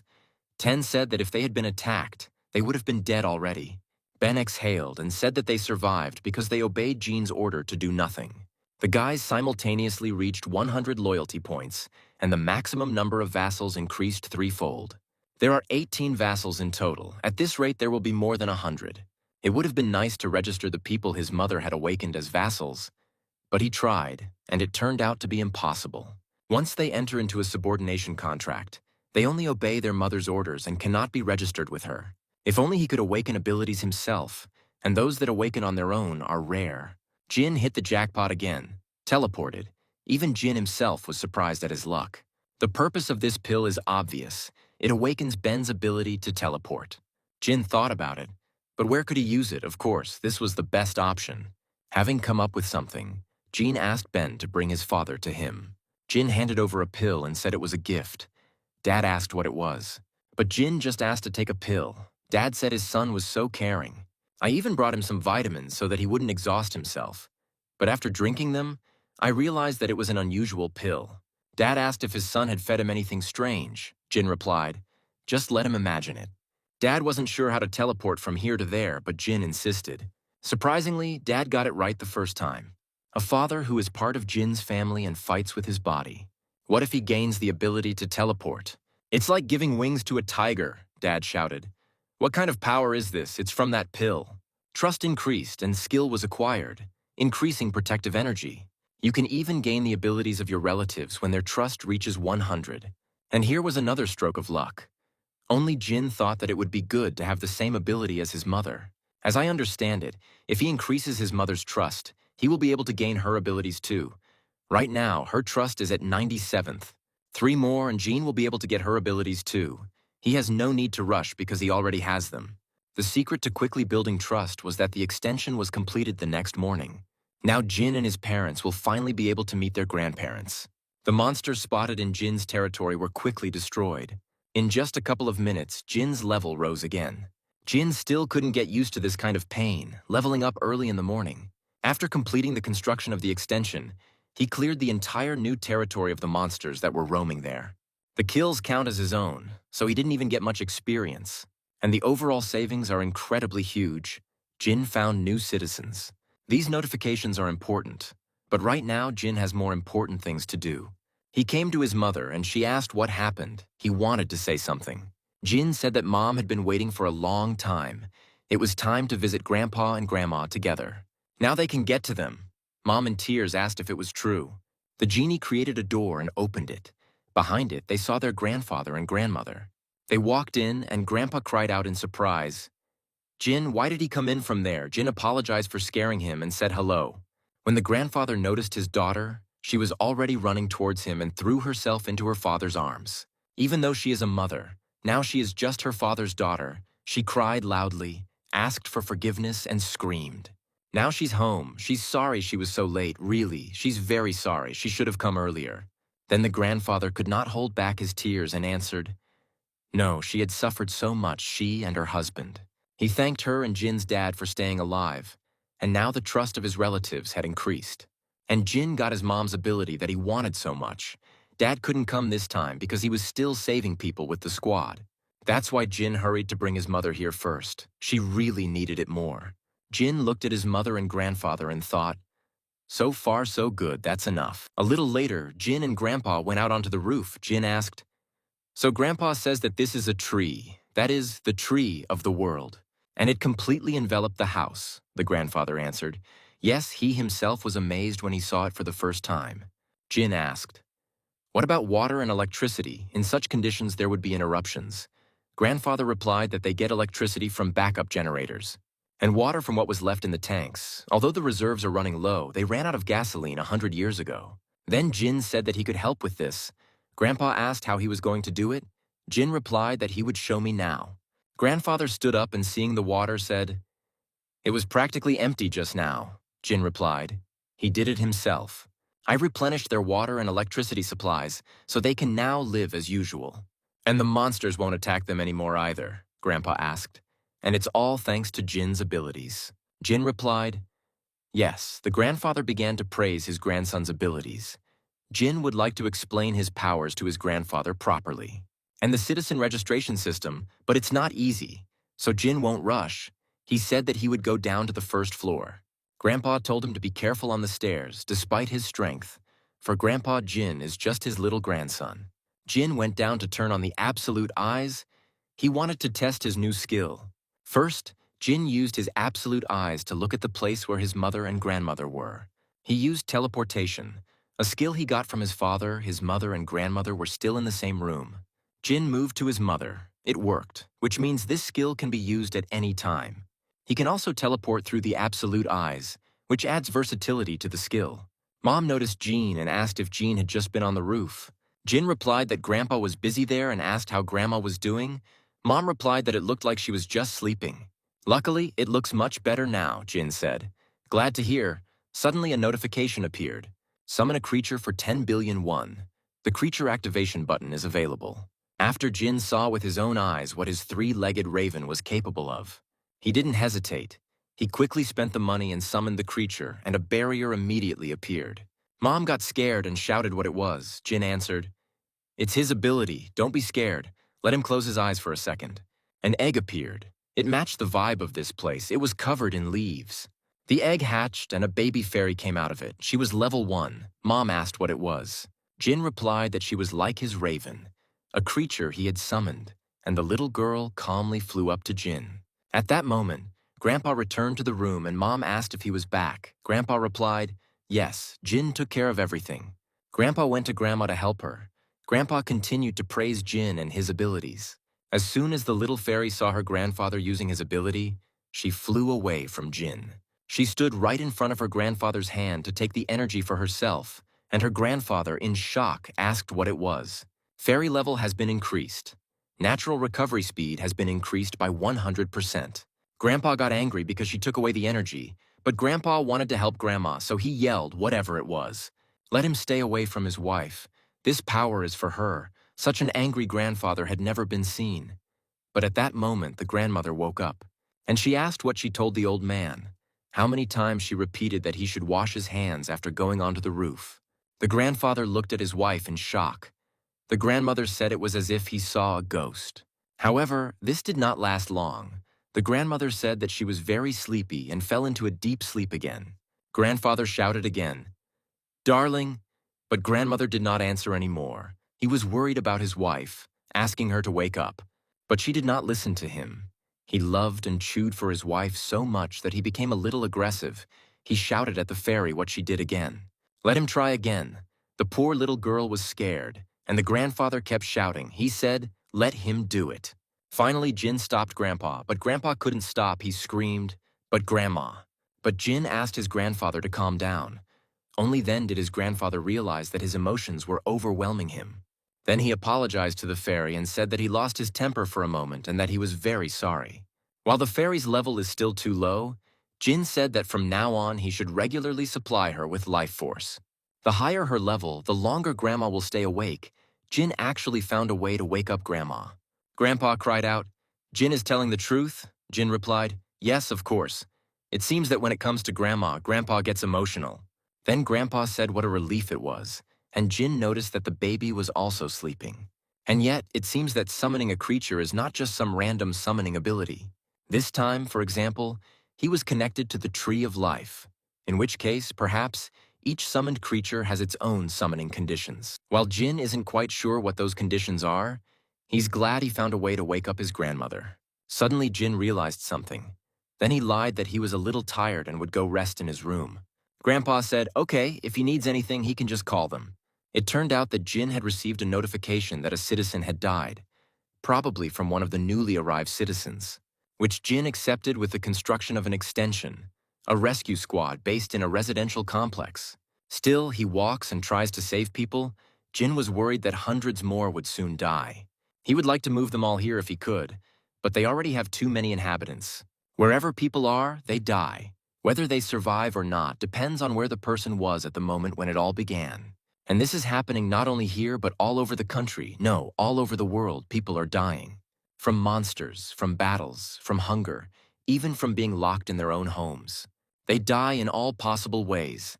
Some manage to survive simply thanks to luck or by receiving a very powerful ability, while others die helplessly, having received nothing. With great power comes great responsibility, so they say.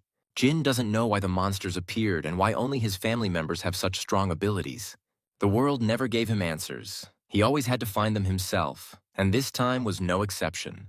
He has a responsibility. As someone who has received great power, Jin decided that he will save this country. Or at least as much as possible. That's the answer Jin came to. Currently, he can grant citizenship to a maximum of 2,000, of which he was only able to complete 10. He decided to start by reaching the limit if he continued to level up and build extensions. Then there is a chance that he will be able to save Korea, by the way. When he passed the 10,000 threshold, he received some message about professions. It said that citizens can now gain professions, but he doesn't see any tabs in the management interface. Maybe he needs to build a professions lab first, a new building that is accessible for construction. It looks like the lab needs a lot of space, and he knows just the right place. It could be built on a leveled vacant lot. The one left behind by the giant. Jean will ask Betty to gather 30 workers later. The rule of the world must begin with oneself. To develop, put my house in order, govern the state, and bring peace to everyone in this world. If a person must first work on himself and then save the nation, then Jin is obliged to find the family members of his vassals. All this time, they risked their lives for him. Now it's his turn to do something for them. Dean's squad had already approached Chalgi Station. They left to find Riley's mother, which is located in the 10 district. While the extension was being built, they were making slow but steady progress. However, due to the influx of monsters, it became difficult to move forward even a kilometer. But Jin couldn't go any further, so Jin decided to go another way. He used the ring. And I asked if the guys could all step back for a moment, and Ben immediately appeared. Ben asked. They came as soon as they heard his order. But how did Jin get here? Jin said it had been a long time since they had met in person. Ben only asked. So all those monsters suddenly died because of him. But Jin asked, "Yes, that's right. And where are the others?" Ben answered, "They are on the way. They should be here soon." The team arrived and Dean asked if this part was now part of their territory. Jin replied that you could say so. Dean said that if the safe area expanded that far, their operations would go much better. Jin said that's not all. The reason Jin stationed Dean's squad here. It's not just that Jin needs to speed up the construction of the extension. With the influx of monsters, going to the Tenny district would be too dangerous. Even the subway routes, which were their best option, blocked by hordes of monsters. But now that the extension is completed, the situation has changed. Jin said that by the end, they would be able to reach the Taney area, where the Riley family is now located. Riley asked if it was really possible. Even with the new safe zone, the genie said not to worry. They now have a way. Oh, and there's one more thing he'd like to offer them all, Jin added. If anything, the caring mother returned home to treat her son to some apples. But he was no longer there. After the construction of the extension was completed, the territory was expanded right up to Chalgi Station, which provided direct access to the station, and once Sally arrived there, they were able to use poison gas strategies again using rats, and Betty also recruited workers for the occupational research lab. All the preparations were completed. All that remained was to carry out their plan. Jean said that he was counting on Sally. Sally herself answered, okay. Right now she is inspecting the routes from Chalgi Station to Soden Station. But if Jean had sent them away just like that, it would have been a real tragedy. Sally wasn't joking. The station was full of terrible monsters. Everything is much worse than Jin expected. He thought that after the next wave, all the monsters came to the surface, and all the underground passages were practically empty. But it doesn't matter, it's in a closed space. Everything there will be destroyed by Gabby's poisonous fog. It's now a station. It turned into a gold mine. The monsters died one after another. Money from the monsters' prey. Those killed by Gabby's poisonous fog increased many times over, as did the ability that Jin received from his mother. At the moment, a subordination contract has been concluded with her, which gives her the title of Knight and increases the amount of loot. Gabby isn't the only one who has changed. In Sally's case, her existing Knight title has evolved into that of Baron. The experience and loot multiplier remains the same, but the effect of improving the characteristics that depend on loyalty has been completely overwhelmed. And it spread not only to physical abilities, but to everything, and the level of improvement doubled. In addition, Sally has a new ability, an improvement. Such rats run twice as fast and practically never die. Sally reported that the survey of the subway tracks was complete. Jean thanked her. Of course, Jin didn't just make a subordination agreement with them earlier, when Jin said that he had one proposal for them. And there is nothing complicated about it. It seems that it was then that Jin made an agreement with them. Jin informed Dean's squad that all preparations were complete and the guys could move out. The improvement in characteristics came with the conclusion of the contract. Dean and Jenny also received the title of Baron. Like Sally, Julia has also been promoted to a higher rank, becoming a level 45 Viscount. The title of Viscount worked like the title of Baron, but there was a major difference, and that was that it actually increased the limit, and thus the maximum number of vassals is up to 21. 10 also has a cool ability. 10 said, "It's time to move out." 10's new awakened ability is the Order of the Steel Knight. As soon as 10 ordered his knights to stand up, the asphalt broke and then the knights came out. An upgrade skill granted with the knight title, he can now summon not only armor, but also armored golems. And each of them fought well. They attacked fearlessly. Of course, they were not alive. 10 was very pleased with his knights, he shouted. It's time to take advantage of the chance. While the knights were fighting the monsters, the boys had a chance to run forward. Dean reported that they had reached the second exit from Chalgi Station. Jin replied that the way was clear. They can go straight to Soden Station. The boys immediately ran. The length of the tracks to Soden Station is about 3 kilometers. Considering their current physical abilities, which are many times superior to normal human ones, they could cover this distance in 10 minutes. The boys stopped to catch their breath. Riley said they actually got here in one day. The team looked around. Then Harry asked where they should go now. Riley replied that the second exit leads straight to their apartment complex. But unfortunately, a group of monsters was already waiting for the guys at the exit, and they didn't look like some kind of pathetic gang. These monsters had weapons, but Riley said they didn't have time now, so there was no point in getting in their way. She fired, and each of the monsters got their full share. Riley only needed one shot to kill the entire squad of monsters. Riley's new skill is Light Arrow, which explodes before hitting a goblin, and it shatters into dozens of piercing particles, each of which becomes a deadly weapon. The power was incredible, thought Jean, when suddenly he noticed that the entrance to the residential complex was closed. This means one thing: there are survivors inside. Great news for the guys. Dean knocked down the wall of planks and said that he and Riley would go up while the others stayed in their positions. So Riley and Dean left, and the guys protected them. 10 called his knights just in case. Riley quickly ran upstairs and knocked on the apartment door, calling for her mother. But she didn't hear an answer. Fear enveloped Riley. She asked in horror what was the matter, why there was no answer. She fell to the floor and, crying bitterly, asked that nothing more be taken from her. Could it be that Riley's desperate desire is to see her family go to heaven? He opened the door for her, and finally a man appeared in front of the door. Riley cried even harder. Her brother is alive, Riley asked. And her mother? What's wrong with her? Min answered. She's inside.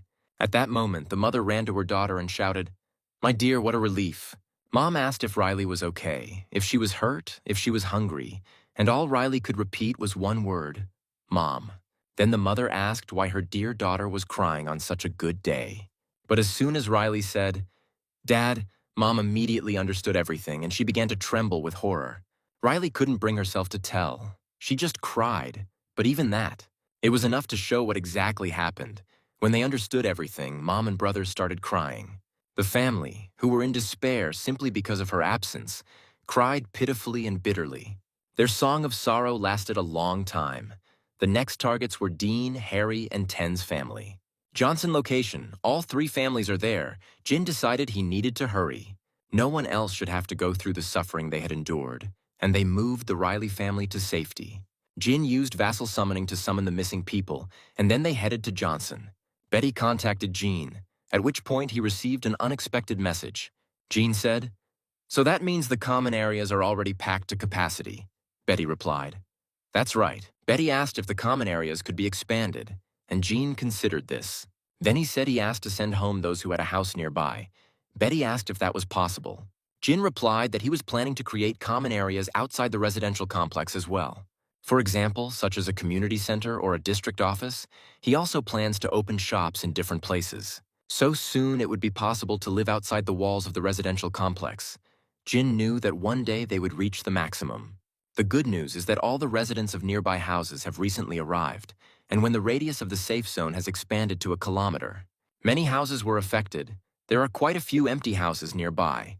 If those who live nearby were sent home, they would have free space. To breathe freely, they also need to establish several bases around the perimeter to support hunting parties. And to open several stores in the area, Jean asked Betty to hire staff.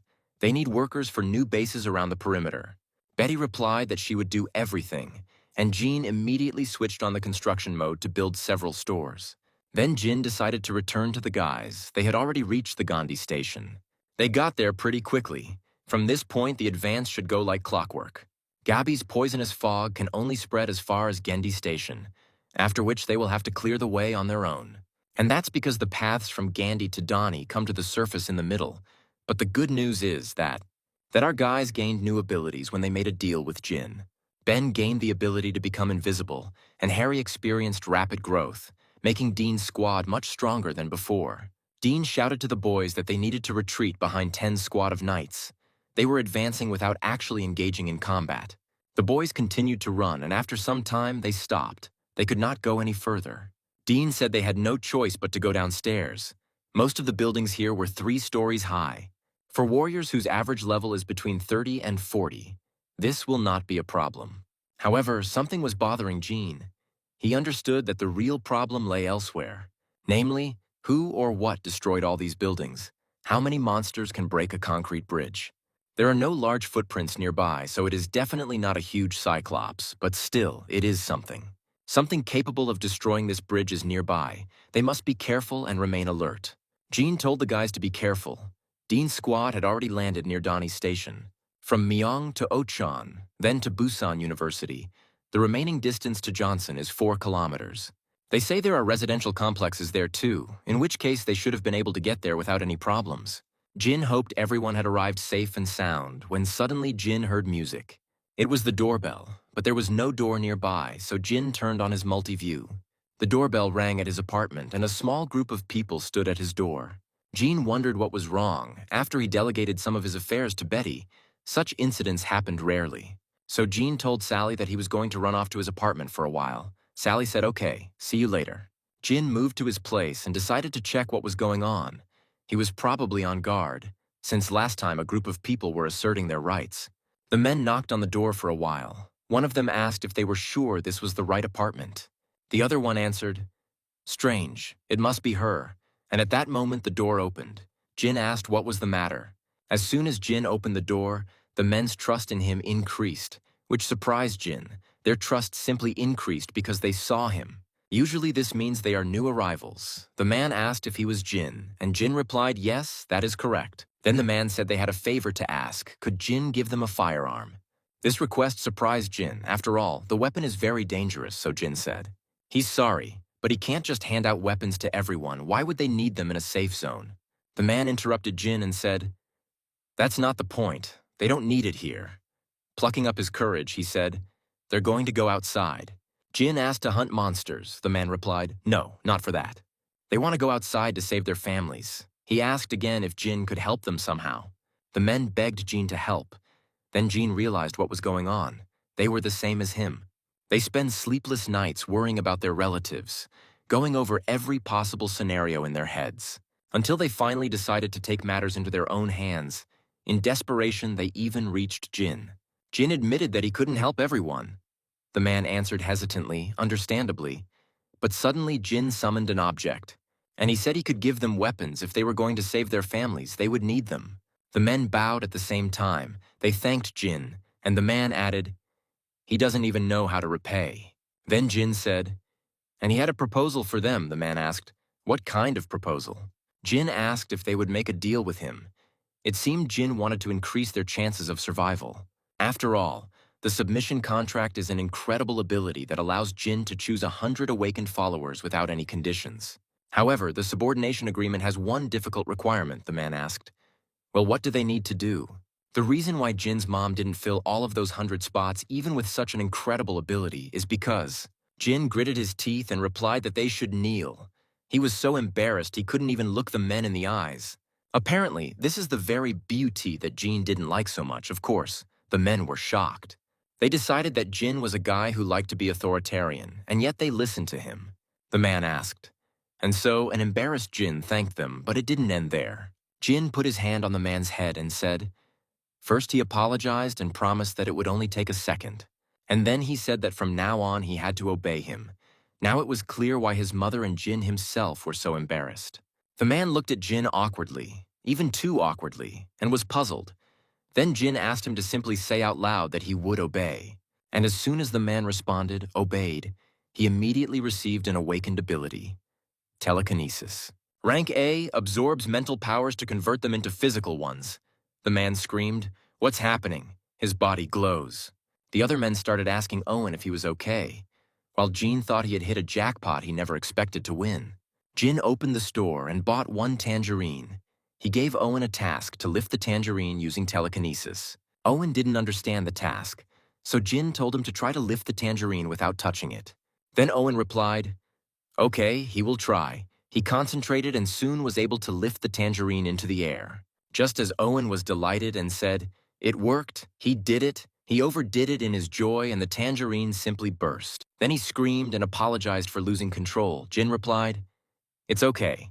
Owen gained this power by making a contract with him, Jin explained, and suggested making contracts with the other men. After Owen was registered as a vassal, the remaining ones also entered into an agreement with him. The other 5 awakened normal abilities from D rank to C rank. Well, it doesn't matter that much. Owen alone was enough. And since Owen is now officially registered as a vassal, Jin can provide him with minimal support. Owen said they would be back, Jin asked.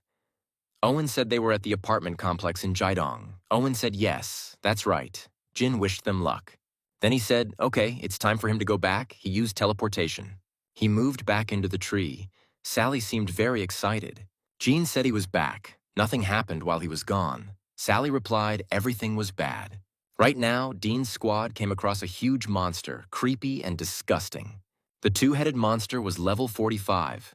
It was unlikely that our guys would be able to cope with this monster alone. Jin thought, the monster is so huge, it couldn't be otherwise. It was this creature that destroyed the bridge. The monster attacked, but the boys didn't just run away. Harry's raven attacked the monster's eye. Ben moved up and took out his gun. Ben fired several times. Then he immediately returned to the ground. and 10 called his knights, and they ran towards the monster. They chopped at his leg, but for the huge ogre they were just a bug, even though it was painful. The monster got angry and kicked the knights. The poor fellows fell apart into several pieces. Then the monster looked menacingly at the guys. "It looks like the guys are in big trouble," 10 said. "The thing didn't even blink," Dean asked. "And what should they do if they could just catch the moment?" Jin summoned a barbell and threw it on his head. The monster screamed, and Jin apologized for helping so late. Now he will help them. The guys were finally able to calm down a little. The monster continued to sit and not move, so 10 asked if they had defeated it. The barbell hit the monster right in the head, but the monster's victory notification still didn't appear. This means that the monster is still alive. Jin told the guys to be careful. The monster only screamed louder. "It looks like this is just the beginning. It won't be so easy with this monster."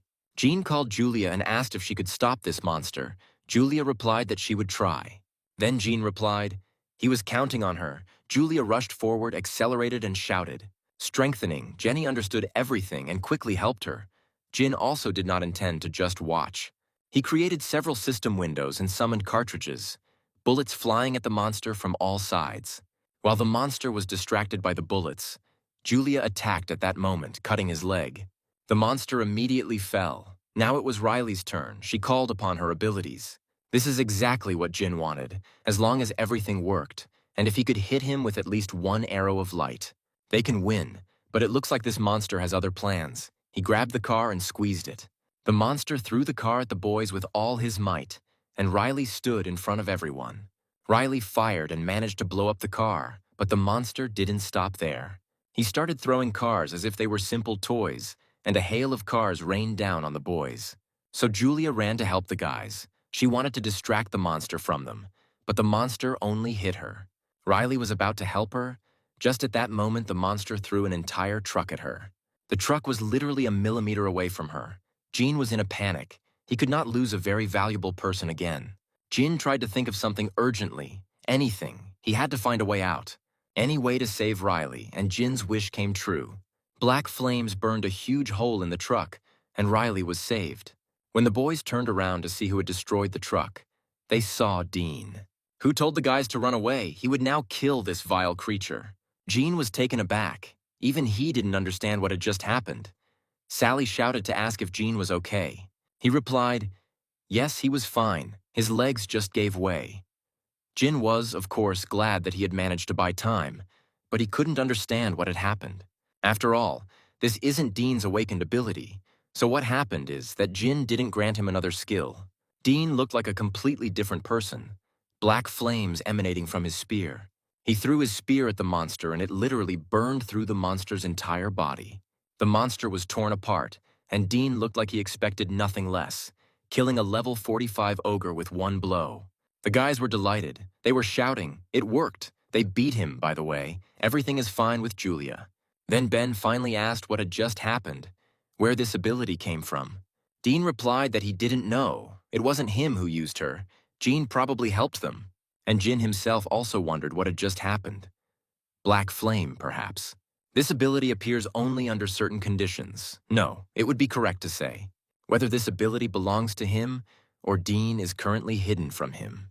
But that's not the problem. The pain is already approaching. The genie's skill level has been increased. After Jin had once again endured another dose of terrible pain, just like the previous times. Sally was worried about him, so he said he was fine. He was kind of used to it. In Jin's territory, all monsters were processed into experience, and people received citizenship. But this time, something was different. A dungeon was discovered. Jin was the first to discover this dungeon and received 100 crystals as a reward. If the reward was crystals, then they were somehow connected to this place. It is located behind the residential complex, on the slope of Mount Juan. Hank's squad needs to be sent for reconnaissance. If he makes a subordination agreement with him and the other members of his squad, their combined strength will be more than enough. Jean decided to see where Hank and his guys were now. They were on the street. They hunted monsters, but all the monsters died on their own, apparently during the expansion of the territory. The monsters they hunted were killed by this. Jin contacted Hank with the ring. Jin asked to bring his squad to his house. He has a request for them. After Jean asked Hank to come back, Jean returned to the apartment with Sally. Using the door of the absolute recluse, Dean's squad almost reached their destination. So Sally's help was no longer needed by Jean, and Jean thanked Sally for her work. Sally asked hesitantly if she could really go and rest. She thought there was something else she could help with. Jean reassured her, saying that she had already done everything possible, and if he suddenly needed anything, he would call her again. In the meantime, let him rest and spend time with his family. Sally calmed down and said, "Okay." Then she would go. Jean wished her a good journey, and Sally said goodbye to him. Now Jin needs to finish other things. Dean's squad should return soon. The last time Jin checked on the boys, they didn't need his help. Their abilities have become strong enough that they can break through on their own. Besides, the biggest problem, the territory boss, has already been destroyed. Now all that remains is to run straight to the finish line. That's exactly what the boys were doing, and when Jin saw them running towards their goal, he smiled. And I thought, perfect, the families of Dean, Ten, Harry gathered in this residential complex. Ten shouted, he sees their house. We must hurry to save them and return home safe and sound. Let them run with all their remaining strength, Ten continued to shout. The guys answered him, okay. The boys were already at the gates. Just a little bit more and they would be home. Soon they would be able to meet their families. Together they headed towards the safe zone, towards a happy life. Ten ran ahead of everyone. He was the first to reach the gate, and when he had already reached the gate, Ten suddenly froze in place. The guys ran up and asked why he suddenly stopped. Ten looked at something with such horror. Then finally he spoke. He said, "Damn, it looks like they're too late." Dean and the guys followed his gaze and also froze in horror. On the other side of the gate stood not their family, not people, but black orcs, each at level 30. High-level monsters above 30 emerged in droves from the underground parking lot. Jin screamed, "It can't be." The meaning of Ten's words was undeniable. The chances are that there were still living people inside. Equal to 0, these are not the usual orcs that die if you hit them on the head once. These creepy monsters are very strong. Which means Dean, Harry, and Ten's families most likely ended up the same way. But this thought drove Ten crazy. Hatred completely enveloped him. He called his knights and ordered them to kill them all. Ten wasn't alone in his pain. Anger had also taken hold of Dean. A black fire was already burning in his eyes. The monsters who killed their families would now bitterly regret it. Dean threw his spear, shrouded in black fire, at them. As soon as the spear hit the ground, it exploded. The orcs flew into the air, and then Dean ordered to prepare for battle. But, unfortunately, this time they fought not to save someone, but to avenge the death of their loved ones. None of the guys were going to hold back. They destroyed the monsters as if they were level 1 monsters.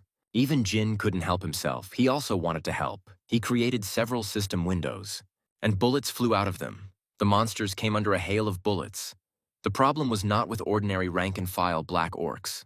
They are no longer comparable to Dean's squad, which has become stronger thanks to numerous monster hunts. So it's not about the guys. All these black orcs are experienced warriors, and they are also very strong. These monsters are completely different from their fellows. Even a novice can kill green orcs. That's why Jin shouted that he would support the guys, but they should be careful with those orcs in armor. But while Jin was warning the boys, one of the orcs fired an arrow, and it flew straight towards Jenny. Jin screamed at the top of his lungs for her to run away, but it was too late. The arrow flew straight into Jenny. It all happened so quickly that Jenny didn't understand what had just happened. Jenny fell on the asphalt and tried to clutch the wound in her stomach, but the pain was terrible. She screamed in pain. Dean turned around. He looked at her in horror, not knowing how to help. Dean always calmly assessing the situation and acting in the squad. Unable to give the order, the orc chose the weakest spot in Dean's squad out of all possible targets. But the arrow was stuck in his body, making even his healing skills useless, meaning Jin could no longer rely on Jenny's support. If it had been Julia with her powerful regenerative abilities, she would have been able to withstand it. If the fight lasts too long, the balance of power may shift against the guys. The beginning and end of this fight are already predetermined. And now is the last chance to escape. We need to let them escape by using the summoning of vassals. This is exactly what Jean was about to do, but unexpectedly, the orc, taking advantage of Dean's distraction, attacked him. But also, at that very moment, Jenny herself pulled out the arrow and shouted, "She's okay. Let them come to their senses and fight." She pulled out the arrow with her bare hands. Jenny screamed until they checked and found out how their families were. Jenny was right. The guys realized it too. Fortunately, Dean managed to repel the orc's attack and attack himself. Even after pulling out the arrow, Jenny will feel pain for some time and will not be able to think clearly. Initially, it would have been right to give the order to escape immediately, Jin thought. However, like those who are now fighting, Jin must now also share their wrath. That's why Jin doesn't choose to run away. He understood how the boys felt, so he chose the path that would make them stronger. Jin chose Dean, Ten, and Harry and upgraded them to level 40. The cost was high, but Jin didn't care anymore. He spent billions to make the guys stronger. Now each of them is level 40. Their levels have been increased. Jin told the guys that now that they were at level 40, they should destroy these creatures. Ten summoned his knights again, and it cost Jin 10 billion won to level up, but that didn't matter. The most important thing now is to survive. Or better yet, take revenge on these orcs for killing the boys' families. This time, when the orc attacked Knight 10 but did not fall apart, there was only a small scratch on him. Harry also leveled up.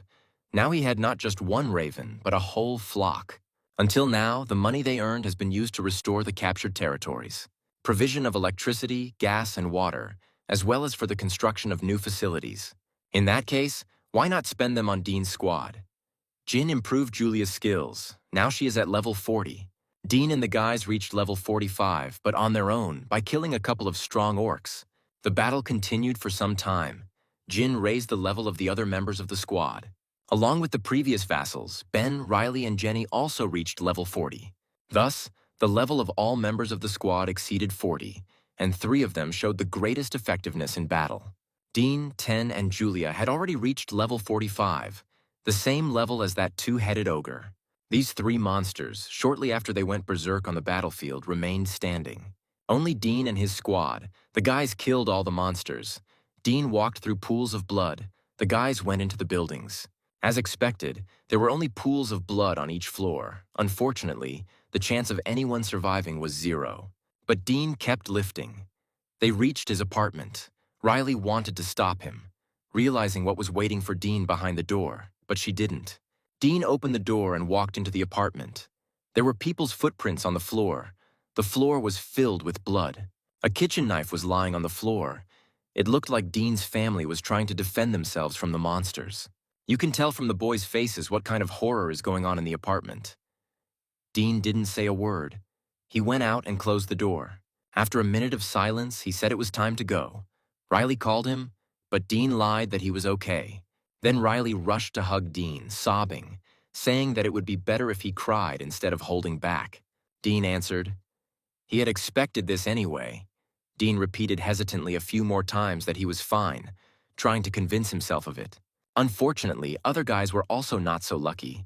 They fought for a long time, realizing that their loved ones were no longer alive. And yet, they had a small hope that they were alive. But now everything has collapsed. It was truly a complete failure. The guys were completely devastated and saddened. But not because of the battle, but because of the loss of their loved ones. Unlike what happened to Riley, they had no family members left to share their grief with.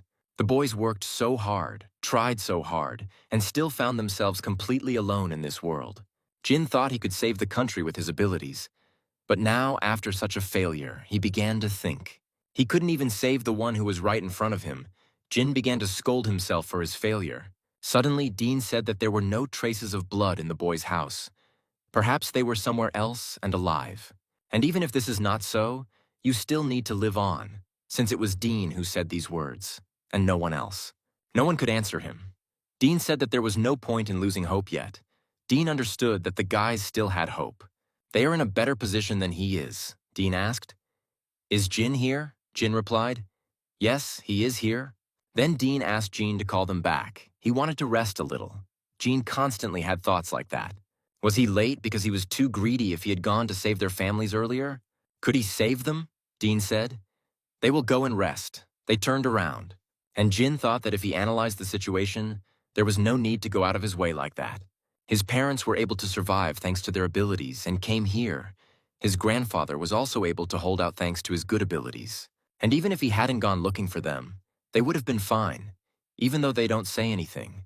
But they could very well blame him for it. That's how it all ended. Jin believed that he was the man who killed their family members. Jin barely managed to gather his courage and apologized. She said it was his fault. It was all because of his greed. Because of him and his greed, their dear family members, he missed the chance to save them. The boys listened to Gene without saying a word, without turning around even once. Gene added that he was very sorry. Dean also listened without saying a word, then walked up to Gene. And he said it wasn't Jin's fault. But Jin continued to cry. Jin wanted to object. But Dean interrupted him and asked if Gene could stand up and look around at everyone present, including him. Thanks to Jin's abilities, food, water, life were saved. Where you don't have to worry about monsters, all thanks to Jin.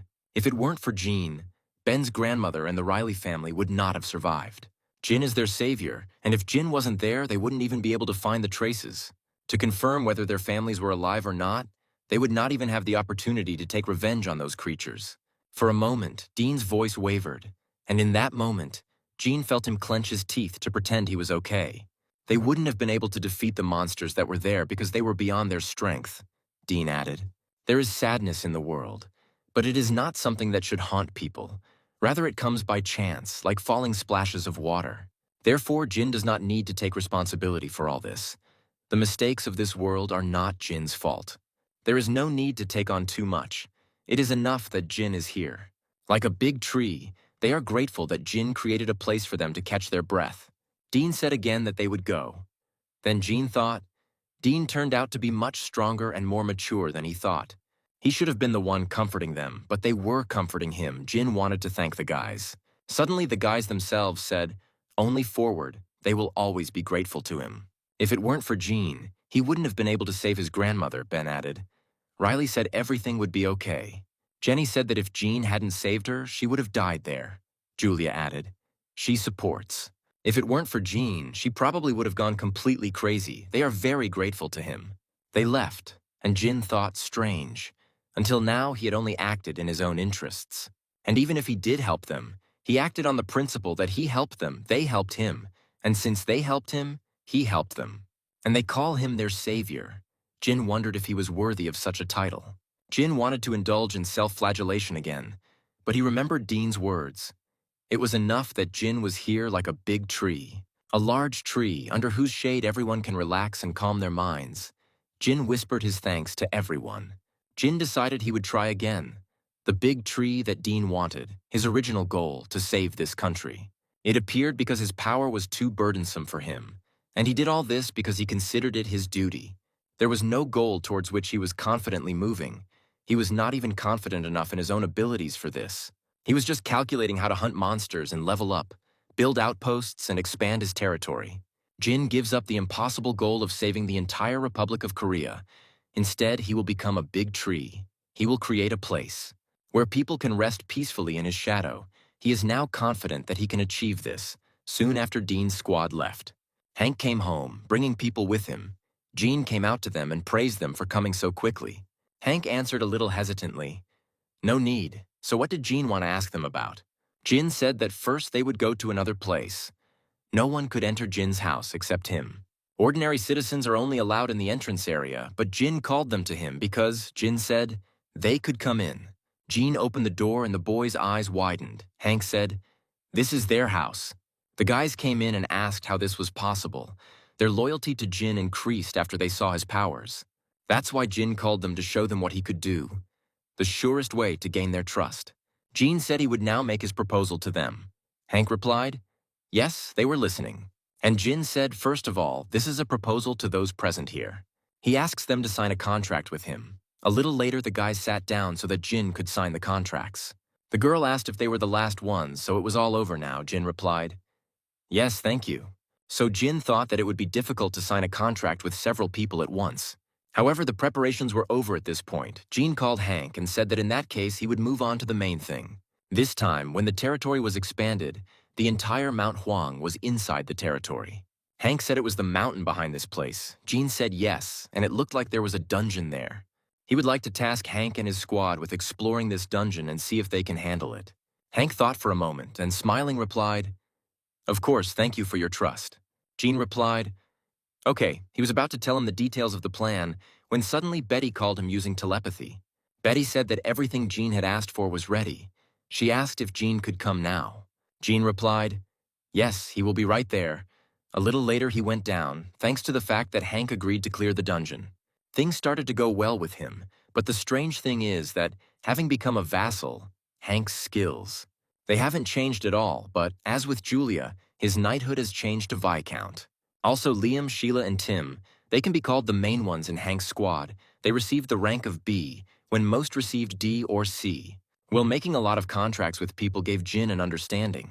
It takes something innate to gain a high-ranking ability, like potential or natural talent. The vassal limit is 100 people, so now it is worth concluding contracts only with talented people. Betty said hello to Jean. He immediately said she had worked hard. Then Betty laughed. And she said, well, there was nothing complicated about it as long as Jin paid enough. Jin replied that he was owed a bonus and asked, so, these are the same people? Betty replied, yes, she had gathered 10 of the most talented people as Jean had requested. Then Jin said hello and introduced himself, and the guys also said hello to him. Then the guy asked, well, could we find out what task Jin wanted to entrust them with? Jean replied, of course. He will tell them everything now. He wants to give them the same as Betty. He intends to make them bosses. The guys did not expect this, so they cried out at once, Jin is serious. Despite the significant increase in population, very few people occupy management positions, which could harm society. They have a head of the medical team and a head of the rescue squad. There are currently 12 management vacancies remaining to which other people need to be appointed. Of course he can't just appoint the guys. The guy said if Jin trusts them, they will try their best. Jin said, but there are conditions. He chose them for one simple reason. With the influx of new people, the number of big and small problems only increases. He's going to appoint technologists to leadership positions. Whoever can propose a solution to these problems, in that case, let those who are ready speak out in turn. For some time, the candidates continued to make their proposals one after another. Suggestions were received regarding various issues, such as waste disposal on the territory, road repairs, and so on. And many of the solutions to the problems proposed were quite acceptable. Jean was pleased because there was no limit to the flow of good ideas, which was to be expected from Betty. Of course, she found talented people. The guy came forward and asked permission to try. And he said he thinks they need a detachment that will maintain security within the territory. Although there have been no serious incidents yet, since there is no one who could prevent them. Something like this could happen sooner or later, Jin asked, meaning he was proposing to create something like a police force. The guy replied, yes, that's right. Another guy stepped up and said he apologized for interrupting, but he had an idea. When they started talking about the police, Jin said, yes, he was listening, and the guy asked, Jin doesn't happen to know if there are any firearms, especially rifles, in the police station armory. Then Jin asked if it was a police station or a military unit. The guy replied, yes, as everyone knows, South Korea is currently in a state of truce. But as far as he knows, in case of an emergency, weapons are also kept in police stations, of course. There are enough of them in large police stations. Jin asked if they couldn't form such a unit if they got weapons. The nearest police station was in the Seomong district of Busan. Then Jin asked if he could tell him his name, and the guy replied that his name was Hell. Jin said, okay, let Hell gather a team and go there. Hell asked himself, Jin answered. Yes, you may not have to worry about it so much. The territory has expanded, so the site is most likely already included in the territory. But if Hell is outside of it, then there is no need to bother, Hell replied. Yes, okay, he will try. Jin replied that when Hell had completed his preparations, he could leave. Then he suggested that the rest of the guys suggest their ideas the next day. After yesterday's successful selection of leaders, Hell's squad set itself the goal of finding the weapon and indeed found it. Using a perfect eye check, Jin immediately registered the weapon in the store. However, they got 2 culprits, 3 cartridges, and an empty box of cartridges. The problem is not the quantity, because everything can be purchased by registering in the store. The real problem is that someone has already taken most of the weapons from the police station. And given the size of the armory, hundreds of rifles are missing, meaning there is a large group of armed survivors somewhere. This can be a real headache, but only if the group of survivors is that large. They would certainly be conspicuous, so even if Jin didn't want to hear about it, he would have learned about it from the news. This means they are not in the area yet, so we can think about this problem later. First, Jin decided to hand over the rifle to where they were really needed. Owen and the others couldn't go any further. There were monsters everywhere. The man said that he was running low on bullets and there were a lot of monsters. Owen didn't know what to do, and neither did the boys. Everyone was already tired of fighting, and their ammunition was running out. Until they could handle that amount, Owen saw no way to resolve the situation. But fortunately for him, Gene had not forgotten about them and was ready to help them. Gene called Owen and the rifles began to rain down. Gene arrived at the very last moment, supplied the ammunition, he told them to use it. The guys laughed nervously, apparently not expecting this. Owen thanked Gene. All the men quickly picked up their rifles and prepared for battle, Owen leading them in. The men led by Owen scattered the groups of orcs, and they quickly dealt with them. The guys killed a couple, and the rest, frightened, ran away. Owen shouted, "Go ahead. We need to save their family members."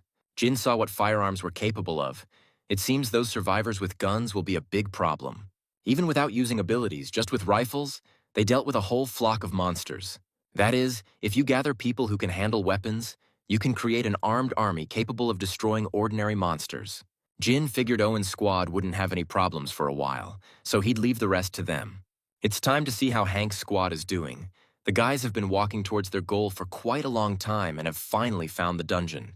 More precisely, the entrance to a dungeon called the Swamp of the Lizard People. There should be about 10 of them there. The dungeon should be easy since it is D rank, but the dungeon was filled with water, so they won't be able to enter inside. But don't worry, they have Hank on their team who can control water.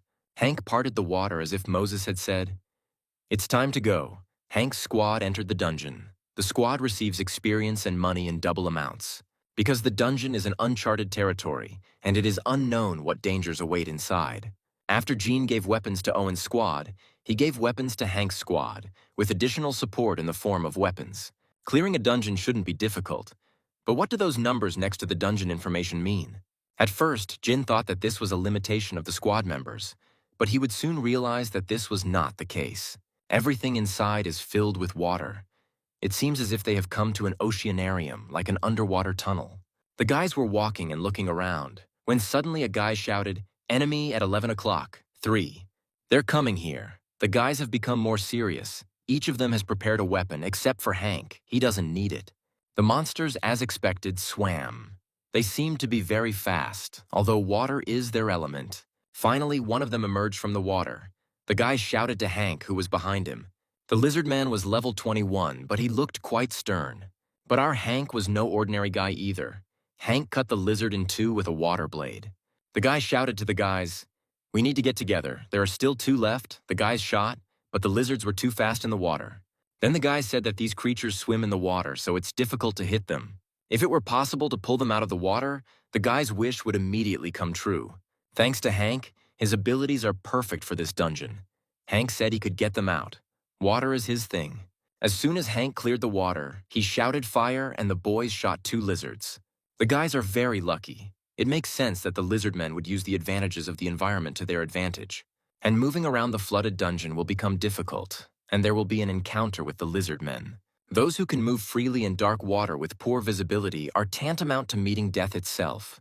But Liam has the awakened minimap ability, which allows him to assess the terrain and mark enemies and allies within 100 meters. And of course, Hank, with his ability to control water, turned the circumstances to his advantage. Gene doesn't even need to support them individually. If that's the case, then it's not necessary to involve Hank's entire squad. Hank and Liam and a few more people with fire support will be enough to clear it out. The guys reached the door. It looks like they made it. This is the room with the dungeon boss. They entered the room and immediately noticed that there was no water here. Sheila asked if maybe arriving at this place completes the dungeon, as there isn't even a boss monster here. Liam shouted, "He will continue to talk like that. He will croak even more." Suddenly he froze. It seemed like he felt something. He shouted, "Something is coming. It is coming here fast." Then water gushed out of the tunnel. Hank yelled for the boys to stand behind him. He created a barrier and the water passed them by. And then he appeared. The boss of this dungeon. It seems he also controls water, just like Hank. The guys didn't hesitate. They immediately shot at him. It's unlikely that rifles would help here. The lizard simply stopped all the bullets with his water barrier. The guy's attacks don't work on him. Liam asked what they should do now. Hank asked, "So water can be used like that?" It seems he came up with something. He then told the boys to stand in their places and wait. Liam asked what he was going to do. Hank replied that he would finish and be back soon. The guys called him. But Hank no longer listened to them. He rose quickly with the help of water.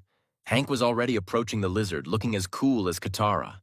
Hank attacked the lizard with sharp water arrows. We will soon find out which of them is stronger in their water abilities. While the lizard repelled Hank's attack, he didn't notice that Hank was already behind him. Hank said he sees that the lizard blocks his attacks with water, but will be able to move the water that he controls. He trapped the monster in a water trap, and only Hank can control this water. First, the lizard choked on water, and then used the skill he had recently acquired, Water Bomb. Hank used his skills professionally. They cleared the dungeon and received double the reward. Also, by defeating the Lizard Man Territory Chieftain, Hank obtained 10 crystals when Hank's squad came out after clearing the dungeon. The description of the dungeon has changed slightly. It turns out that the number 10 does not refer to the number of lizards. And the limit on the number of attempts to complete this dungeon is 9 more if you use up all the remaining attempts to complete the dungeon. And to get crystals, you can get legendary items. That is, you can get a legendary item like a communication ring. So Gene came up with something. He called Hank and asked what condition the guys were in now. Hank replied, "They were a little tired, but otherwise not bad." Then Gene said, "Glad to hear it." He had a request for them, Hank replied. Of course, they would do everything if it was in their power. Then Gene asked if they could do the cleanup once a day. Hank and the guys were surprised at first, but since Hank is like a fish in water in this dungeon, he quickly agreed. 10 days later, Hank was still as perfect as the first time. It was the last day. Hank's squad completely cleared the dungeon without a single failure, and Jin exhausted all attempts to pass the dungeon. In total, he received 400 crystals. Jin said, "They all tried hard. Let them come back and have a good rest. Jin has accumulated enough resources to try to knock out the legendary item. Well, now all that's left is to try." The seal of the legendary item roulette appeared on the floor again. A blinding light illuminated the entire apartment again, and Jin asked irritably if there was no way to remove this light. Finally, the item appeared. Jin was given a crown. The ego will probably skyrocket. When wearing the crown, the effects imposed on citizens are doubled. Now, up to 6 effects can be applied to citizens. Experience and money are increased by 100%. The power of trust and tax collection. Base salary, benefits for the economically active population, profession effect, and if John uses the ridiculous crown, then all this will be doubled. Jin said that he probably would have to use it. The crown was a bit bulky, but the effect of wearing it was so good that Jin decided he had no other choice. Since he doesn't have much reason to leave the house, he will wear it all the time, Jin said. Putting on the crown, he felt a slight electric shock. By the way, the time for collecting taxes is almost up. Thanks to the effect of the crown, they should bring in 20% of the income instead of 10. With 20%, you can earn $1 billion, the system reported. As a result of tax collection, 15 billion were credited to the recluse's account. This means that the amount owned by citizens is 7.5 billion won. And they have more money than Gene thought, so it's no wonder the store's sales have been incredible lately. This means that the purchasing power of citizens has increased. In any case, this is good. The assets of citizens are increasing. Now he has received the crown and will be able to increase his level and thereby diversify the store's assortment. At this moment, Owen and the others returned. Owen said they came to return the things that Gene lent them. Gene replied that they were probably tired on the way back. He thanked the guys for coming here to surrender their weapons. Owen replied, "They did what they had to. They finally noticed the crown." He asked what he had on his head. Jin nervously pulled the crown off his head and said, "It's nonsense. It's more important to congratulate them on their victory." He hoped they were reunited with their families, Owen replied. All thanks to Gene, even if they were just a little late. They would never have been able to meet their family, but thanks to Jin giving them a weapon, they miraculously managed to save their families. Jin said he just gave them the support he could. They saved their families themselves, but the guys responded that they really needed this opportunity. They wanted to express their gratitude to them once again. They bowed and loudly thanked Jin. Jin replied that he was glad that he could help them. The citizens' trust increased. After a short conversation, Owen's squad went down to their families. Then Jin placed the weapons in storage. This happened just during the sorting of the surrendered weapons. At that time, Jin didn't know yet. The system had sounded an alarm. Jin asked what had happened to raise an alarm. Several citizens died at once. Jin froze. He did not understand how 10 citizens died in an instant. After all, nothing like this had ever happened before. But then he read a new message. A lower vampire of the 18th level had been killed. It was anxiety before the grandiose events that were about to happen. The vile leech sucked all the blood out of the girl, then threw her body on the ground for his puppets to finish eating her. The mosquito thought there was a gold mine here. He stumbled upon this safe zone completely by accident. But suddenly, a transparent wall blocked his path, and then a window appeared offering to accept citizenship, and he agreed without hesitation. So the leech was able to enter Jin's territory, and looking around, he could only be surprised. Seeing a safe area where people could relax, the leech decided that this was a banquet for him. The mosquito thought that not only were there many of them, but they were also in good condition, which was much more effective than hunting those outside. Here it is possible, if he eats everything that is here, he too can become like that. He will be able to become a strong vampire, like that creature that threw him away, considering him useless. Now he will be able to rise to the average level a little more, and the power equal to that vampire will be in his hands. But it is not enough for him to be equal to him. He must drink more human blood to become stronger than that vampire. To do this, not only he, but also his pack needs to become stronger. At this level, he can only subjugate 5 lower-ranking vampires.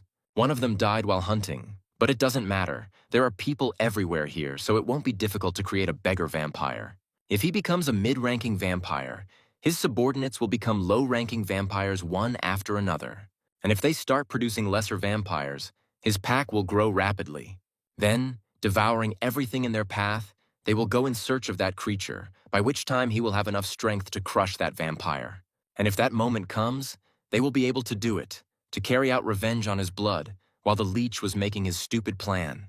The door of the genie appeared, and the leech joyfully said, "New prey. But soon this mosquito will have to find out that Jin wouldn't let him just walk around his house and kill people left and right." The naive mosquito decided that he could easily kill Jin by sending his pawns after him. Of course, this did not happen. The leech seriously angered Jin, and now the mosquito will feel the wrath of the recluse. Mosquito didn't even understand how all his pawns died at once while he was trying to figure out what happened.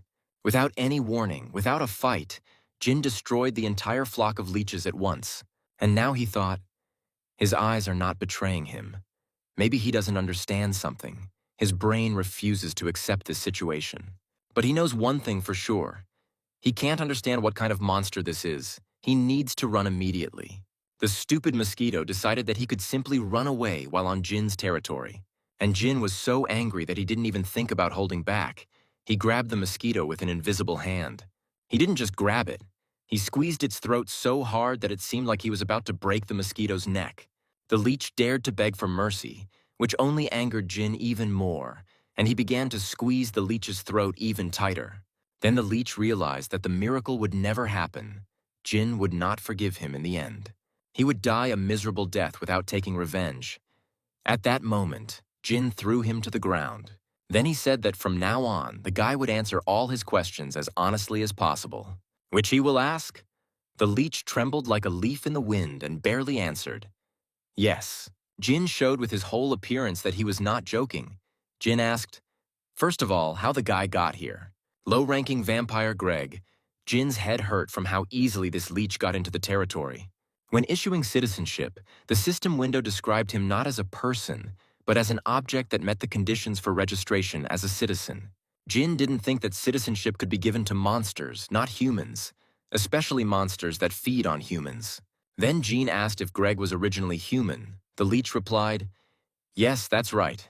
He was an ordinary person, until he was bitten by the vampire Alex, which is apparently why the system granted him citizenship. He vaguely remembers the time when he was a lowly vampire, but by devouring people, he moved down to a low rank. Jin interrupted him, asking what the word low and low meant, and the leech replied that this is what they call ranks. At the lowest level, vampires resemble animals that have only instincts. The remnants of their intelligence are only enough to understand commands, but naive from a low level, vampires develop consciousness. And you can also create flocks that can be summoned. Jin asked what level that Alex was at. Leech replied, Alex is a mid-ranking vampire. Now Greg is a low-ranking vampire at level 28. To become a mid-ranking vampire, you need to be at least a higher level. And Jin doesn't know how high the hierarchy goes. But there is clearly a higher rank, and his level is probably also high, Jin said. The last question.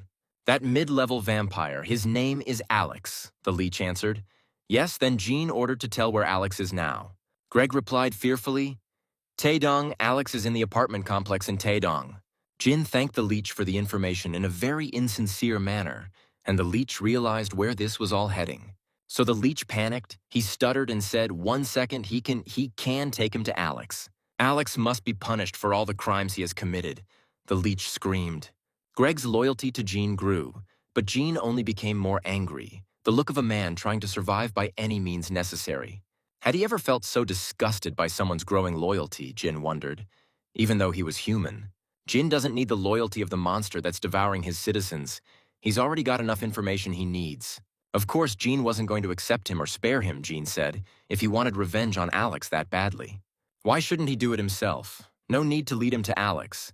Jean opened the window and gave him the task, since he was a leech citizen. The mosquito must kill Alex within 24 hours. The reward is a small amount of experience. The punishment is death. Jean said, Greg will go to him himself, and he will kill Alex himself. The leech screamed, just a minute, then let him drink human blood. To rise to the middle level, he only needs one of them. Jin looked at him with his creepy gaze and said, if Greg lays a finger on one of his men, he'll blow his head off. The leech walked away in fear. In fact, this task is no different from the death sentence. But at the same time, it is impossible to allow the leech, in despair, to start attacking others, so Jin gave him a weapon. In fact, Jin gave him a little hope. Cruel if you think about it, but the leech deserves it. Jin said he was giving Greg a chance now, a chance to get revenge on the one who drove him to this. Leech said uncertainly, with the machine gun, it's possible. He'll try. Jin's plan worked.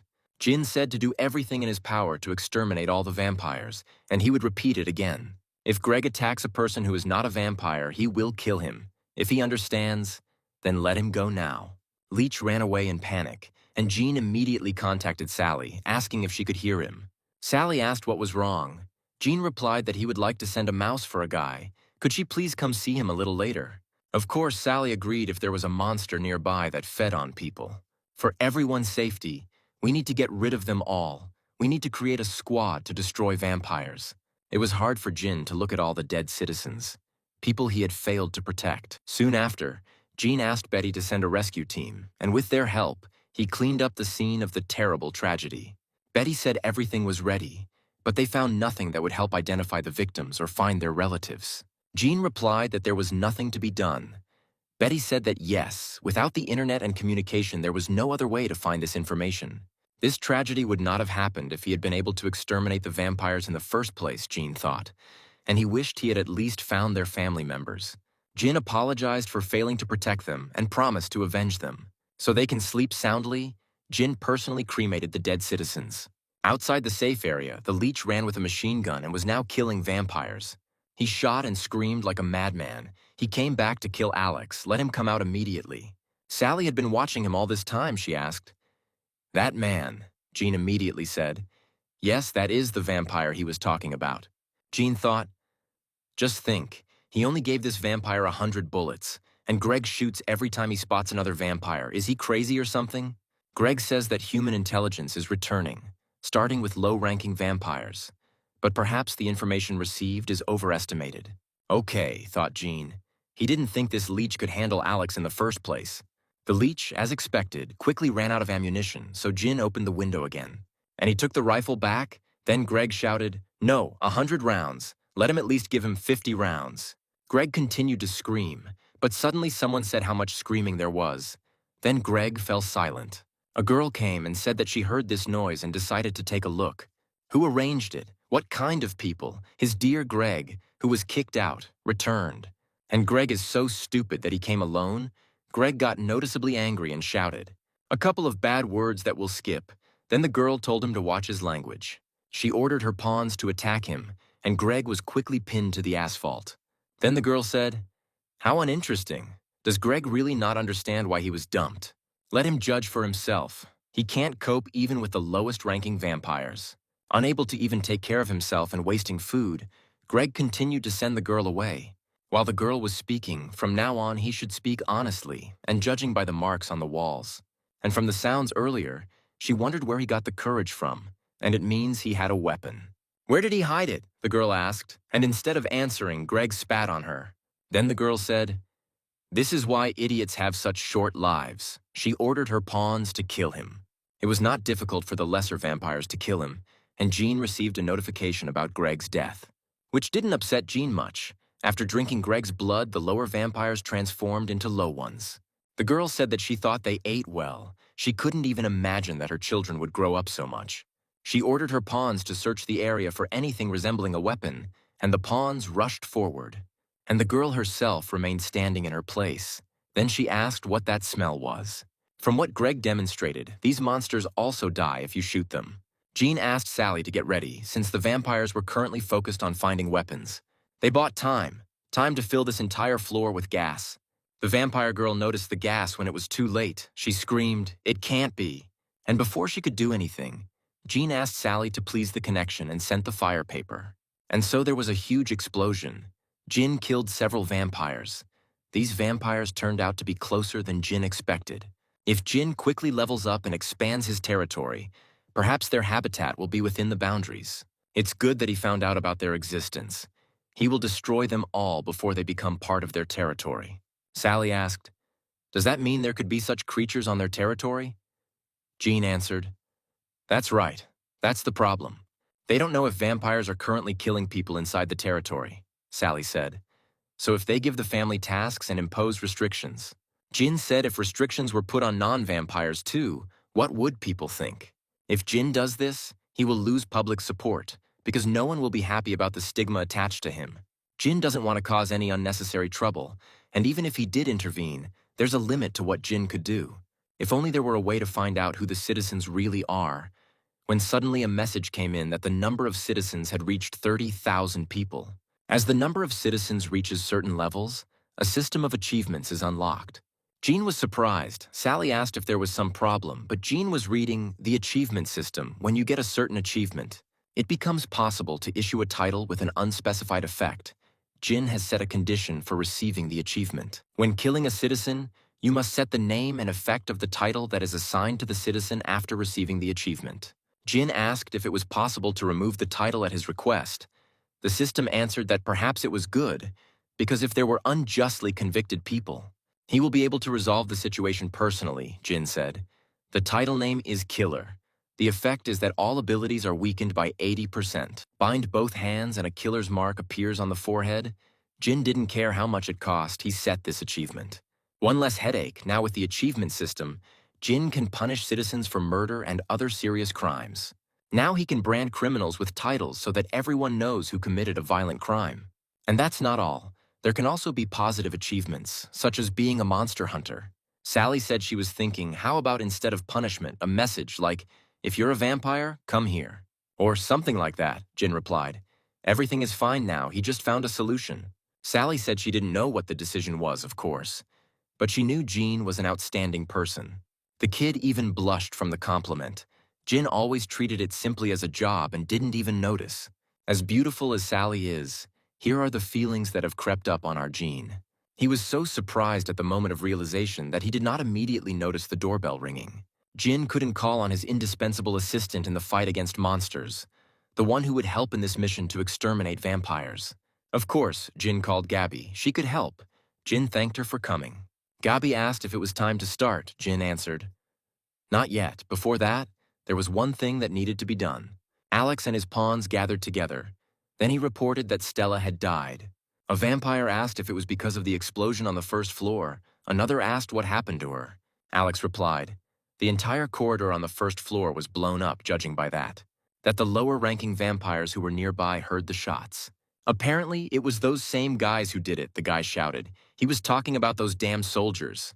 Alex answered, "That's right." Then the guy shouted, "If we leave this unanswered, they will become completely insolent." The girls screamed that they needed to be killed immediately and their weapons taken away. The guy added that even grinding them into flour wouldn't be enough.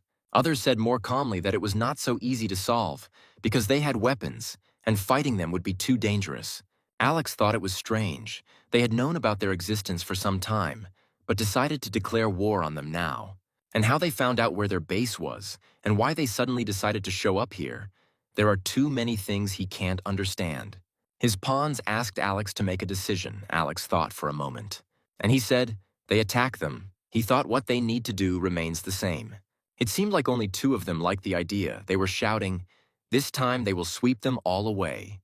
Alex added, however, that in order to have as few losses as possible, they would not fight them openly. They will create a shortage of supplies for the enemy, and taking advantage of this, infiltrate and destroy them from the inside. Besides, they will participate in this operation. Alex did not finish because there was a loud knock on the door. Then a man came in and, out of breath, said that they were in danger and that they needed to leave here immediately. Alex said what he was talking about, what it meant, but the man shouted, "There is no time for this." At that moment, Sally the rat ran into the room and the man shouted for everyone to run away. Noticing the status window, Alex shouted, "Everyone hold your breath and jump into the windows."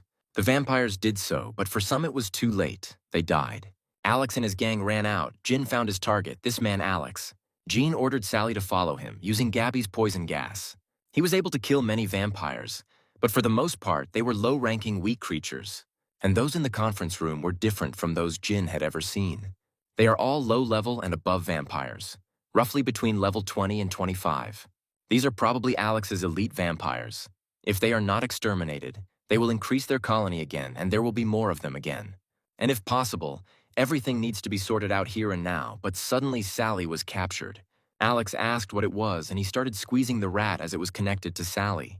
Sally also felt terrible pain. Alex crushed the rat. Sally screamed. Jean asked if she was okay. Sally replied that yes. Jean had not been able to kill any high-ranking vampires. He wanted to deal with them before they found out anything about him. Now the vampires would probably figure out that the poisonous fog was dangerous. And since they use rats to spread it, it is unlikely that they will lock themselves in a closed space again, and they will probably move their base. Jean asked, although it was difficult, if Sally could find out if they would move their base. If Sally gets a headache every time a mouse is killed, Jean will no longer be able to use mice to spread the poison fog. He will need their help, the only squad that can deal with them in such a situation. Jin decided that he needed to check the state of Dean's squad. They were probably still sad. But Dean and Riley were at the gym. Riley asked what weight? Dean said lighter than he thought. Riley replied immediately about 350 kilograms. Dean asked if she wanted to try. Of course Riley refused, but Dean said that he would help her. Riley was still unsure. She asked if she said she couldn't lift it, he would help. Dean replied, "No need to worry, you can trust him." Riley lifted the barbell, and she asked why she succeeded. She was surprised by her own strength, so she asked, "It's not him holding the barbell in her place now." Dean laughed and replied, "It really isn't him." After that outing, although Dean looked calm, there was a deep sadness in his eyes. But apparently the mood has improved a little thanks to Riley. Jin was glad to see it. It was so much better. Maybe it was because Riley and her family were there for him. Looks like they're ready. In that case, now Jin will check on the others. Ten and Harry were outside, killing monsters, or rather Ten's knights were killing them. The warriors began to move much more naturally than before because Ten had trained. Ten had been drinking only alcohol all this time, but he had already come to his senses because you can't be weak. Harry answered, he agreed, and he was capable of enduring this. Harry transformed into a crow. It looks like the boys are doing a little better. Harry can synchronize with the raven. This allows for fusion with a target located at a distance of 100 centimeters. Jin wondered if skills could improve on their own, which meant Harry had merged with the raven he had. This could make future reconnaissance much easier if Harry can fly in the sky in this form. The reconnaissance radius has increased significantly, judging by the appearance, and Ten and Harry are also ready.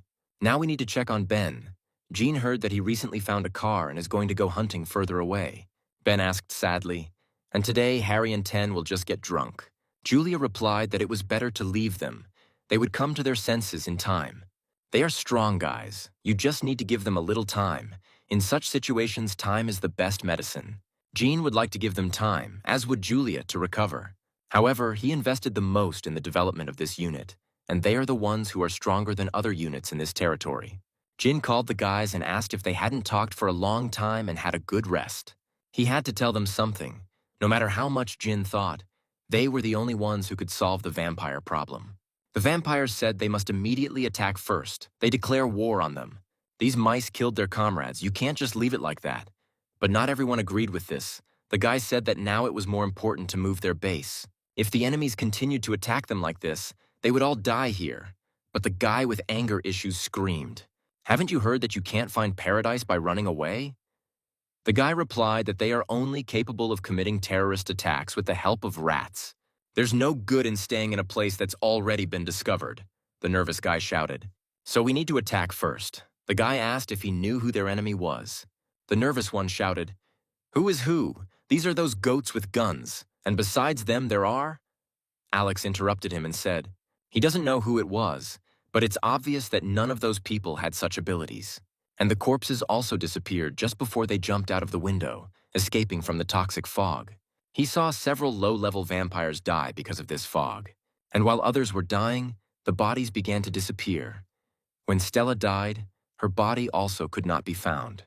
Alex thought they were destroyed by an explosion, but maybe that wasn't the case. Gunshots, explosions, and even mice emitting poisonous fog. There are too many strange things to attribute this to those police officers. If it wasn't them, then someone unknown to them was targeting them. "But why?" the guy said. "We need to take the surviving vampires with us and leave." They understand that since they don't know who did it, it's even more dangerous to stay here. Alex became quiet. He remembered how the man asked if his name was Alex, and Alex answered, "That's right." Then the man said, "Okay, he'll be gone for a while, but in the meantime, he'll give Alex one task. Let him catch and bite everyone in this residential complex. Let him increase their army and lead it. And he will not leave here under any circumstances until he returns," Alex replied. It is a great honor for him that the master gave him such a task. He asked, "But what if, while the gentleman was away, a problem arose that he could not deal with himself?" The man answered, "He knew that he had a keen eye. If it had been someone else in his place, he would have simply jumped for joy that he had been allowed to develop. Just in case, you need a backup plan. It will tell you where to be if something so dangerous happens that you need help." Then Alex asked Gale if he was the fastest vampire of all. Gale replied, "Yes, but what is it?" Alex said they won't move the base, but will wait. Judging by the actions of those who attacked them, they will do it again soon. So Gale must go and give this, before it's too late, to the one who created it, Harvey. They need his help. In another territory, the vampires screamed in horror. The guy asked why. He made them vampires when they were dying and accepted them. Why does he do this? It seems this guy is even crazier than the others. "Wrong. He's a guy, not a man. He went off the rails early," Harvey replied. "I accepted it. It could be understood that way." The guy asked if they weren't of the same blood. The psycho asked, "Okay, let him explain it for the especially gifted. Vampires are monsters that have been devouring people since ancient times. But he knows that there is a severe lack of nutrients in people, and that means this is not enough for development, so this is what will happen. If a vampire who has consumed many people is eaten by another vampire, then you can consume a high concentration of nutrients at once." Now it became clear why he turned them into vampires. In short, they are not vampires, only he is a vampire. "They're just meat," the psycho said with a smile, then tore the guy to pieces. "The fruit is ripe, but that's not enough, by the way. It would be worth sorting it out too. Enough time has passed. So it's high time to eat it, but he doesn't remember where he left it or what it was called." Gale came running and said, "He is Gale, Alex's subordinate, some kind of terrorist group. He attacked them in the Taidong area. Alex told him to come here and ask Harvey for help." How awkward, because Harvey himself was just thinking that it was time to eat Alex. Only now did Gale see who the psycho had eaten, and a grin appeared on Harvey's face. And he said, "His food warehouse? It's them, Taidong." Gale panicked. He asked, "Crazy as hell, how could this even happen?" But he couldn't finish, because the psycho managed to eat this vampire too. Naive Alex considered the psycho his savior. But it turned out that the psycho was raising them like ordinary chickens for his own food. Meanwhile, our team arrived at the place that Jin indicated. The guys took out their weapons. Dean ordered the boys to get ready for battle and said that today they would destroy all the vampires here. A moment earlier, Jin told the squad about the existence of vampires and said that is why he called them all together. Dean asked if Taidong were still there. Jin replied yes. They did some reconnaissance with the mice. But while we haven't noticed any special actions on their part, with their abilities, they will be able to deal with them without any problems. They are now strong enough to surpass their best fighter. That's all he cares about. That they were all people before, they are different from monsters. They can speak, beg for mercy in the face of death, and scream. And this cruel process can break their hearts. So Jin asked again if they would still agree to participate. Dean replied that he understood what Jin was worried about, but he thought that it was for survival in this changed world. You have to go through this at least once. It is unknown how many more similar events may happen in the future. They might have to kill not human-like monsters, but real people. However, they won't hesitate, so Jin doesn't have to worry too much. He and his squad mates are not that weak, even if their spirit is broken. They will definitely rise again, just like last time. Dean is as eloquent as ever. Jean was probably amazed. Dean continues to surprise him. Dean said, well, if it gets too hard, he could go on a drinking binge like Ten and Harry. Jin said that meant he had worried for nothing. He really could rely on them. Then they hoped for them. And this time, naive Alex was nervous because Gale was late. Enough time had passed for him to get there and back, Alex thought. Did something happen where Mr. Harvey was? Alex still has a surprise waiting for him. The guy asked if Gale had run away like a coward to save himself. Alex ordered him to watch his language. After all, Gale is not like that. But the guy still said it. But a lot of time has passed, and he is not there. Or maybe he ran into a huge monster and probably died. At that moment, a spear flew into the building. So fast and strong that the vampires didn't even realize what happened. Of course, it was Dean's spear. One blow from the spear was enough to break down the entire wall, Dean's squad. They begin the battle with the vampires. Alex ordered to immediately gather all the vampires here. One of the vampires attacked Ten and shouted, "How dare they come here?" The fool didn't even have time to realize that he had been cut in two, because Ten had become not only stronger, but also faster. Alex was shocked. He thought this guy was the strongest warrior among the low-ranking vampires. And being killed with one blow, just like that, the vampire's body began to dissipate. Now Alex was completely convinced that it was definitely them who attacked them. He ordered all the vampires to stop them, no matter what it took. And to protect this place that Harvey, naive, entrusted to them, still thinks that that psycho is his protector. Alex shouted. These are the ones who recently committed a terrorist attack against them. The battle began, but the vampires were losing badly. Alex thought how this was possible. They clearly outnumbered them. So why? Why are these freaks so experienced in combat? They are no match for them at all. They are in trouble. They need to come up with another way. But Alex was not given time to think. Dean grabbed him and said that the leeches would never defeat them, unlike the leeches who only took away. They themselves faced losses. Dean hit Alex. The leech didn't stand a chance. He could only scream in pain when suddenly there was a noise. At that moment, the ceiling collapsed, and Dean managed to run back. However, Dean could immediately sense the eerie aura that was approaching. So Dean jumped back. Then a ghoul, that is, a vampire, appeared. Harvey looked around and said in an irritated voice, "Oh shit, he was late because he decided to grab a light snack." Alex continued to believe that Harvey was their savior, he said. Harvey came to save them. Then he fell silent. Harvey asked calmly what was wrong. He was completely dead. Dean continued to silently look at the psycho, and he said that all his fresh stuff was spoiled. So it was them, the bastards who destroyed his food warehouse. Harvey asked irritably.